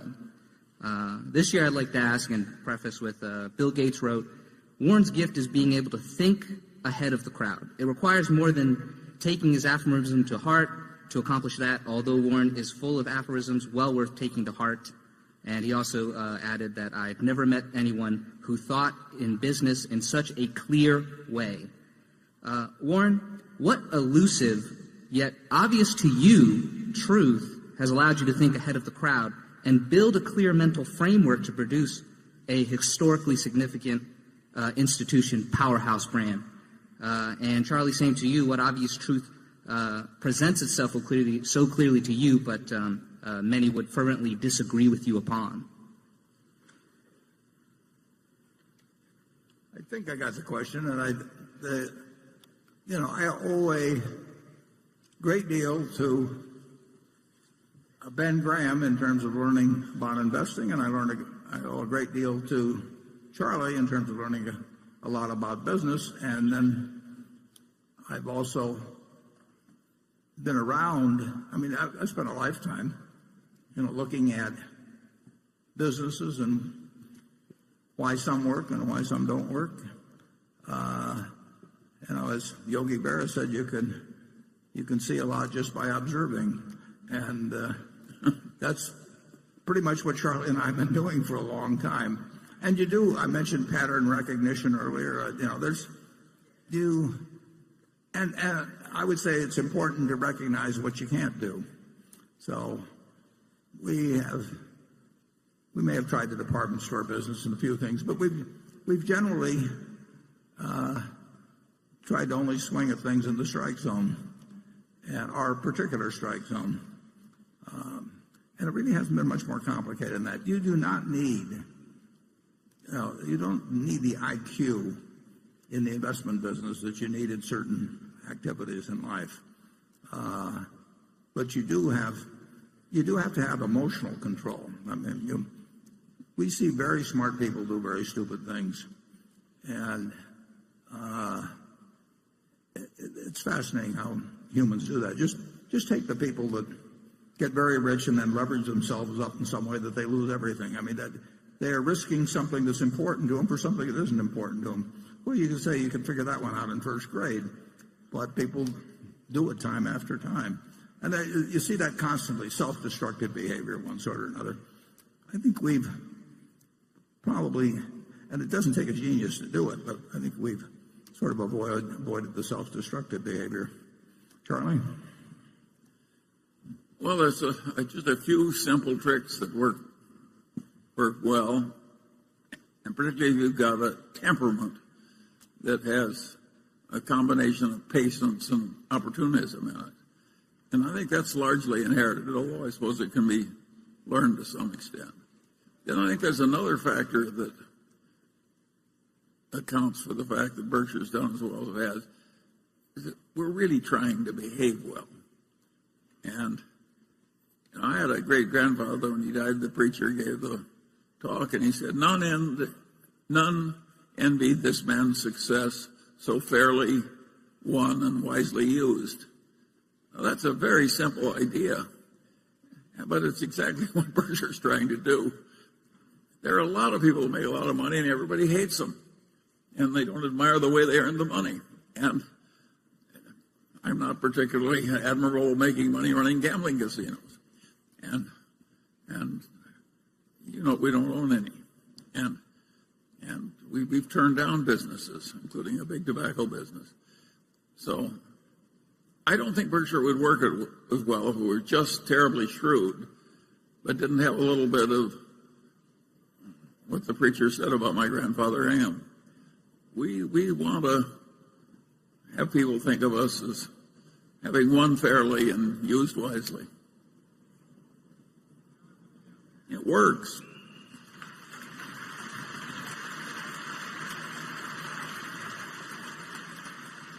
And we were very, very lucky to be born when we were and where we were, and I mean, you could have dropped us at some other place in time or some other part of the world, and things would have turned out. And think of how lucky you were to have your Uncle Fred.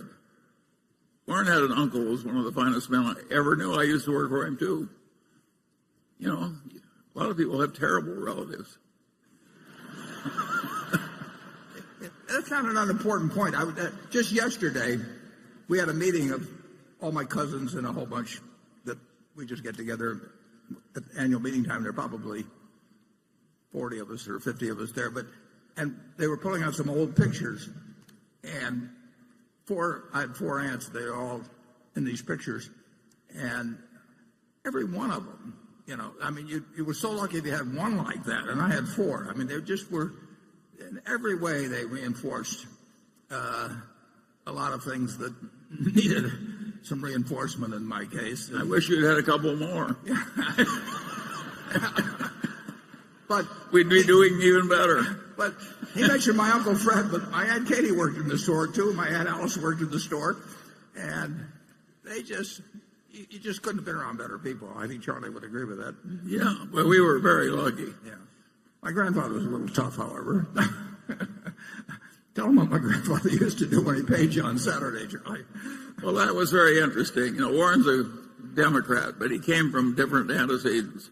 I worked for his grandfather, Ernest, and he was earnest.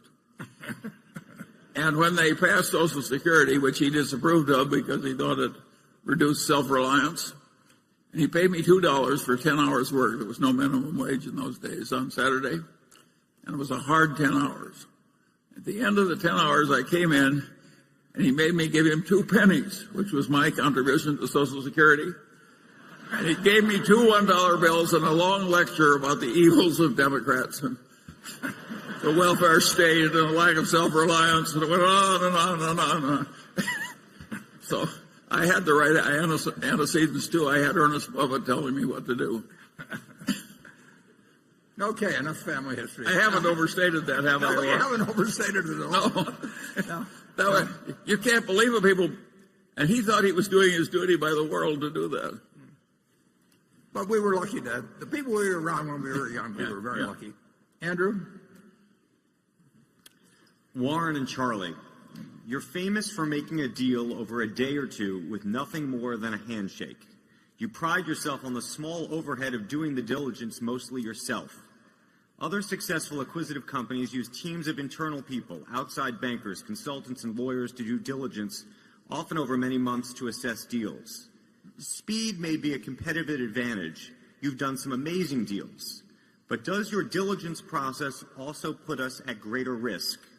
And if you're ever gone, how would you recommend Berkshire change how we approach deal making? Yeah, I get that question fairly often, often from lawyers. In fact, we talked to Munger Tolles, the law firm, and that was one of the questions I got, why we didn't do more due diligence, which we would have paid them by the hour for.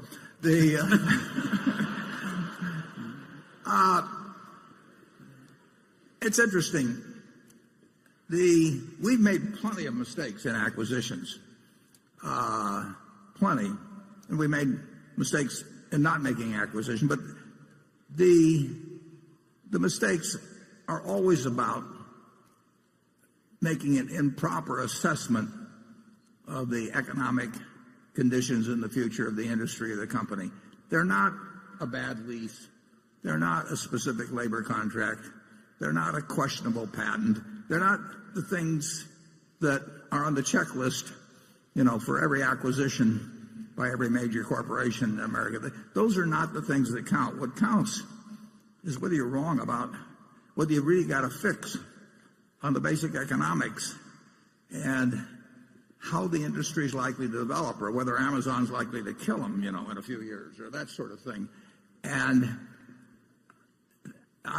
we have not found a due diligence list that gets at what we think are the real risks when we buy a business. And like I said, we certainly made at least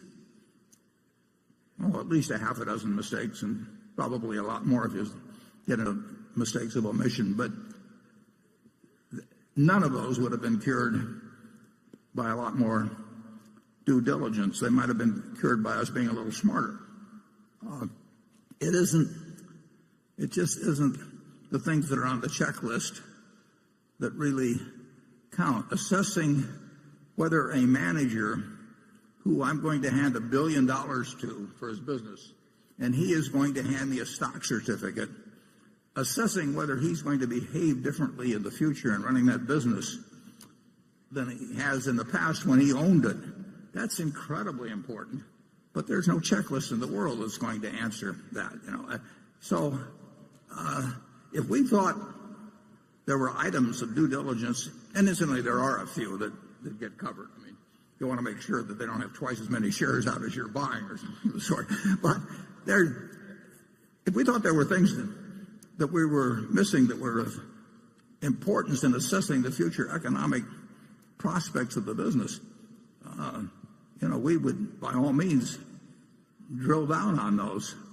But the question of, when we bought Seas, they probably had 150 leases.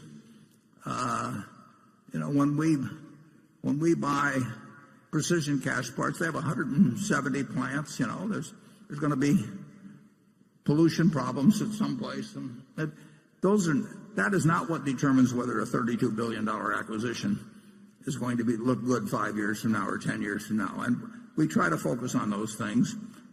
And I do think it probably facilitates things with at least certain people that our method of operation does cut down.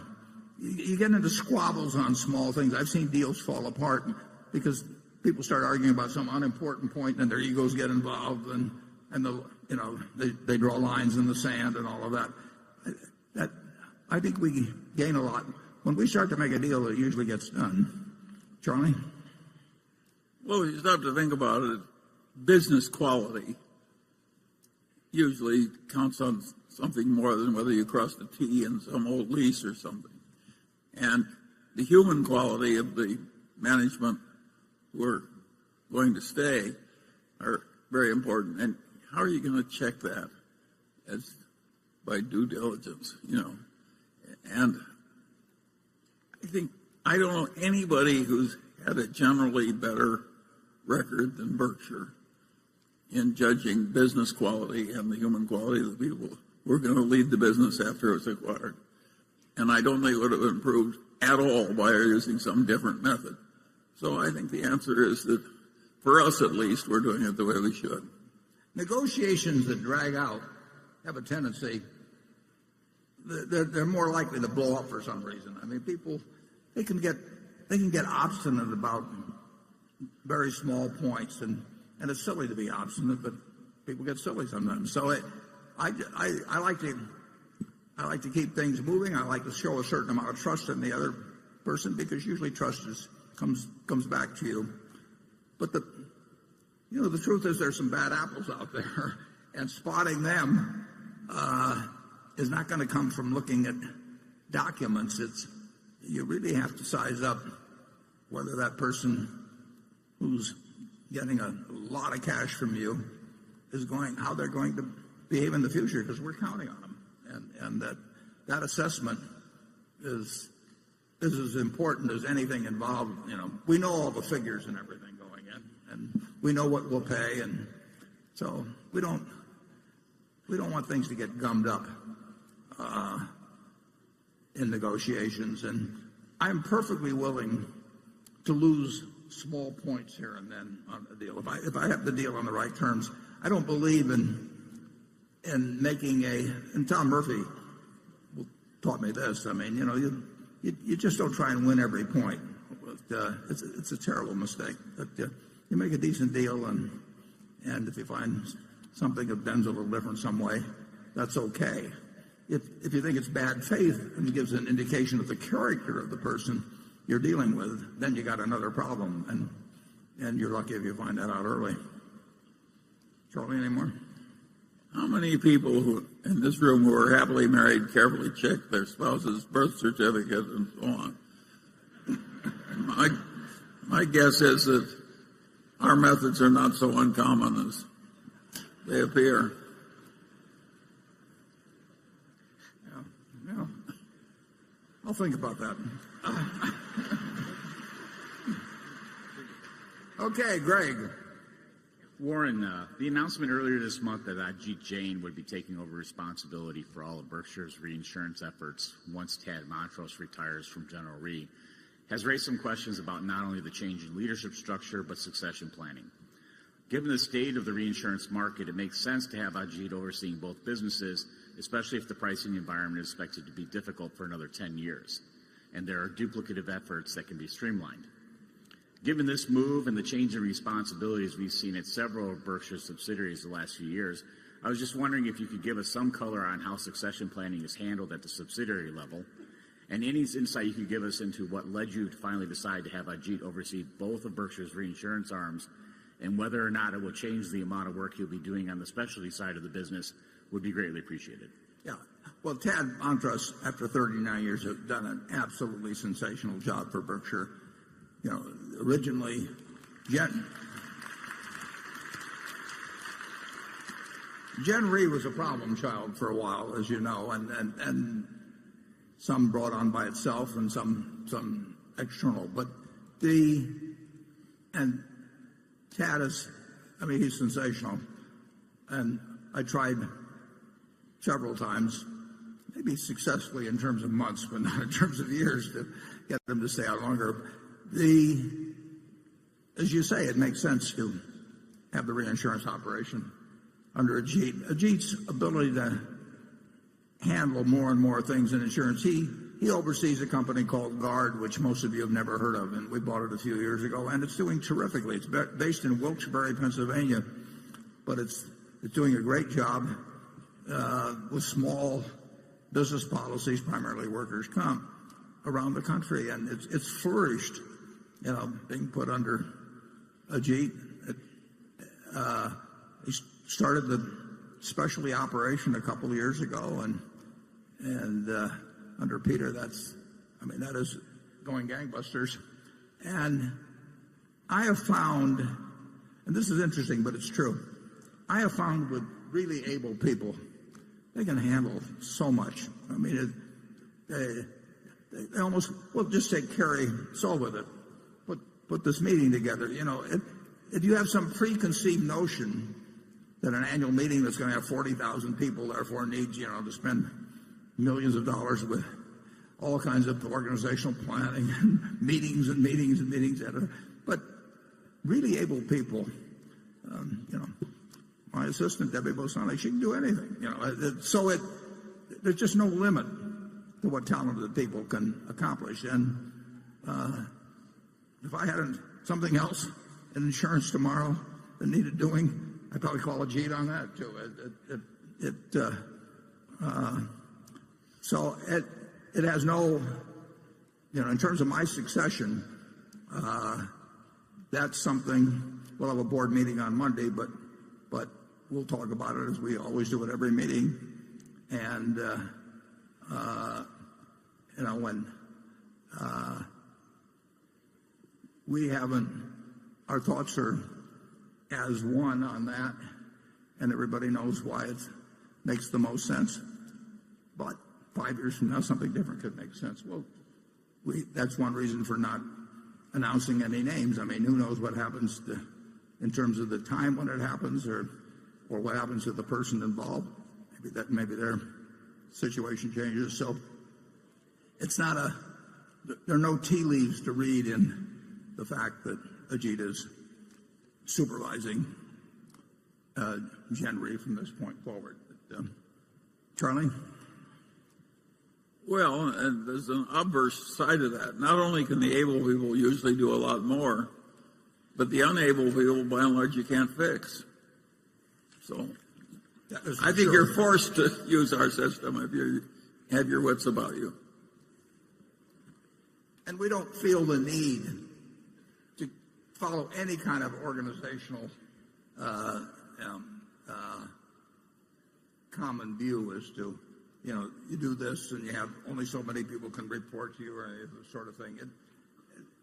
Berkshire, every decision that comes up, we just try and figure out the most logical thing to do at that time. But we don't have some grand design in mind of like an army organizational charter or something of the sort, and we never will.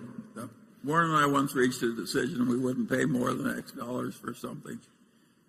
And the man who was subordinate to both of us who was working on it just said, "You guys are out of your minds. This is really stupid. This is a quality operation. You ought to pay up for it." We just looked at one another and did it his way. We don't pay any attention to titles or anything. He was right, too. He was right, yeah, of course. Yes. Okay. I'm sorry. If a charwoman gave us a good idea, we'd accept it cheerfully. Actually, one time the woman that does clean my office came in, and I think she'd been kind of wondering what I did, based on. And I'd see her frequently, and her name was Ruby. And finally one day, she decided to really get to the heart of the matter. And she said, "Mr. Buffett, do you ever get any good horses?" Apparently thought this is where I was really making my money, was at the track. Okay, station one. Yeah. Hello, Mr. Buffett. Hello, Mr. Buffett. Hi. Mr. Munger. Nirav Patel, Haverhill, Massachusetts. Thank you for taking my question. With Berkshire Hathaway being so well managed, why doesn't it have a highest credit bond rating? Let me take that one. Okay. The rating agencies are wrong.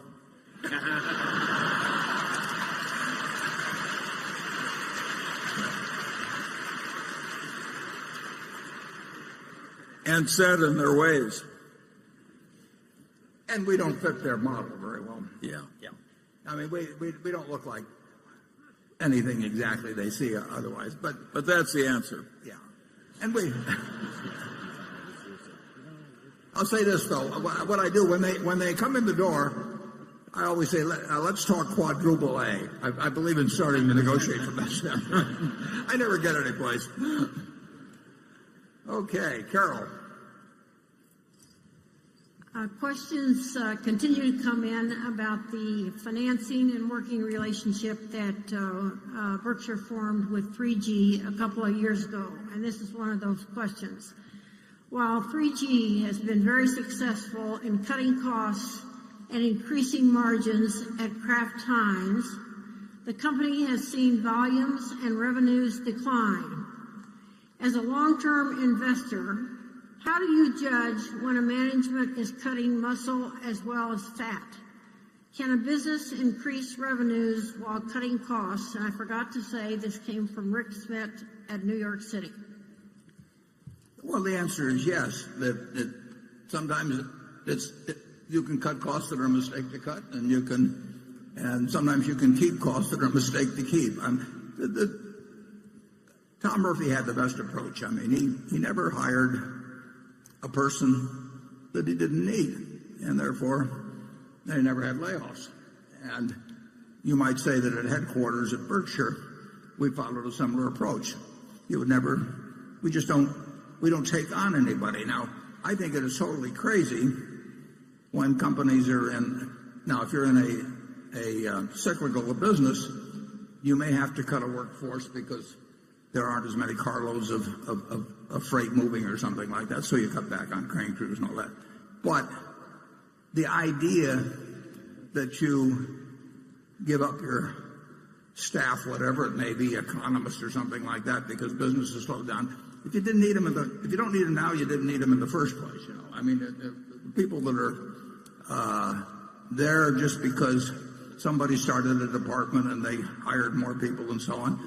I would argue that, since we've forgotten to insult this group so far, I would suggest that happens in investor relations departments, perhaps, or something of the sort. That, you get people, you get a department going and they're always going to want to expand.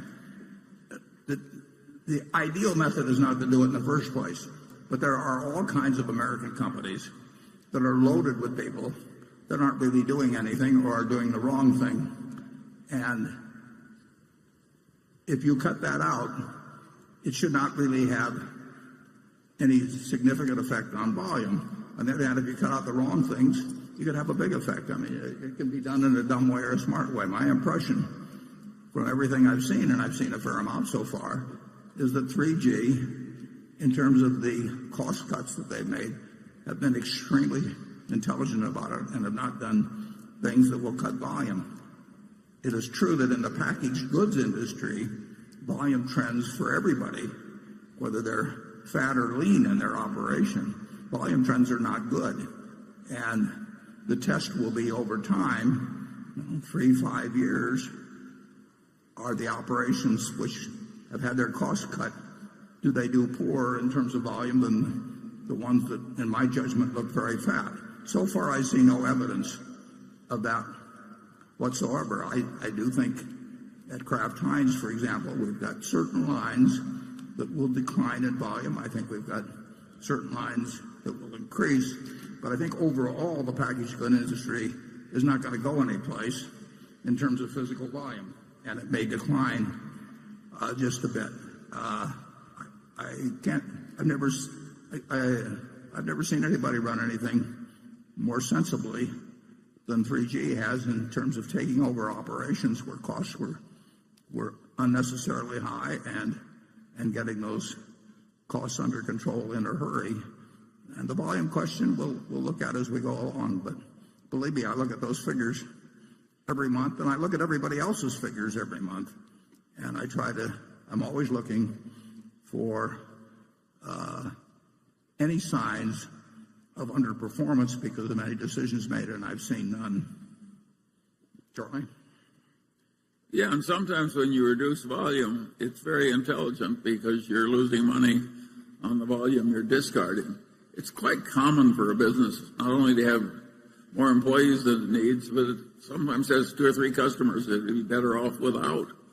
And so it's hard to judge from outside whether things are good or bad just because volume is going up or down a little. Generally speaking, I think the leanly staffed companies do better at everything than the ones that are overstaffed. I think overstaffing is like getting to weigh 400 pounds when you're a normal person. It's not a plus. Yeah, sloppy thinking in one area probably indicates there may well be sloppy thinking elsewhere. I have been a director of 19 public corporations, and I've seen some very sloppy operations, and I've seen a few really outstanding business operators, and there's a huge difference. If you have a wonderful business, you can get away with being sloppy. We could be wasting $1 billion a year at Berkshire, the $650 million after tax, that'd be 4% of earnings, and maybe you wouldn't notice it. But I would. It grows. And Charlie would notice it. So, but it's the really prosperous companies that the classic case, I think, were the tobacco companies many years ago. I mean, they went off into this thing and that thing, and it was practically play money because it was so easy to make, and it didn't require, it didn't require good management, and they took advantage of that fact. You can read about some of that in Barbarians at the Gate. Okay, Jonathan. Berkshire paid $4.1 billion for Van Tile's auto retailing business and consolidated its earnings for nearly 10 months last year. Given prevailing acquisition multiples in the industry and margins and the record level of retail auto sales, it seems that the acquisition should have contributed more to Berkshire's bottom line in 2015 than it seemed to, although it's hard to tell for sure since its results were lumped in with those of the German motorcycle apparel acquisition, which was only owned for a part of the year also. I understand the tax-deductible intangibles reduced the effective purchase price of Van Tile, but I still wonder whether there were any one-time charges or whether profits from insurance and finance operations could have been reported somewhere other than in the retail segment. Yeah. I imagine Berkshire is earning a better return on the acquisition than is so far apparent, but I wonder if you could explain the difference between the likely economics of the deal and what I infer from the annual report figures. Yeah, well, you're right about it. It is better than it looks. For one thing, we got $1 billion of securities, roughly, with the 4.1, and those securities were basically carrying at 0.25%. So, but that billion is available to us, and that came with the deal. There are some very significant acquisition accounting charges that will continue for a couple of years, and that I'm happy to have taken that way. The economics of Van Tile, I would say, have worked out almost exactly as I would. If you had me a year ago lay out a projection, I don't do it, but if I had, it would look very much like things have turned out. And Jeff Rocker, who runs that operation, really fits the Berkshire mold. I mean, we've got a first-class CEO there. But take $1 billion off the purchase prices for openers, and then there are some amortization charges of items that are allowable that make you correctly see a fairly low figure against what it appears the acquisition price was. So far, it's exactly on schedule, and the schedule was perfectly satisfactory. Okay, station 2. We haven't, incidentally, we haven't had much luck so far in acquiring other auto dealerships based on the same metrics that we bought Van Tile.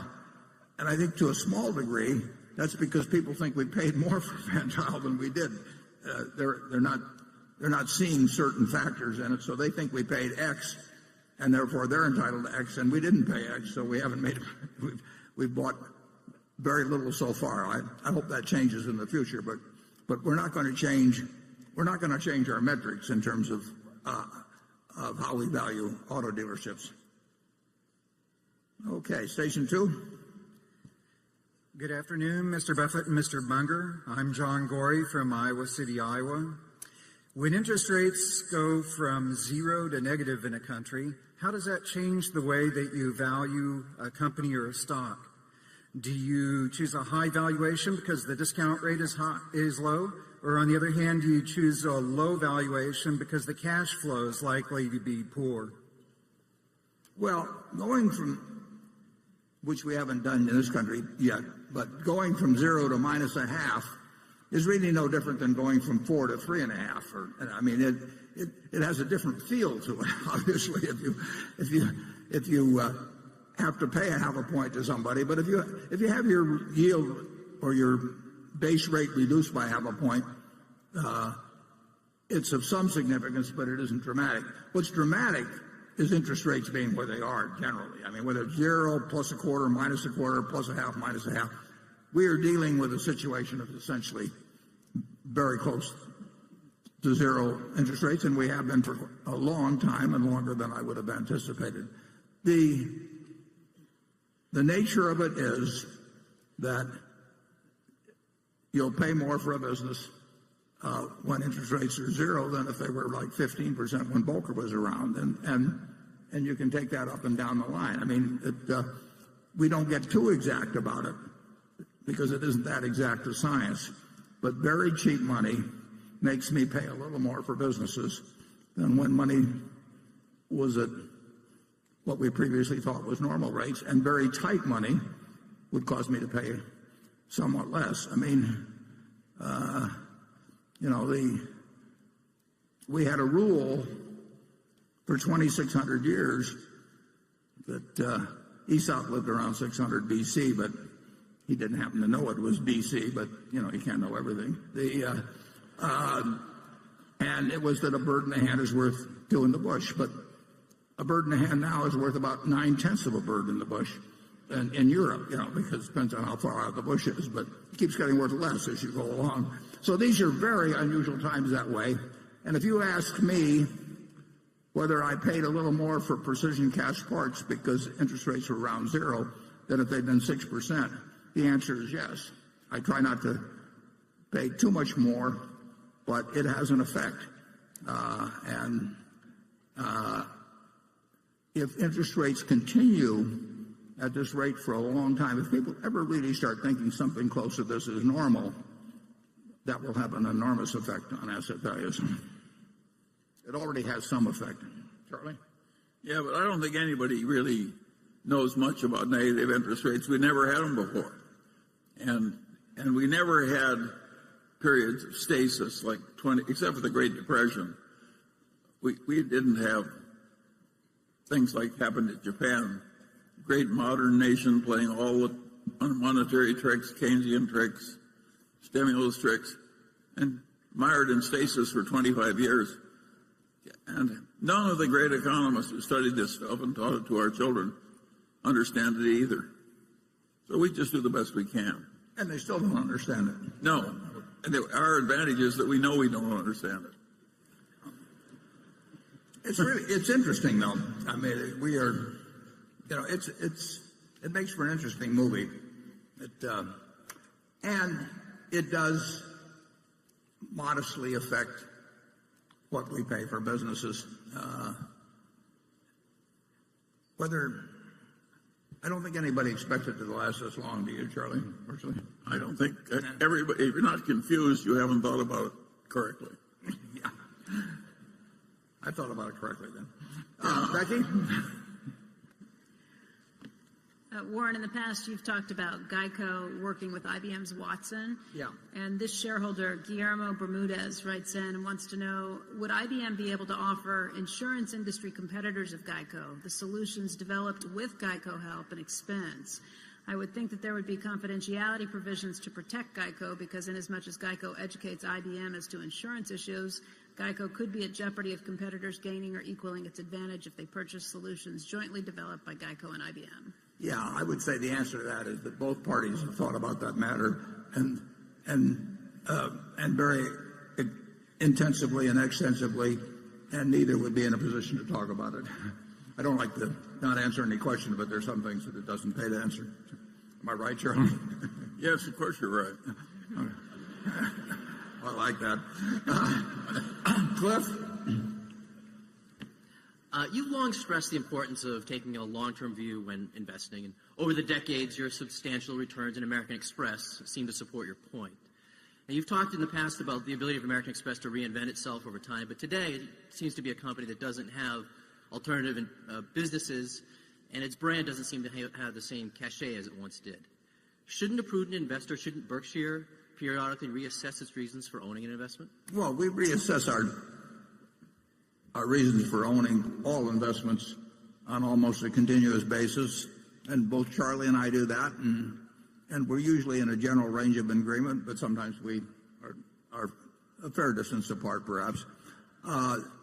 There's no question that payments are an area of intense interest to a lot of very smart people who've got a lot of resources, and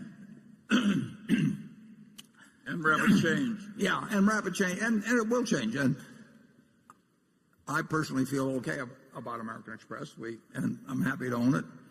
I think, but their position, and it has been under attack for decades, more intensively lately, and it will continue to be under attack. I mean, it's too big a business, and it's too interesting a business, and it could be too attractive a business for people to ignore it. And it plays to the talents of some very smart people. I mean, it's a natural that a great many organizations that are really quite able think about it, and it's big.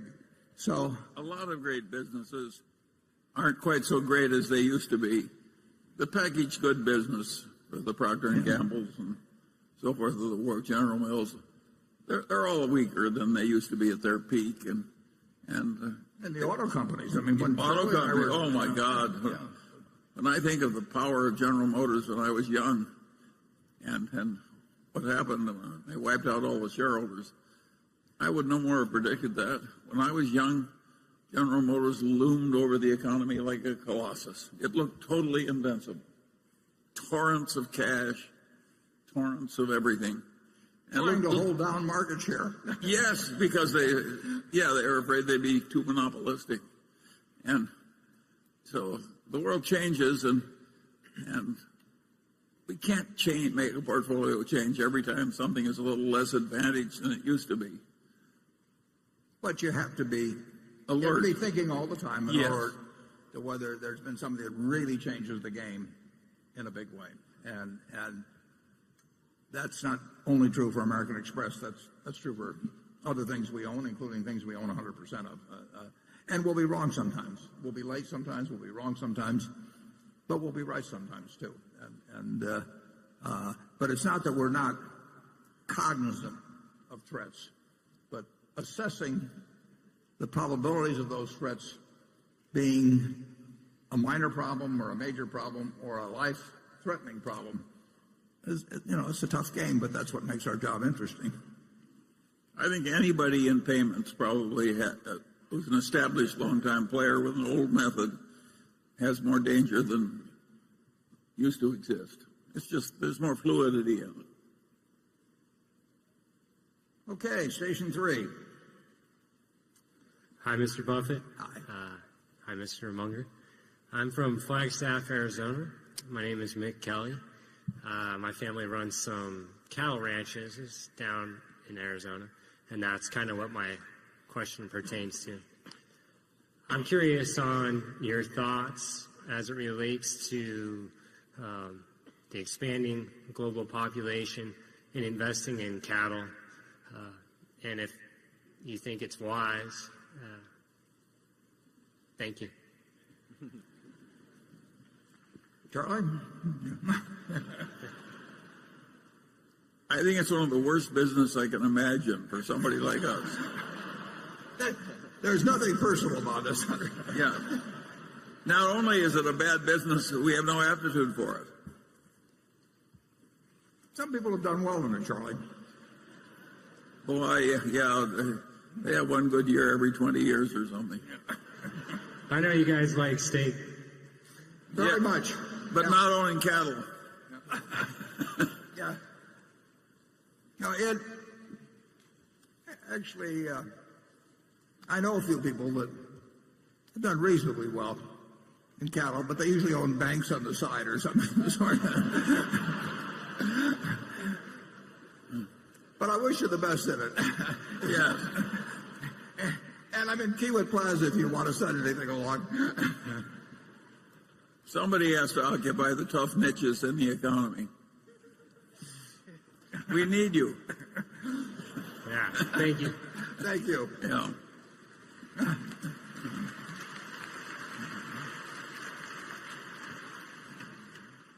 Andrew? Warren and Charlie. Well, the first part's for Charlie, the second part's for Warren. Charlie, you clearly understand the power of incentives.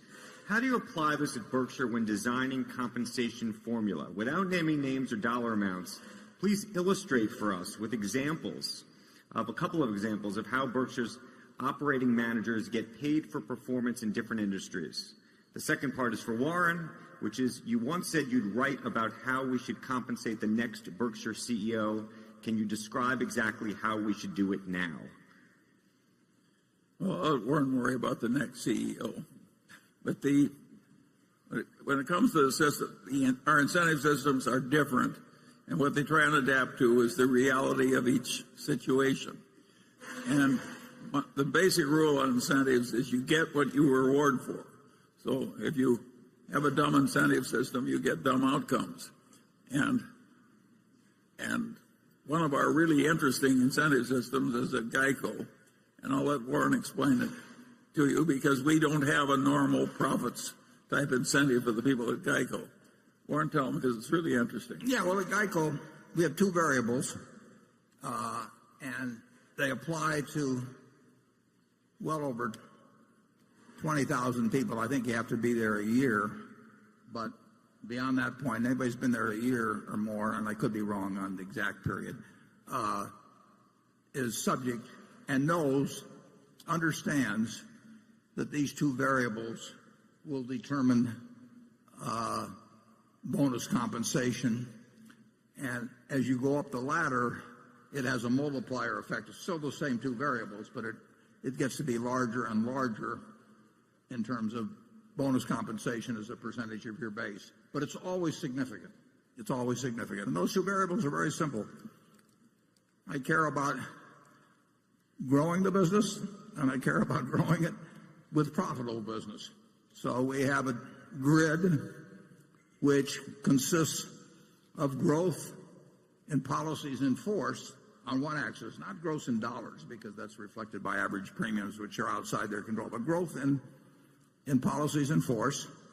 And then on the other grid, we have the profitability of seasoned business. It costs a lot of money to put business on the books. I mean, we spend a lot of money on advertising and all of that. So the first year, any business we put on the books is going to reduce profit significantly. And I don't want people to be worried about the profit if it's going that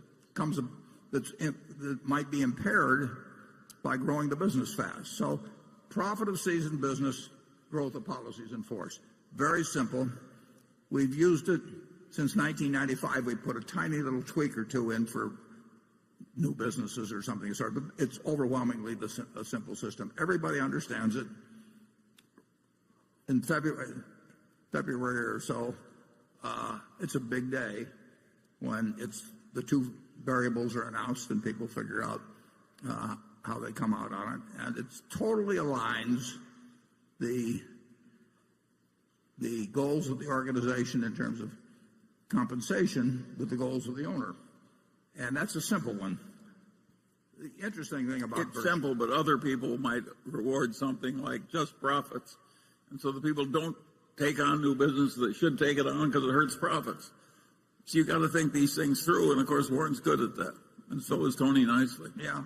And just thinking about, somebody comes and says, well, you reward profits. You don't want to reward profits.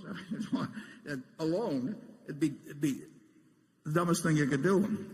You just quit advertising and, start shrinking the business a little. And like I say, people there know that the very top person is getting paid based on those same two variables, so that they don't think that the guys at the top have got a cushy deal compared to them and all of that. It's just a very logical system. The interesting thing, and I'll get to your second thing and then the second question in a minute, but the interesting thing is that if we brought in a compensation consultant, they would start coming up with plans that would be designed for all of Berkshire and get us all pulling together. Or maybe an undertaking parlor. Yeah. God knows where they'd get the plan. The idea of having a sort of a coordinated arrangement for incentive compensation across 70 or 80 businesses or whatever is just totally nuts. And yet, I would almost guarantee you that if we brought in somebody, they would be thinking in terms of some master plan and little sub-plans and all this kind of thing and explain it with all kinds of objectives. We try to figure out what makes sense in each business we're in. There's some businesses where the top person is enormously important. There's some businesses where the business itself dominates the nature, the result. We try to design plans that make sense. In certain cases, I asked one fellow that came to work for us, or that was selling me his business. The day I met him, he came to the office, and he had a business he wanted to sell, but he also wanted to keep running it. And I made a deal with him on it, and then I said, tell me what the compensation plan should be. And He said, I thought you told me that. I said, no. I said, I don't want a guy working for me that has a plan that he thinks doesn't make sense or that he's unhappy with or chewing at him or he's complaining to his wife about it or whatever it may be. You tell me what makes sense. And he told me what made sense, and it made sense. And we've been using it ever since. Never changed a word. We have so many different kinds of businesses. Some of them are very tough businesses. Some of them are very easy businesses. Some of them are capital intensive. Some of them don't take capital. You just go up and down the line, and to think that you'll have a simple formula that can be sort of stamped out for the whole place, and then with some overall stuff for corporate results on top of it, you'd be wasting a lot of money and you'd be misdirecting incentives. So we think it through one at a time, and it seems to work out pretty well. In terms of the person that succeeds me, it's true. I have sent a memo in fact, I sent 2 memos to the board with some thoughts on that.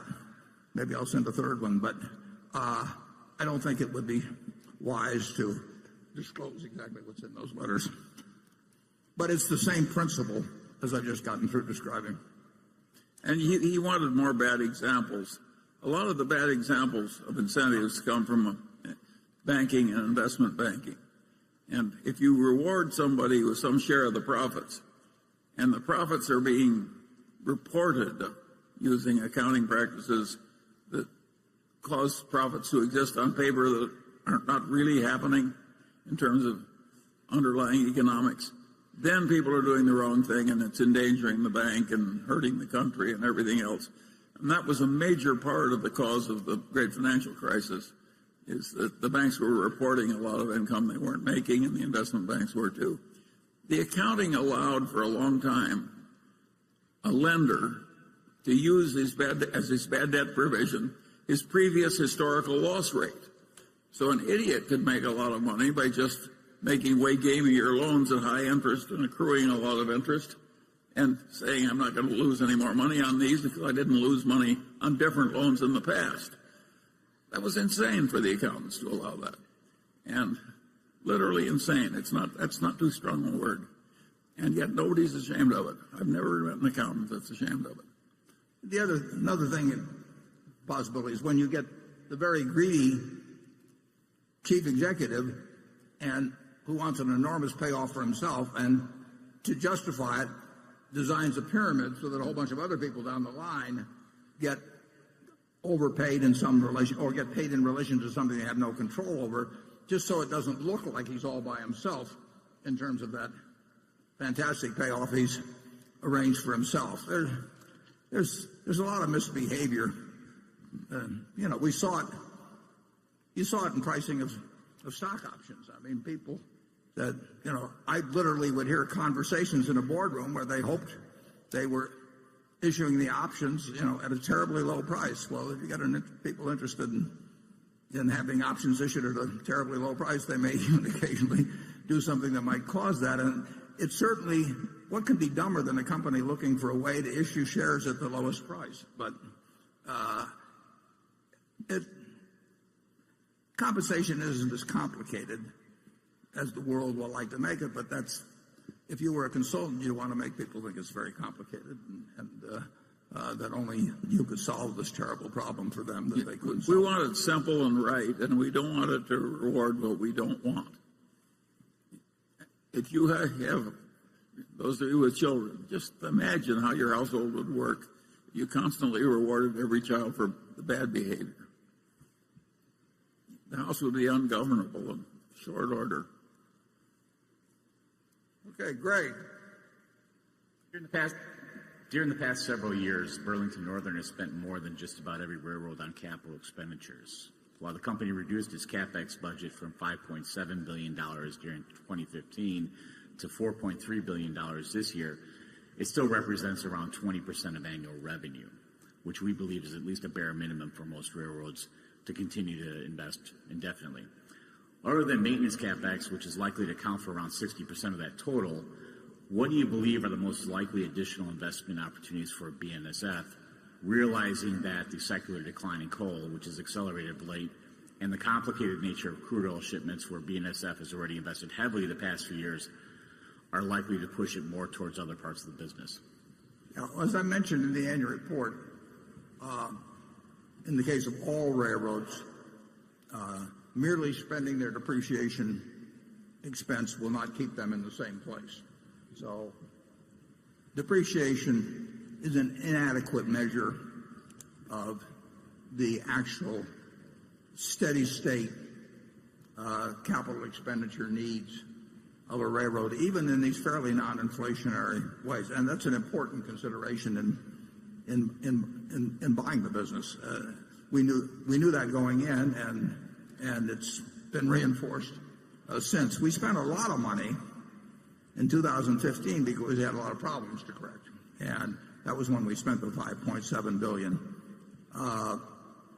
I would say that the true maintenance CapEx, if you're looking at $4.3 billion, is higher than 60% of that number when you really evaluate keeping the railroad in competitive shape to do just the same volume as it would be doing the year before. So there is an additional expense at BNSF that is not reflected in the figures. We also have a lot of intangible expenses at some other businesses that aren't real expenses. I mean, overall, I think that Berkshire's figures actually are on the conservative side in relation to real economic earnings, but that's not true at any railroad.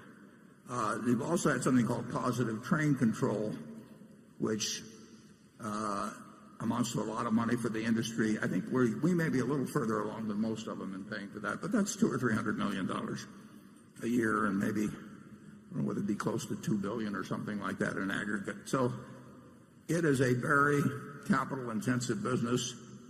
We run at the BNSF, we run far more gross and revenue ton miles than any other railroad in North America, and that has obviously is a factor on capital expenditures.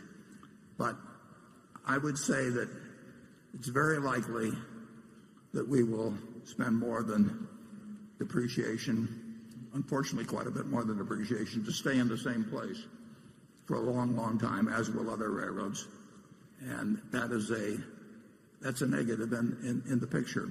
We will always be looking for ways to use capital expenditure money to develop additional business, and we get that opportunity regularly. It's just a question of the size of it.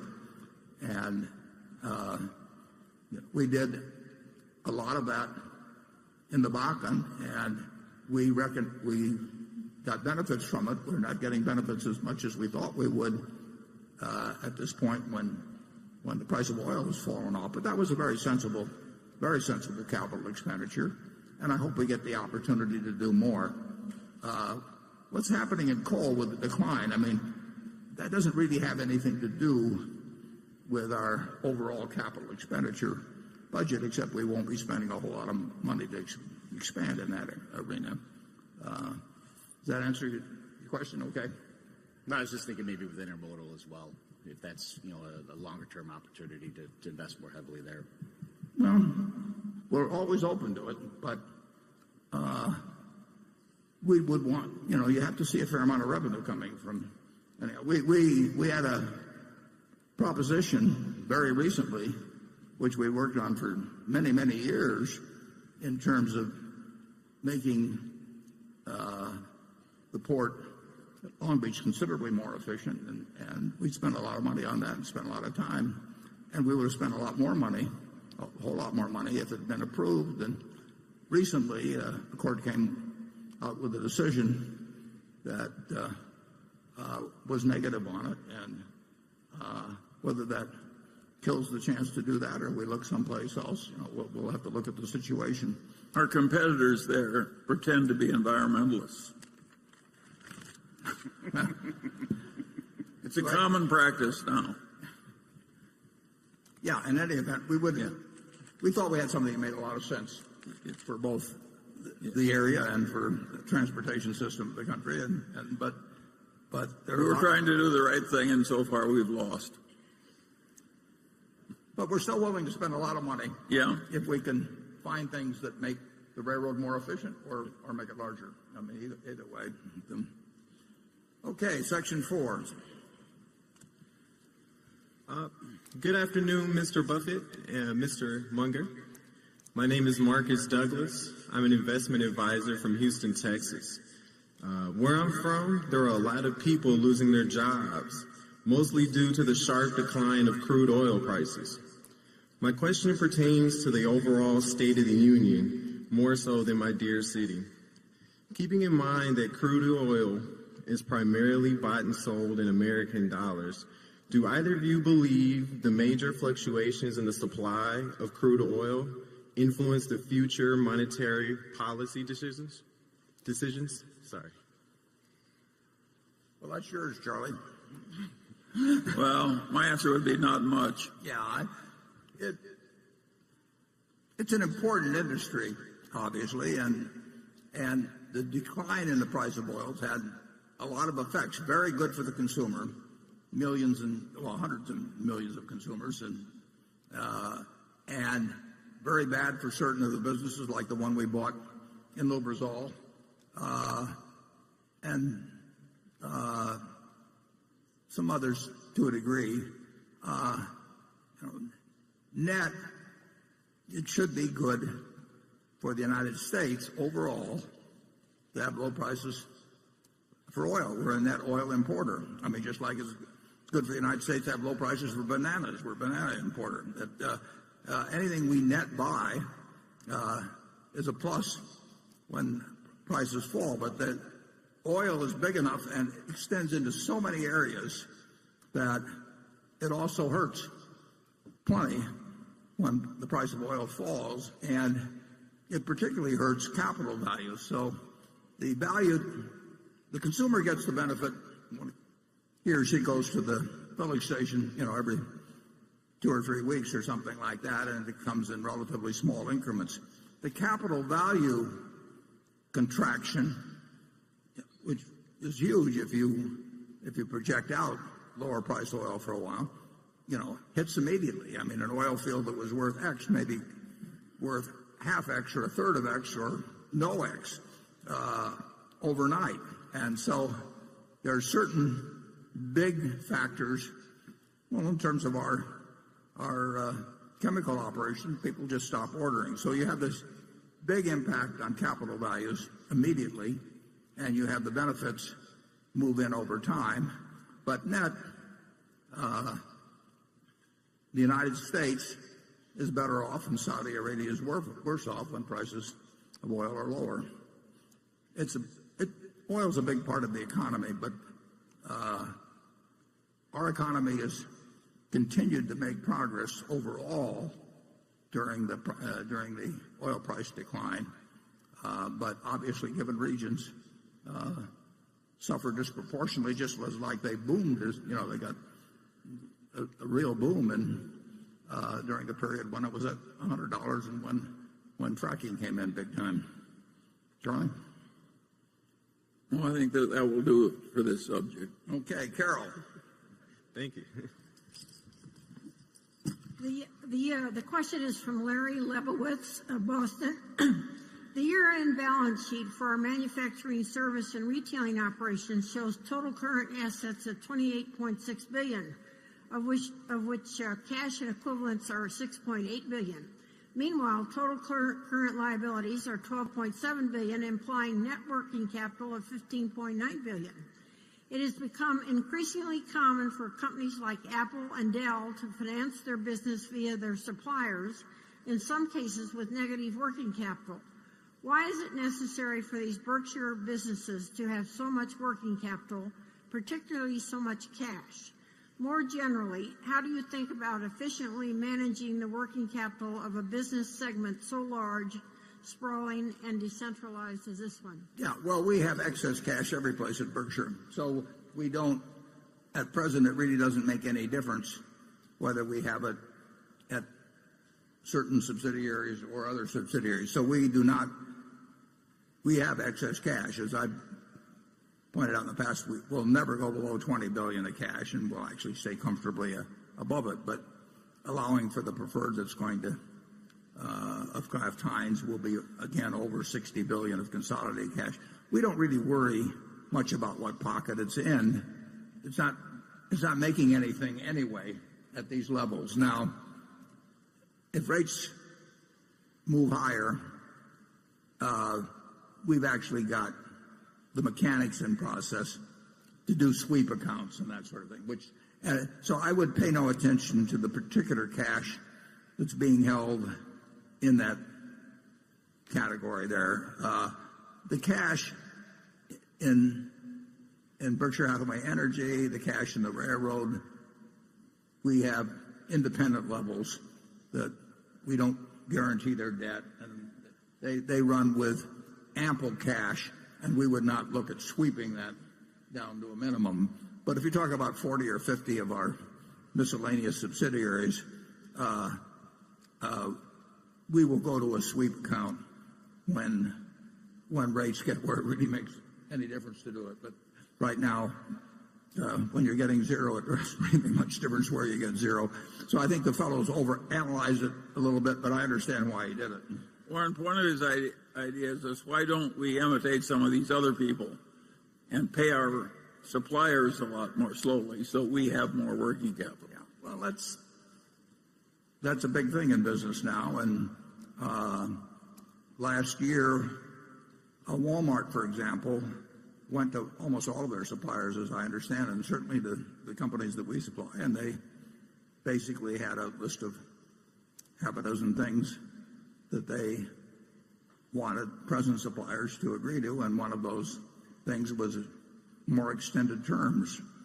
And each of our companies made their own decisions, but my guess is they got more extended terms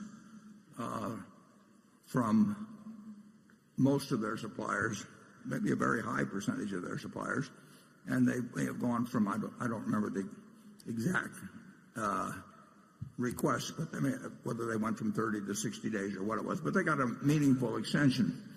So you will, in a couple of years or a year, it takes time to implement, you'll see higher payables relative to sales at Walmart than you saw a year or two ago. And, they are under a lot of pressure competing with Amazon and others, and that's one of the ways that they expressed it. And I've seen it done other places, and it's conceivable that one of our subsidiaries might deem it wise to do it, but I don't think they will. I mean, I think that the pressure for cash at Berkshire is not that high, and I think that the pressure or the desire for great relations with suppliers would probably overcome, in most of our managers' minds, any desire to start extending terms.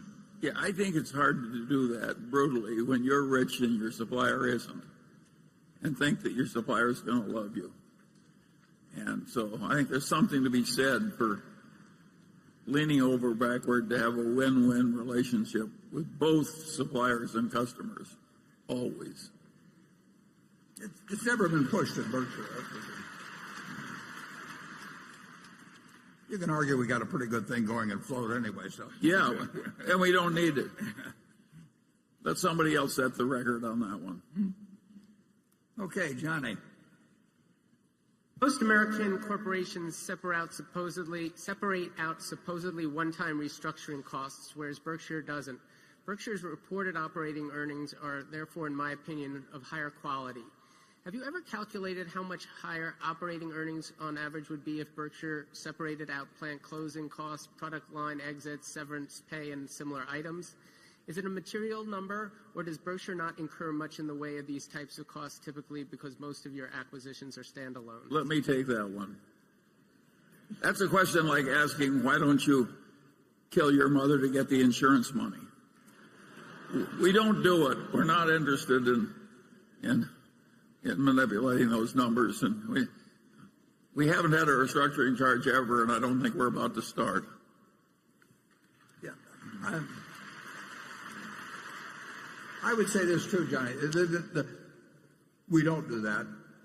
The numbers would not be huge there could be a year, I suppose, when they might be for some reason, but they are more conservatively stated than most companies, and I think they're of higher quality. And but I've pointed out also that I think that our depreciation expense at the railroad, which is standard and which all the other railroads use, is inadequate as a measure of true operating earnings. But that's and you're talking about.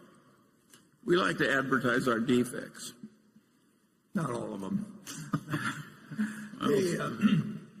There's no question that I think we will have more amortization of certain intangibles which reduce earnings and reported earnings, but which in reality are not expenses. We'll have more of that than some companies, and I pointed that out. I never want to report one of these things where I have the whole adjusted earnings set out and say this is what you're supposed to pay attention to, because every one of those I've seen virtually results in some inflation of figures, and things are good enough at Berkshire. We don't need to inflate the figures.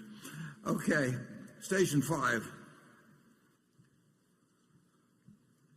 This is Martin calling from Germany. I'm a fixed income manager. We launched with Henry Laber a fund, and you have my sympathy. Yeah. The volume is about 650 million. We are 4.1% ahead this year. Obviously, my question is about fixed income. If I look in your annual report, it's about the volume of 25 billion. And if I add, let's say, the CDS, you were selling the CDS, and it's about a volume of 7 or 8 billion. So my concrete question is, the premium on your CDS is about 31 basis points at the end of the year. So mark to market, it's probably at the high teens or 20s. So would you consider to unwind this position? Are you allowed to do it? In the annual report you say no, but probably you can make exactly the contrary trade on it. That means you are buying protection. Is that a philosophy which you stand behind? Could you do that from the ethic point of view when the premium are extremely low, which is at the case that the spreads are, as I said, between 15 and 20 basis points? Can you give me Charlie, that sounds like it was designed for you. I think it was referring to, we have one position left over from 6 or 7 years ago or thereabouts that involves us selling protection on zero coupon municipal bonds with a nominal value, maturity value, which is, since they're zero coupons, is far off and not present value at all. I think 7.7 billion or something like that. And we're just sitting with that position because we like the position. And the gentleman mentions that our CDS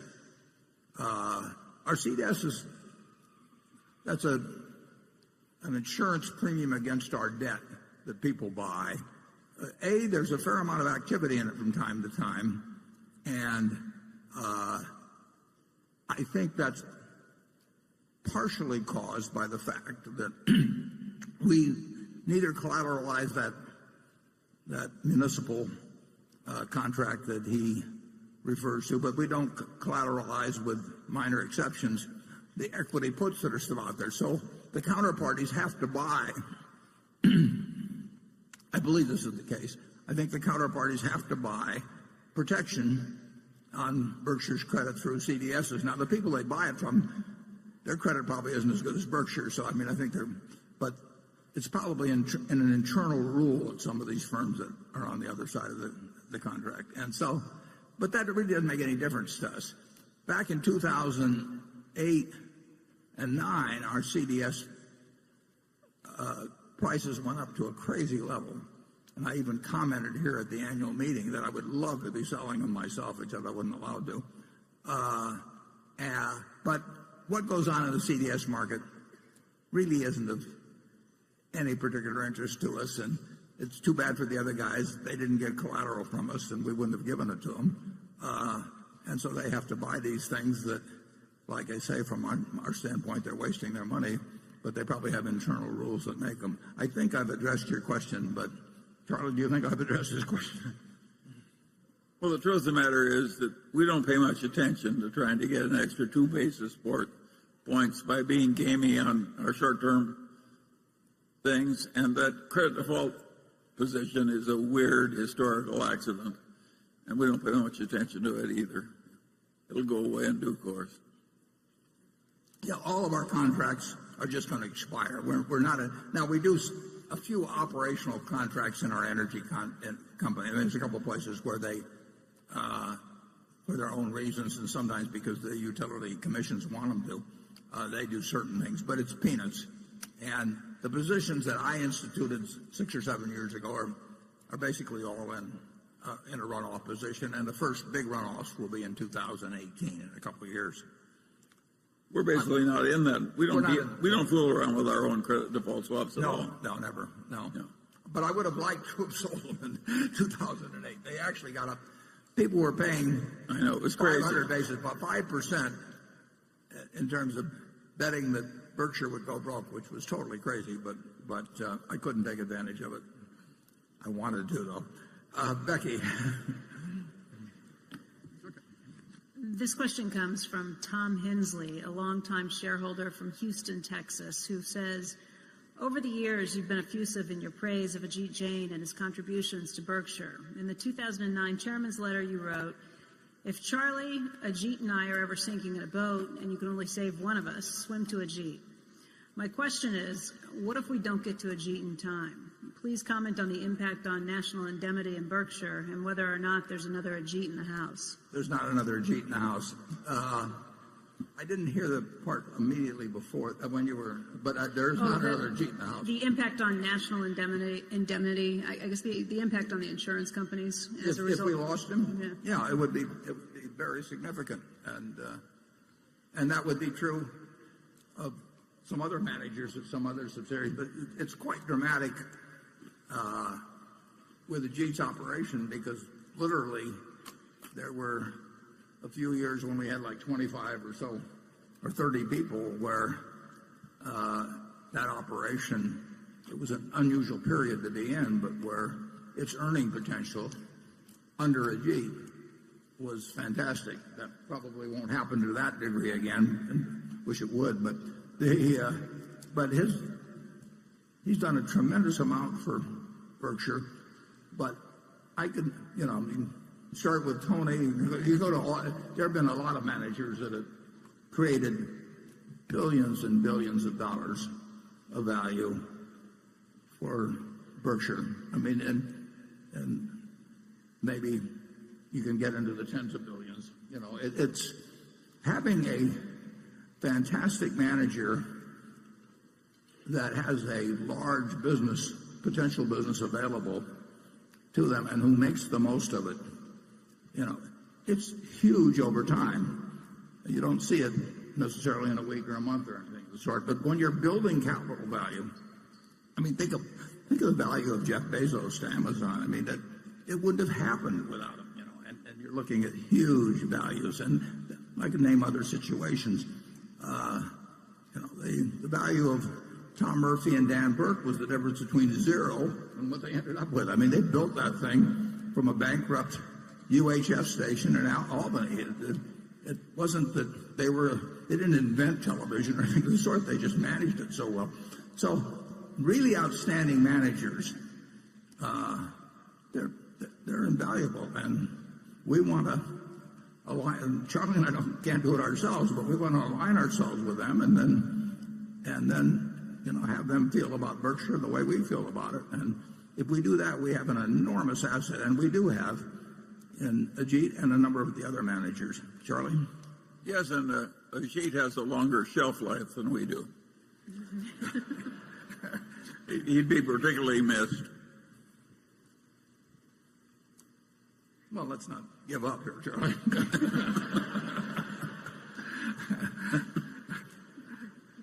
I reject such defeatism. Cliff. Thank you. Low to negative interest rates is something that's been discussed a few times today, and you've mentioned its implications for return on float. I was wondering, how should shareholders value the 25% of the float that's been created by retrocessional reinsurance, where the business is booked at an underwriting loss and at times has adversely developed? Cliff brings up some of our business in the insurance business. We take with either the probability of some underwriting loss in order to get to use the money for a very long period of time, and it would look under today's interest rates like we can't do much with that. There's two answers to that. We don't think it'll, for the duration of the kind of contracts we have, we don't expect these rates, but we could be wrong. But the second one also is that we do think that occasionally we will get chances, even in periods of low interest rates, to do things that will produce quite a bit, very reasonable returns. And so we are not measuring it against, double A corporates or anything of the sort. We're measuring it in the potential utility to us with our really pretty unusual flexibility in respect to the deployment of funds and this long period when we'll have an opportunity perhaps to come up with one or two things where we can deploy money at a rate that may be quite a bit higher than other people assume now that money can be deployed. Charlie? Yeah, we're willing to pay a little money now to have the certainty of having a lot of money available in case something really attractive comes up in a bit difficult time. It's an option cost. It's an option cost, right. And that option came in handy in 2008 and 9, for example. Did it ever? Okay, station 6. Hi, Charlie and Warren. My name is Mindy Jensen, and I'm from Longmont, Colorado. I work for the largest real estate investing social network online called BiggerPockets.com. We're seeing investors starting to get concerned that the real estate market is a bit frothy, similar to the run-up of 2005, 6, and 7 that led to the crash in 2008. Warren, in 2012, you told Becky Quick that if you had a way to easily manage them, you'd buy 100,000 houses and rent them out. How do you feel about the real estate market today? It's not as attractive as it was in 2012. We're not particularly better at predicting real estate markets than we are stock markets or interest rate markets, but there's certainly, and it's driven to some extent by these low interest rates, but there are certainly properties that are being sold at very, very low cap rates that strike me as having more potential for loss than gain. But again, if you can borrow money for very, very little and you think you're getting into some very safe asset, 100 basis points or 150 basis points higher, there's a great temptation to do it. I think it's a mistake to do that, but I could be wrong. I don't see a nationwide bubble in residential real estate now at all. I think in a place like Omaha or most of the country, you are not paying bubble prices for residential real estate, but it's quite different than it was in 2012, and I don't think the next time around the problem is going to be a real estate bubble. I think that it certainly was the cause in a very large part of what happened in 2008 and 9, but I don't think it will be a replica of that. Charlie? Nothing to add. Okay. Andrew? Warren, Todd and Ted now have been at Berkshire for several years.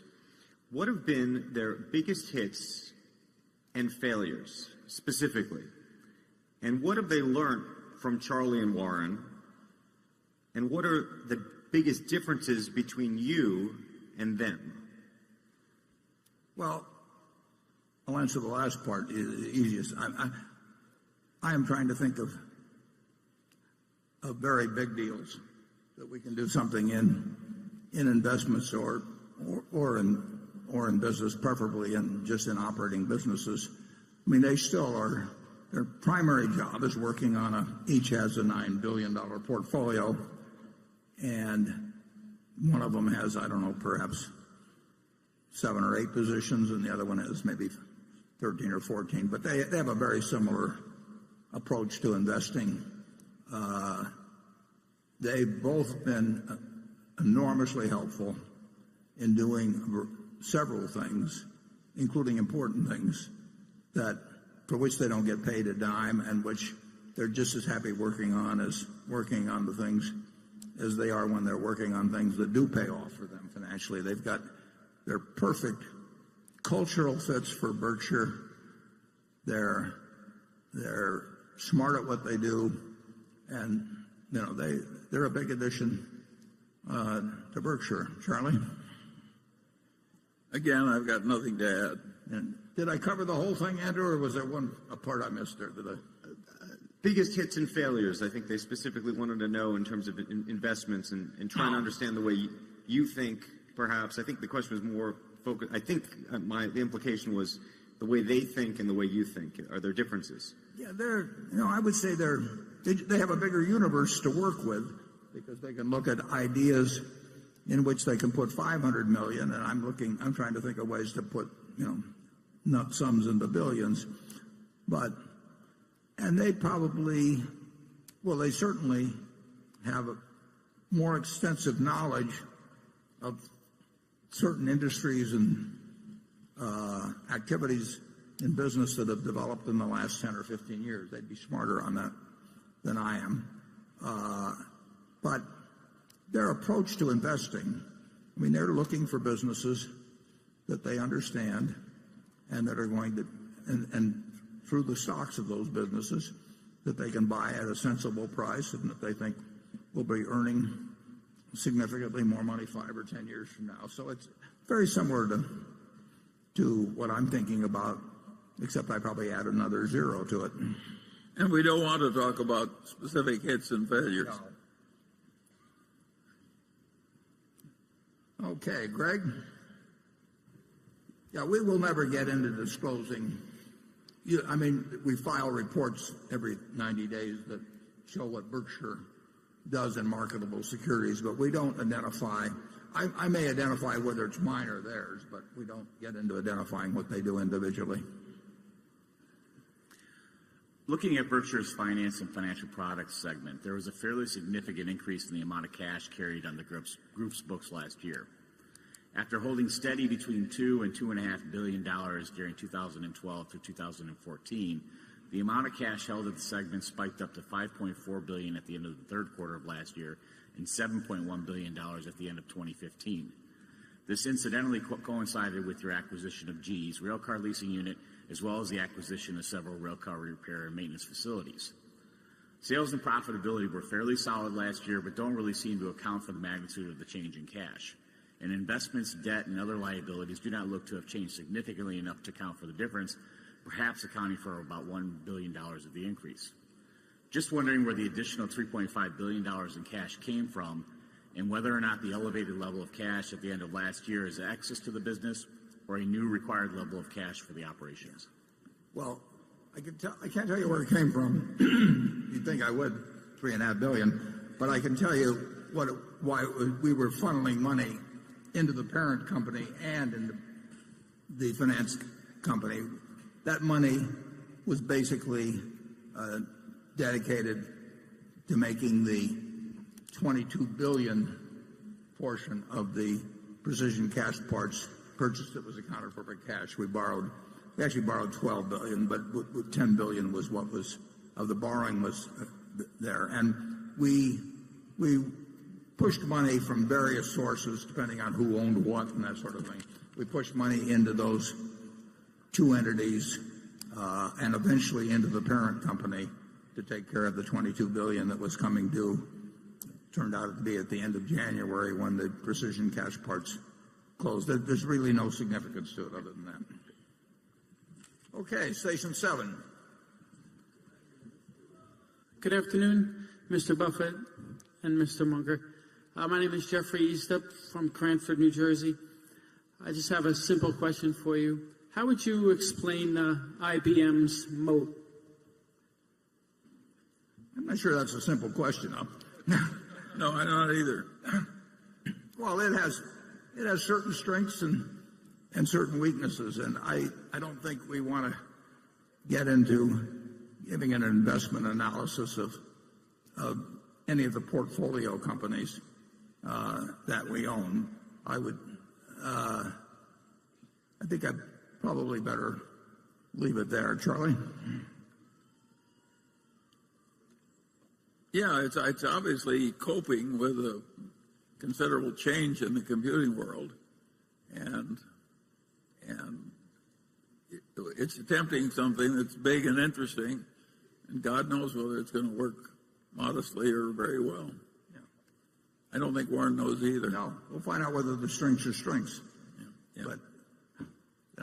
But it's a field that a lot of intelligent people are trying to get big in. Okay, we're going to go to section 8, and then we will adjourn for 15 minutes prior to the formal meeting of the company. Are you ready? Section 8. Hello, everybody. Good afternoon. My name is Christian Campos. I'm from New York City.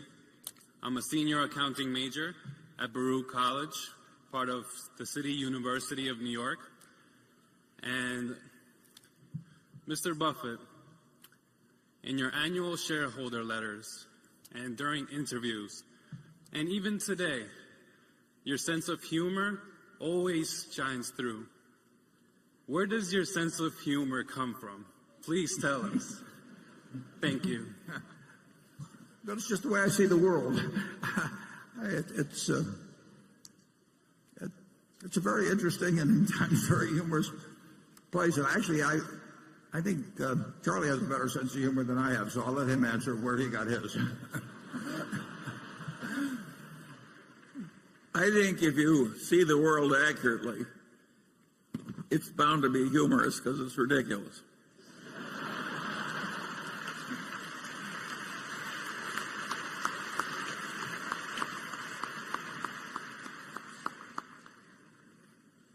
Well, I think that's a good note to close on. We will reconvene in 15 minutes for the formal part of the meeting. We have one proxy item to act on, and so I hope that those of you who are interested in learning more about actually the insurance aspects of climate change will stick around and we'll have a discussion on that, and I'll see you at 3:45. Thank you.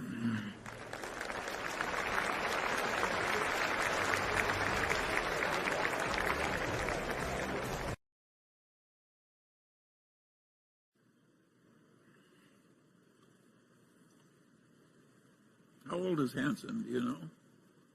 Yeah, I think the feeling is around 60. Yeah, I think he's been around a long time. He's a professor at Columbia.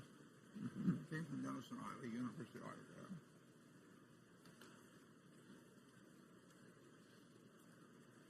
He's fixated on Berkshire Hathaway's losing too much money on insurance. Well, I think. No, what do you? Because we don't understand global warming. We'll find out.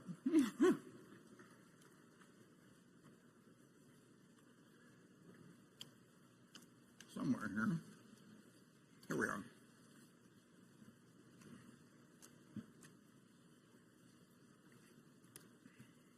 Okay, if everybody will please settle down, we'll proceed with the meeting.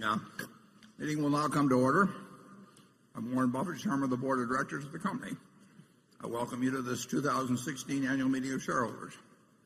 This morning I introduced the Berkshire Hathaway directors that are present. Also with us today are partners in the firm of Deloitte & Touche, our auditors. They're available to respond to appropriate questions you might have concerning their firm's audit of the accounts of Berkshire. Sharon Heck is Secretary of Berkshire Hathaway, and she will make a written record of the proceedings. Becky Amick has been appointed Inspector of Elections at this meeting. She will certify to the count of votes cast in the election for directors and the motion be voted upon at this meeting. The named proxy holders for this meeting are Walter Scott and Mark Hamburg. Does the Secretary have a report of the number of Berkshire shares outstanding? Turned off the lights on me. Entitled to vote and represented at the meeting? Yes, I do.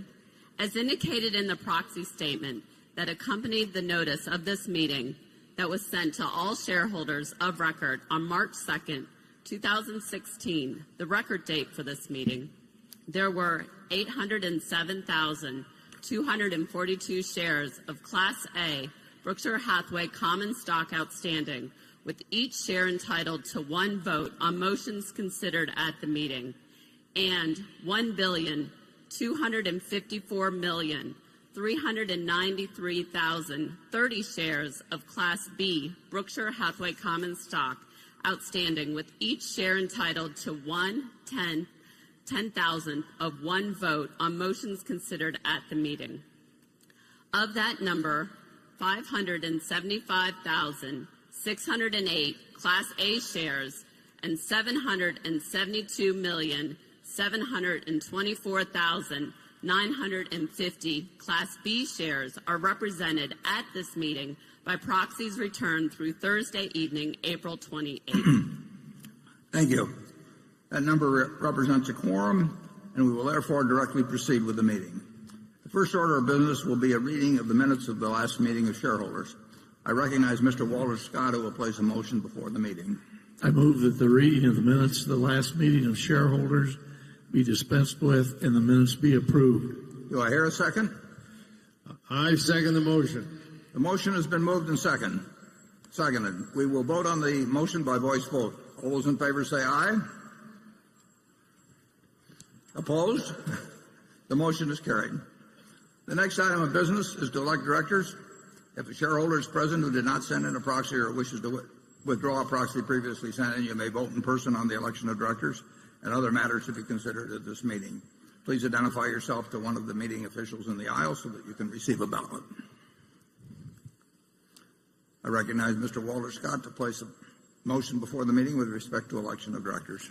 I move that Warren Buffett, Charles Munger, Howard Buffett, Stephen Burke, Susan Decker, William Gates, David Gottesman, Charlotte Guyman, Thomas Murphy, Ron Olson, Walter Scott, and Merrill Whitmer be elected as directors. Is there a second? I second the motion. It has been moved and seconded that Warren Buffett, Charles Munger, Howard Buffett, Stephen Burke, Susan Decker, William Gates, David Gottesman, Charlotte Guyman, Thomas Murphy, Ronald Wilson, Walter Scott, and Merrill Whitmer be elected as directors. Are there any other nominations or any discussion? The nominations are ready to be acted upon. If there are any shareholders voting in person, they should now mark their ballot on the election of directors and deliver their ballot to one of the meeting officials in the aisles. Ms. Amick, when you are ready, you may give your report. My report is ready. The ballot of the proxy holders in response to proxies that were received through last Thursday evening cast not less than 643,789 votes for each nominee. That number far exceeds a majority of the number of the total votes of all Class A and Class B shares outstanding. The certification required by Delaware law of the precise count of the votes will be given to the Secretary to be placed with the minutes of this meeting. Thank you, Ms. Amick. Warren Buffett, Charles Munger, Howard Buffett, Stephen Burke, Susan Decker, William Gates, David Gottesman, Charlotte Guyman, Thomas Murphy, Ronald Olson, Walter Scott, and Merrill Whitmer have been elected as directors. The next item of business is a motion put forth by the Nebraska Peace Foundation. The motion is set forth in the proxy statement, and will the projectionist please put up number 9. Here we are. The motion requests that our insurance business issue a report describing their response to the risk posed by climate change, including specific initiatives and goals relating to each risk issue identified. The directors have recommended that the shareholders vote against the proposal. I will now recognize, and I think it'll be up in Area 1, I will now recognize Dr. James Hansen to present the motion, but I believe maybe the gentleman from the Nebraska Peace Foundation may be introducing it, and he may introduce Dr. Hansen. To allow all interested shareholders to present their views, I ask the initial speaker to limit his remarks to 5 minutes, and then the microphone at Zone 1 is available for those wishing to speak for or against the motion. Subsequently, Zone 1 is the only microphone station in operation. For the benefit of those present, I ask that each speaker for or against the motion limit themselves, with the exception of the initial speaker, to 2 minutes and confine your remarks solely to the motion. And the motion should be left up on the, let's see, is that up there or not? Yeah, okay, the motion should be left up there. In a sense, incidentally, it asks us to present a report about the risks to the insurance division by climate change, and I did address this subject in the annual report. That would be a report, and it was a report that was concurred by Ajit Jain, who is number one expert on insurance risks. So that does represent the view of our insurance division and myself as the chief risk officer. But the subject now is open, and we welcome the initial speaker's comments. And if you're just going to introduce Dr. Hansen, I can't see who's who up there, then I presume he will have the 5 minutes, and then subsequent speakers will have 2 minutes. So go to it. You're on. Thank you. My name is Mark Vecina. I'm the treasurer of the Nebraska Peace Foundation, the owner of 1A share of Berkshire Hathaway. We are the sponsor of the shareholder resolution, which Mr. Buffett has described. In so doing, making the recommendation to develop a risk analysis and report on it, we're following the lead of the Bank of England, which last September published a comprehensive report on climate change risks facing the insurance industry and recommended that its regulated companies conduct reviews of the risks and make this available. The Bank of England regulates the UK insurance industry, which is the third largest global insurance market. I'll turn the rest of my time over to world-renowned climate scientist, Dr. James Hansen. Thank you for this opportunity. I want to make a suggestion that I hope you will ponder. Some aspects of climate have become clear. Humans are changing the atmosphere, and we can measure how this is changing Earth's energy balance. More energy is coming in than going out. So the ocean is warming, ice sheets are melting, and sea level is beginning to rise. We are now close to a point of handing young people a situation that will be out of control, with ice sheet disintegration and multi-meter sea level rise during the lifetime of today's young people, which would mean loss of coastal cities and economic devastation. Sea level rise would be irreversible on any time scale of interest to humanity. The other irreversible effect of rapid climate change would be extinction of a substantial fraction of the species on Earth. The bottom line is that we cannot burn all fossil fuels. And the economic law of gravity is that as long as fossil fuels appear to be the cheapest energy, we will keep burning them. So my request, given the respect and the trust the public has in you, is that you reflect upon the possibility of a public statement in favor of a revenue-neutral, gradually rising carbon fee. A carbon fee is needed to make the price of fossil fuels honest, to include the costs to humanity of their air pollution, water pollution, and climate change. A rising carbon fee is needed to spur effective investments by the private sector in clean energies and energy efficiency. Most important, it will steadily phase down fossil fuel use. So I'm not asking you to endorse a carbon fee on the spot, but I hope that you will reflect upon it and perhaps provide a clear statement in your next report.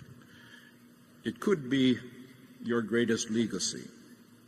It could affect everything, even the course of our future climate. Thanks. Thank you, Dr. Hansen. I might say that although we may differ on some specifics, and I don't know, I am no expert on this subject whatsoever. I don't think you and I have any difference in the fact that it's important that climate change, since it's something where there is a point of no return if we are on the course that you think is certain and I think is probable, that it's a terribly important subject. But the motion that was put forth was relating to the insurance aspects of it. And we have discussed, believe me, we have thought and discussed insurance aspects, and I've in effect given a report which was asked for by this within the annual report. So it is really not the issue before the shareholders is not how I feel about whether climate change is real or whether a carbon tax is appropriate. It's whether it poses a risk to our insurance business. And I recognize the Bank of England read that report, but we respectfully disagree with them in terms of, not in terms of the importance of climate change, but in terms of the risk to our insurance business. We don't write policies for a long period of time. We're not forced to write a policy on anything. So our judgment is made as propositions are presented to us, usually as to whether for 1 year we are willing to accept a given risk for a given price. And that obviously climate is enormously important in our activities, hurricanes being the most important probably, although we also get involved in earthquakes. But that is what the proposal is about, and we've given a response to that. And it does not mean that we differ on the importance of climate change to the human race. So with that, I'd be delighted to hear from the various seconders. Hello, my name is Jim Jones. I'm the Executive Director of the Cady School of Insurance at Illinois State University. I would like to express my concerns based on 3 hidden risks associated with climate change. The first relates to stranded assets of insurers investing in fossil fuels. The second is a more insidious risk related to climate change. This risk is associated with the long-term liabilities associated with property, life, and health lines of business. And I realize that a number of intelligent people and experts don't see a long-term liability, but they're missing one important part, is that primary insurers are not able to withdraw or reprice entire books of business. Following hurricanes Katrina, Rita, and Wilma, new hurricane models were developed in Florida, and they attempted to get the recommended rate approvals for that. They were not allowed to, and so many insurers began to withdraw from that market. 10 years later, that about 40% of the underperforming business is still on the books of those insurers. And this could play out in several other states that are exposed to climate risk. For a reinsurer, the value of reinsurance with their customers is a long-term business. The reason why this is so important is because, according to my count, 156 of your reinsurance customers have filed climate change disclosures. And these customers are looking for long-term interest being protected by their reinsurer. And if not, there's a potential for a relationship default risk that could occur if they perceive your reinsurance as just being one-year contracts that can be repriced or withdrawn. And you enter into that world of the expanding market competition of alternative reinsurance, which just last year was $72 billion. And earlier this quarter, we set a record of $2.2 billion in cat bonds. Thank you. I would point out that we have not been asked ever, to my knowledge, to write long-term contracts. Our primary insurers know that we look at it 1 year at a time, and we will not write business that we think has a major negative probability, and they don't expect us to. It's way less a relational business than in the past. It's much more a transactional business, but we will not write. If we lose a customer because they want us to do something stupid, we lose the customer. And there is not in our business, I'm not speaking for other reinsurers, but in our business, and I believe with most other reinsurers, they are not going to do something that they think is terribly disadvantageous to them just to maintain a relationship. That's not really a relationship, and be a subsidy. So that does not strike me, frankly, as a factor at all of any negative consequence at Berkshire. We, in terms of what happened after Katrina, rates went up, and actually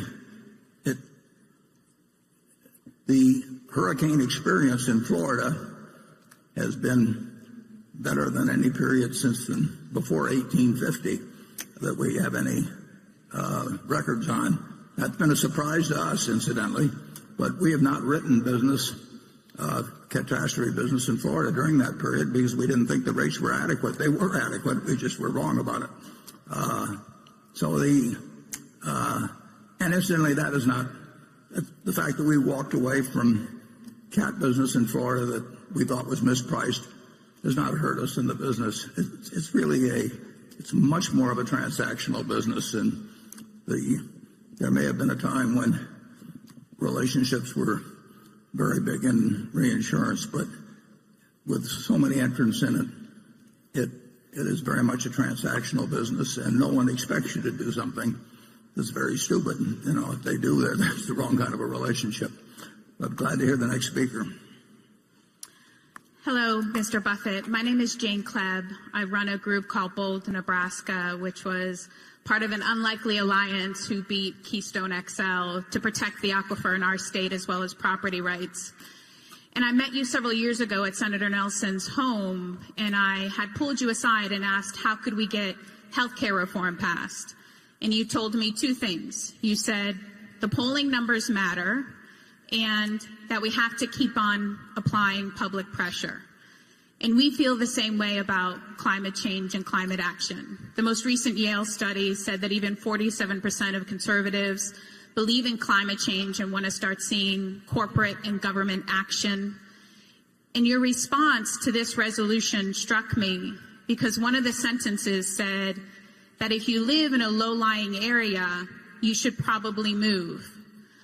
Well, we work with Native brothers and sisters who live in coastal communities, and one of those tribes is now the first United States climate refugees. They didn't have the option to move. They were forced to move. And so we're turning to you and we're turning to ourselves to continue to apply public pressure and hope that both you and Charlie stand with us. And maybe it's not this year, and maybe it's not the year after, but we really look forward to you doing full climate risk analysis, as well as divesting from all the fossil fuels that you own. And lastly, it takes both small and mighty, as well as big and powerful, to solve this problem of climate change. So you blocking small solar in Nevada is the wrong road to go down. Thank you. Okay.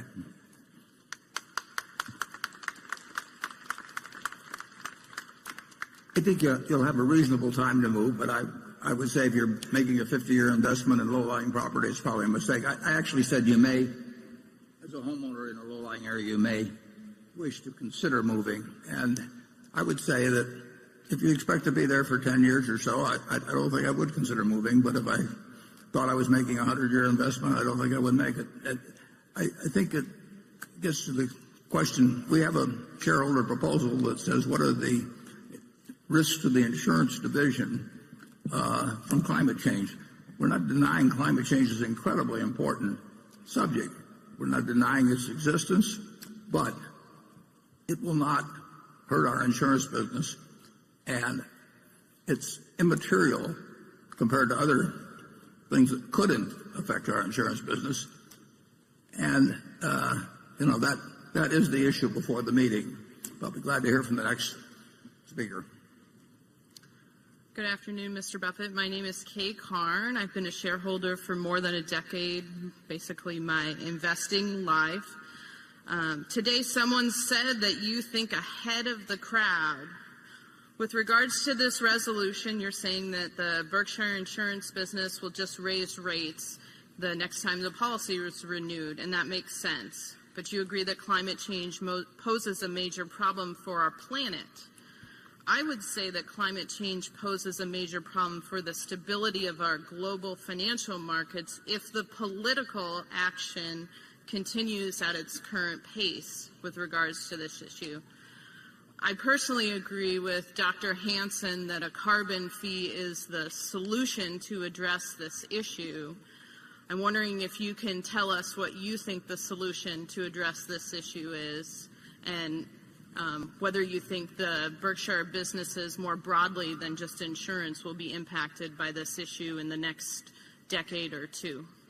Yeah, I would doubt if it's affected in the next decade or two, but I won't argue with you at all that it's likely, not certain, that unless various techniques are designed for reducing, for sequestration, different things of that sort, that plenty of people will be working on, or unless the emissions, greenhouse gas emissions are reduced significantly, that it's a terribly important problem for civilization. And there have been other, there's certainly going to be some very smart people working on ways to change the balance in some way, either through less being released into the atmosphere or by various techniques that might diminish the impact. But no one here will deny that it's important. I don't think it will impact. I don't think it will impact in a serious way the climate or insurance, for that matter, in the next decade or two. But as I pointed out in the report, if you're dealing with something where there's you pass a point of no return, the time to do something isn't to wait to get 10 minutes away from the point of no return. So that there are policies which we subscribe to very strongly in terms of renewables and that sort of thing. But I think there's also possibilities that within the scientific community that there will be solutions that are beyond my limited knowledge of physics to conjure up myself. But there are a whole lot of people out there that are a lot smarter, and I think that a basic problem on the reduction if those things don't come to pass is the fact that it's a planetary problem, and it requires cooperation by very important countries. And I think President Obama has made a good start in working with leaders of other countries, but it can't be solved by the United States alone, as you know better than I.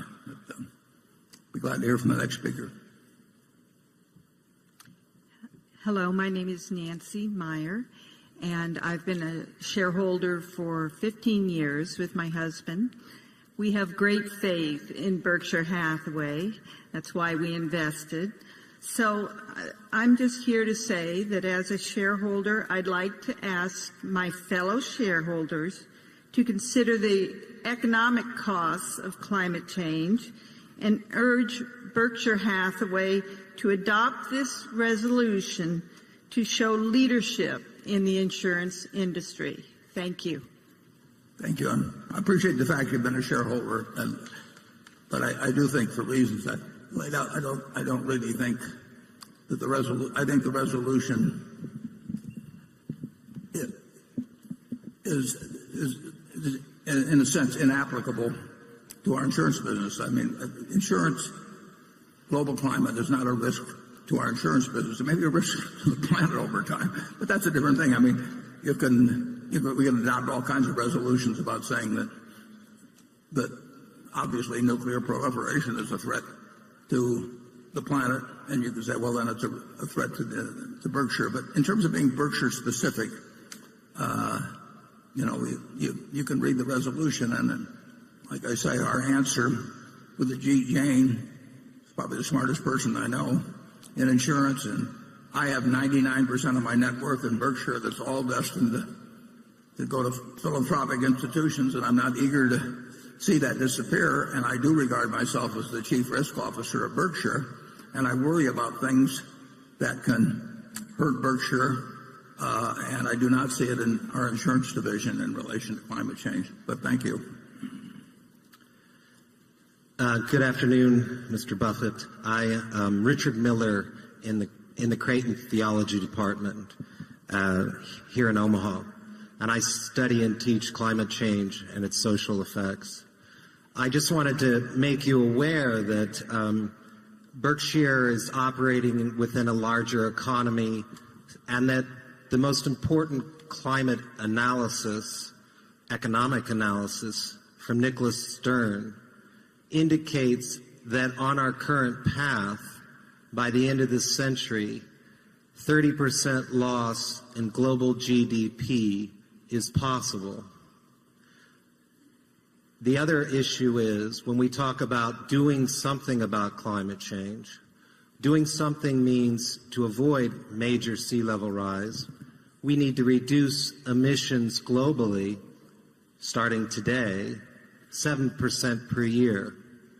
The only time we've ever reduced emissions over a 10-year period in a growing economy was in the 1990s in England, and we reduced them 1% per year. So we're talking about a completely different thing than President Obama's gradual move, and we need to do something. No, we need to do massive transformation immediately. And with your large global holdings, you are a world significant figure on this, not just about this particular shareholder resolution. Thank you for your time. Thank you.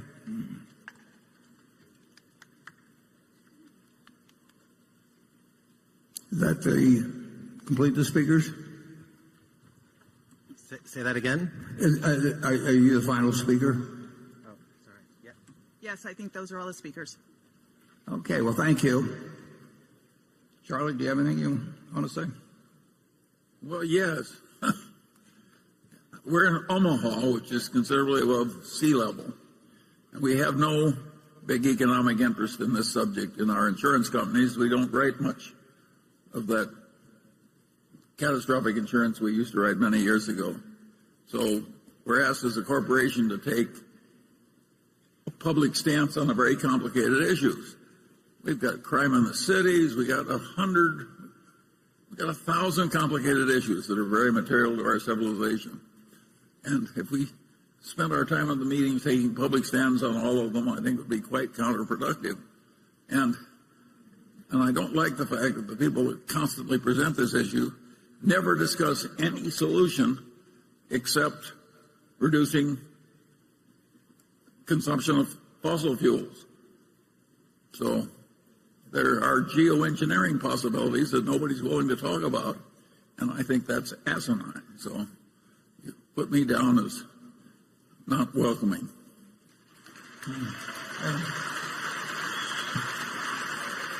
We don't want to have a political rally. The motion is now ready to be acted upon. If there are any shareholders voting in person, they should now mark their ballots on the motion and deliver their ballot to one of the meeting officials in the aisles. Ms. Amick, when you are ready, you may give your report.